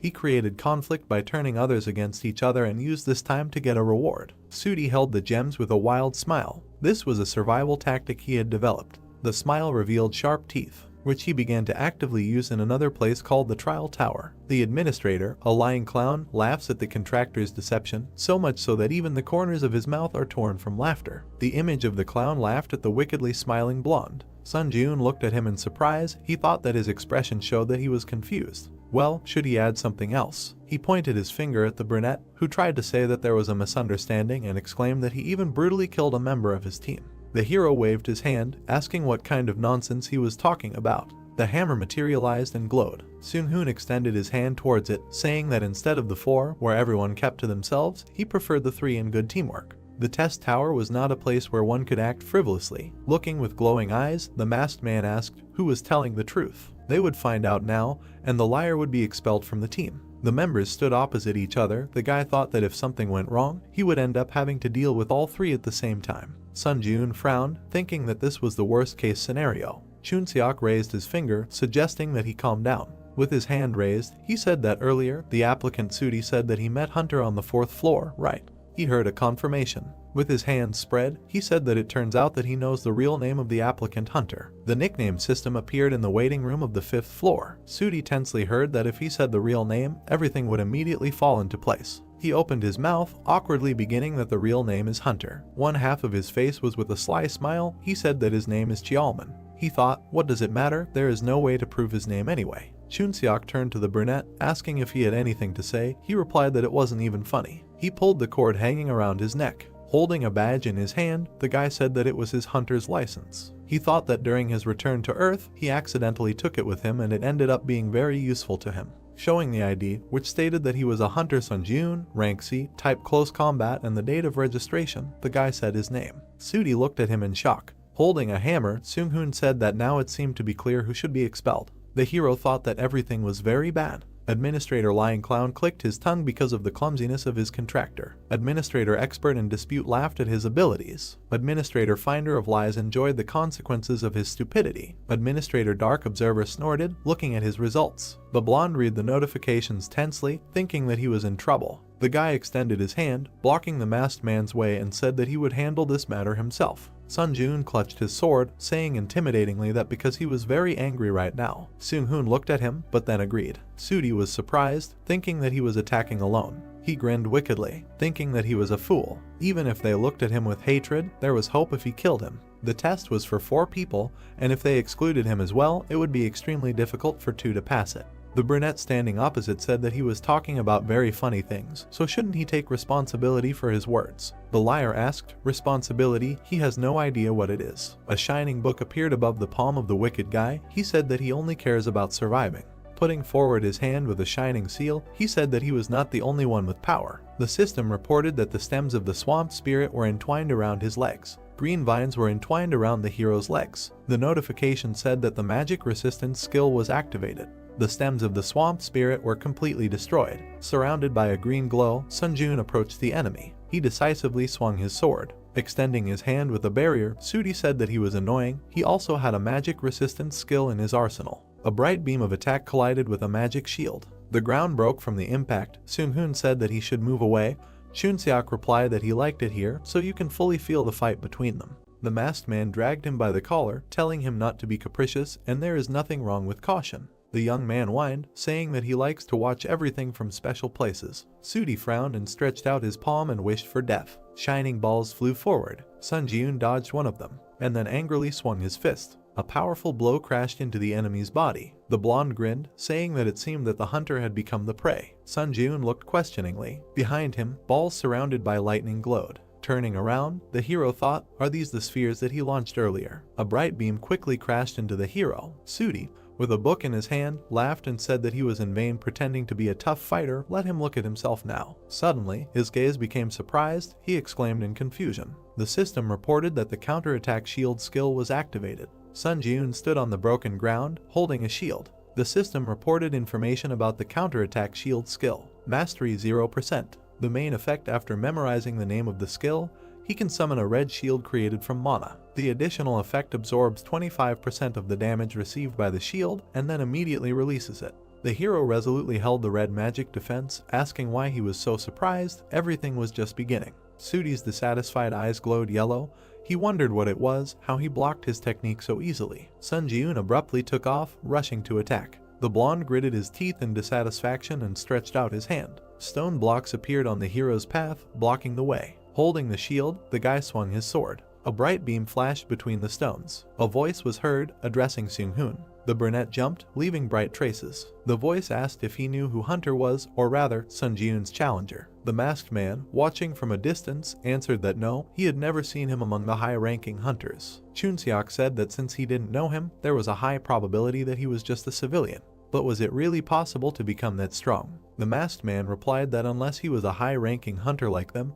it would be hard to achieve such results. Sun Ji-eun held the barrier, defending himself from the enemy's attacks. Seung-hoon said that the most surprising thing was that he wasn't fighting the enemy with all his strength right now. A glow could be seen through the slit of his mask. He continued that for some reason he felt like his level was comparable to his. Chunseok turned to the man, saying that he was so strong. After all, he was 2 steps lower in the final ranking. Although this was just a guess. Introducing the orcs who rushed to attack, he said that if the team's luck had passed him by in all the combined tests so far, there was a high probability that he would have been underestimated compared to his original skills. He imagined Sun Ji-eun standing with his back in the blue light. The real Sun Ji-eun swung his sword. It attacked the blonde's hand, cutting the book. Sudi grabbed his injured hand with a scream. Falling to his knees, he saw the tip of the sword. Looking at it carefully, Seung-hoon thought that he was surprised. He did not kill the enemy, but suppressed him with his superiority and did it as if it cost him nothing. Sudi stretched out his hand and begged for him to stop. The hero towering over him heard that if he killed him, then perhaps no one would be able to survive this trial. Let him think carefully.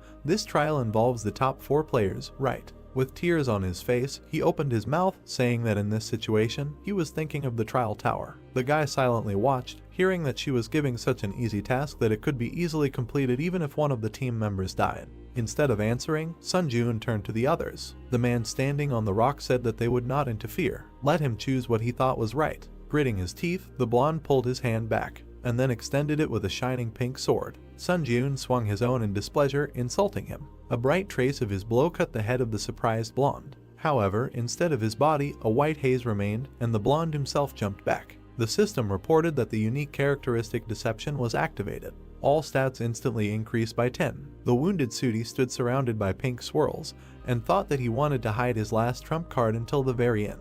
Extending a blade with red inscriptions, he shouted that he would finish him off. Sun Ji-eun calmly extended his palm with a shield. Pink chains brightly collided with the barrier, and then flew apart, but only to attack the guy again.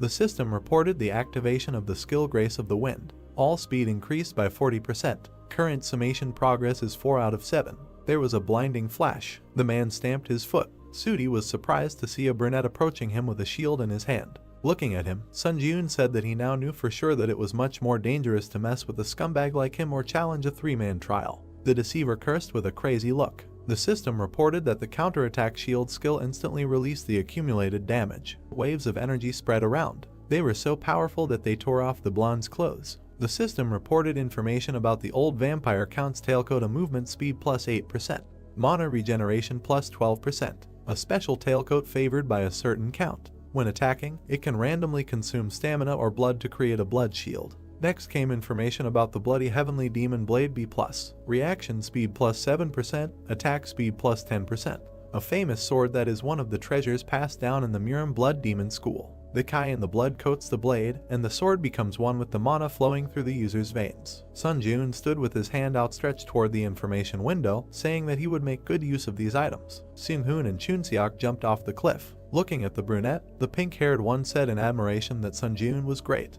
His comrade added that he hoped all the misunderstandings had been resolved. The hero confirmed, saying that there were definitely no problems left now. An information window appeared, saying that there were 10 minutes left until the start of the 10th floor trial. All candidates should prepare for the upcoming trial. The 3 heroes walked toward the building beyond the ravine, deciding to move forward. Under the moon stood a monument of a warrior on horseback. The heroes passed by. Chunseok said that the warrior statue was so huge, he wouldn't come to life, would he? The man replied that since it was a tower, that could be the case. Sun Ji-eun looked at him carefully. The statue had a golden crown on its head. and instead of eyes, there was darkness. Looking with his blue eyes, the hero was silent. The test participants walked among the gray buildings. Chunseok was surprised, looking ahead. They stopped in the center of the round hall in front of the throne. Next to it was a statue of a warrior surrounded by chains. The same one stood on the other side. Words were heard that there were 3 more statues here, which gave him a bad feeling. Looking ahead, the guy said what it was. He looked at the huge stone monster sitting on the throne and said that it was probably the darkness-devouring Overlord. The system reported that the grace period had expired. The 10th floor test was beginning. When the allotted time began to count down, a squad of dark guards would appear. It was necessary to prevent the darkness-devouring Overlord from being resurrected. The participants looked ahead in surprise. The chains holding the warriors began to unwind. The eyes of the stone guard lit up with purple fire. He jumped off his pedestal and landed with the others next to the heroes. Looking at the warrior, Seung-hoon said that all his bones were already numb. It was time to stretch. He looked at the brunette, who said that there was a head. Imagining a crossed-out image of a man in a crown, the brunette explained that they must prevent the head, which the squad of dark guards carried on their backs, from reaching the Lord. He was glad that everything was so easy. Holding a shining hammer in his hand, the man ordered everyone to take on one target. The armored warrior stamped his foot, and then, like the others, jumped up, raising his sword above his head. The participants of the test looked at them resolutely and asked to wish them luck. Sun Jun put his hand behind his back, thinking that he should deal with him with one attack using the Kai sword. The enemy swung his weapon, leaving a purple trail. The guy jumped towards him. His gaze became surprised. The hero landed, sliding on the ground. He looked at the purple glow around the stone giant's sword and thought that it was Kai energy. Looking carefully, he thought that it was not as simple as it seemed. Are the others okay? At this time, a powerful blow knocked him off his feet. The shockwave smashed the stones on the floor. The warrior with the head behind his back ran quickly. A huge boulder flew forward. He looked at it in surprise. The warrior chopped the stone with an axe, but was still knocked off his feet. Seung-hoon's hand was surrounded by blue glove energy. An eye glowed in the slit of the mask. He said that each of them was of a level that matched the boss. Holding a blue glowing hammer, he told everyone to be careful. A chuckle was heard. He seemed to have let his guard down a moment ago. A pointed hat materialized. Chunseok put the hat on his head, saying that it doesn't suit him, so he can't stand to use it. He stood in front of the warrior running towards him and said that for this, that he made him wear this clown hat. A bow with 3 glowing arrows appeared in the hero's hand. He will have to incarnate his life for this. The arrows, surrounded by lightning, flew forward. Bright flashes appeared from them behind the warrior. Holding a sword in his hand, he quickly attacked the archer. The hat hid his eyes. Clash with magicians, the standard is close combat. A scythe with a red blade appeared. Chunseok stretched out his palm in a fighting stance, saying, "Only if the opponent is an ordinary magician." Looking at him, Sun Jun mentally admired, thinking that after only encountering weak opponents, the sight of these people excites the blood. He jumped back, saving himself from the enemy's bright attack, and thought that the main thing was for him not to fail in such a team. Stones flew around. The brunette kicked them, sending them into the body of a stone monster. The skill Grace of the Wind is activated. All speed is increased by 50%. Current summation progress is 5 out of 7. The hero quickly ran forward with a determined look. The huge warrior thrust his weapon into the ground. The state when he steps on the shadow of a creature. The skill Secret Walk in the Shadow C+ is activated. Strength is temporarily increased by 3. The brunette with a sword ran up to the enemy who was carrying the head. The skill Furious Swordplay is activated. Sword attack speed is increased by 10%. Current summation progress is 5 out of 10. The skill Master of the Kai sword is activated. The hero jumped, cutting the monster's head with his sword. The stone head shattered into pieces along with the crown.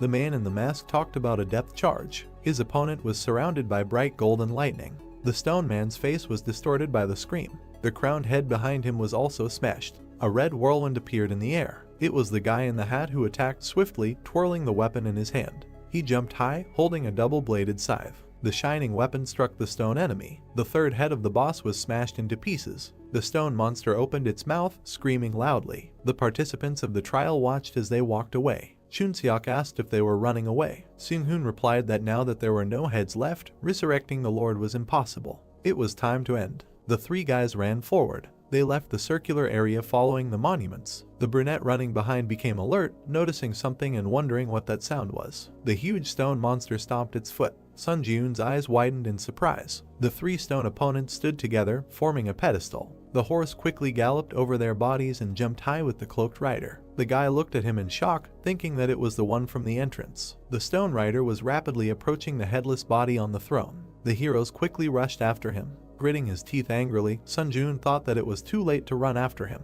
The rider held the Lord's head in his hands and jumped high. The brunette swung his sword as he ran. The guy's eyes shone brightly with anger. With a sharp movement, he threw the weapon forward. Meanwhile, the enemy had already brought the boss's head to his neck, but a bright blue beam smashed it right in his hands. The Lord's golden crown fell next to him. The stone warrior's eyes glowed red, and then he, like the others, screamed loudly. Chunseok made a joyful gesture with his hands and exclaimed that this was great. The brunette standing in a throwing pose breathed a sigh of relief. Suddenly, a stone hand picked up the fallen crown and placed it on its head. The fingers were clutching the handle of the weapon. The silhouette of the monster who cut off his own head appeared. The heroes looked at it in amazement. They rushed forward shouting that they had to stop him. The stone man held the head and the crown above himself. The guys jumped on him with weapons in their hands. When it was disconnected from the neck, there was a bright flash, and then a powerful red explosion through the hero's back. There were black flashes in the thick smoke. The system reported that the conditions were met. The stone monster in the crown rose from the throne.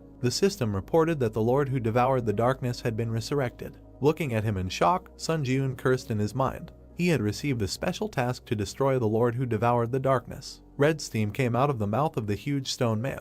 The system reported that any damage would be nullified by the power of immunity. Challengers whose stats were higher than the darkness-devouring Overlord would be able to deal damage. The brunette looked at him in surprise, mentally asking what kind of power. He had never heard of monsters being able to use power. The Overlord raised his hand, and a sword surrounded by a red glow was approaching. The stone fingers closed on the hilt, and then the boss made a powerful slash with the sword on the ground. Sliding on the floor, Sun Jun thought about what kind of cheating ability this was. If dealing damage by itself was impossible, then they could do absolutely nothing.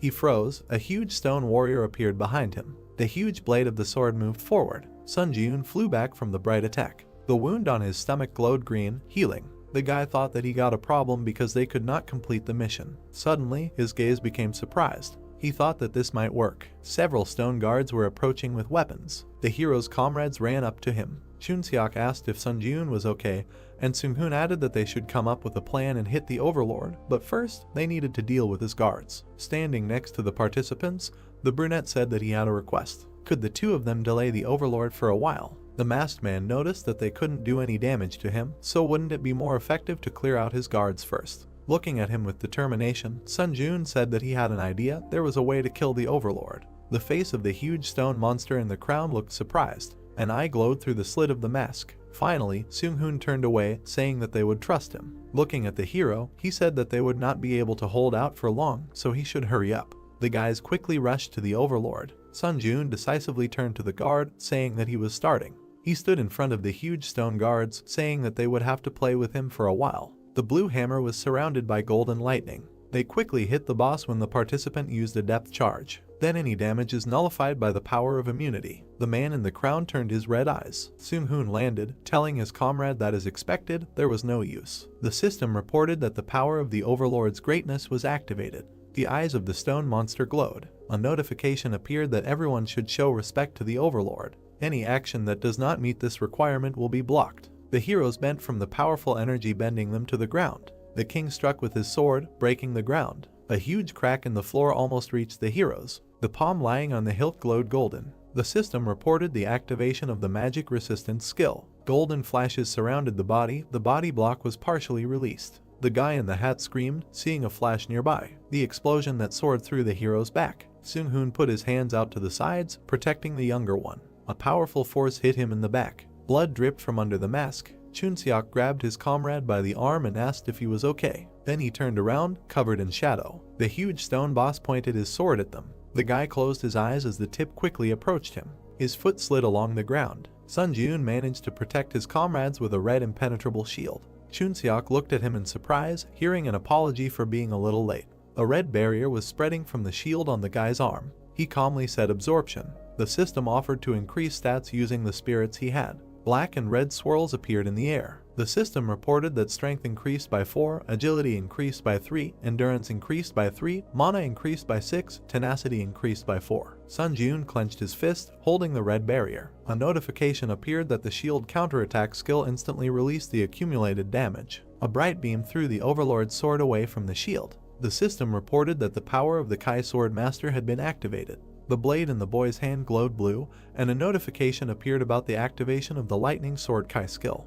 A bright blue beam rushed forward from the sword strike. Sun Jun gritted his teeth resolutely, thinking that the boss would receive it. The bright energy crashed into the stone monster's body. Deep furrows were left on it. The hero thought that it worked. The Overlord with red eyes opened his mouth, screaming. The system reported that the power of the Overlord's greatness had been activated. Everyone should show respect to him.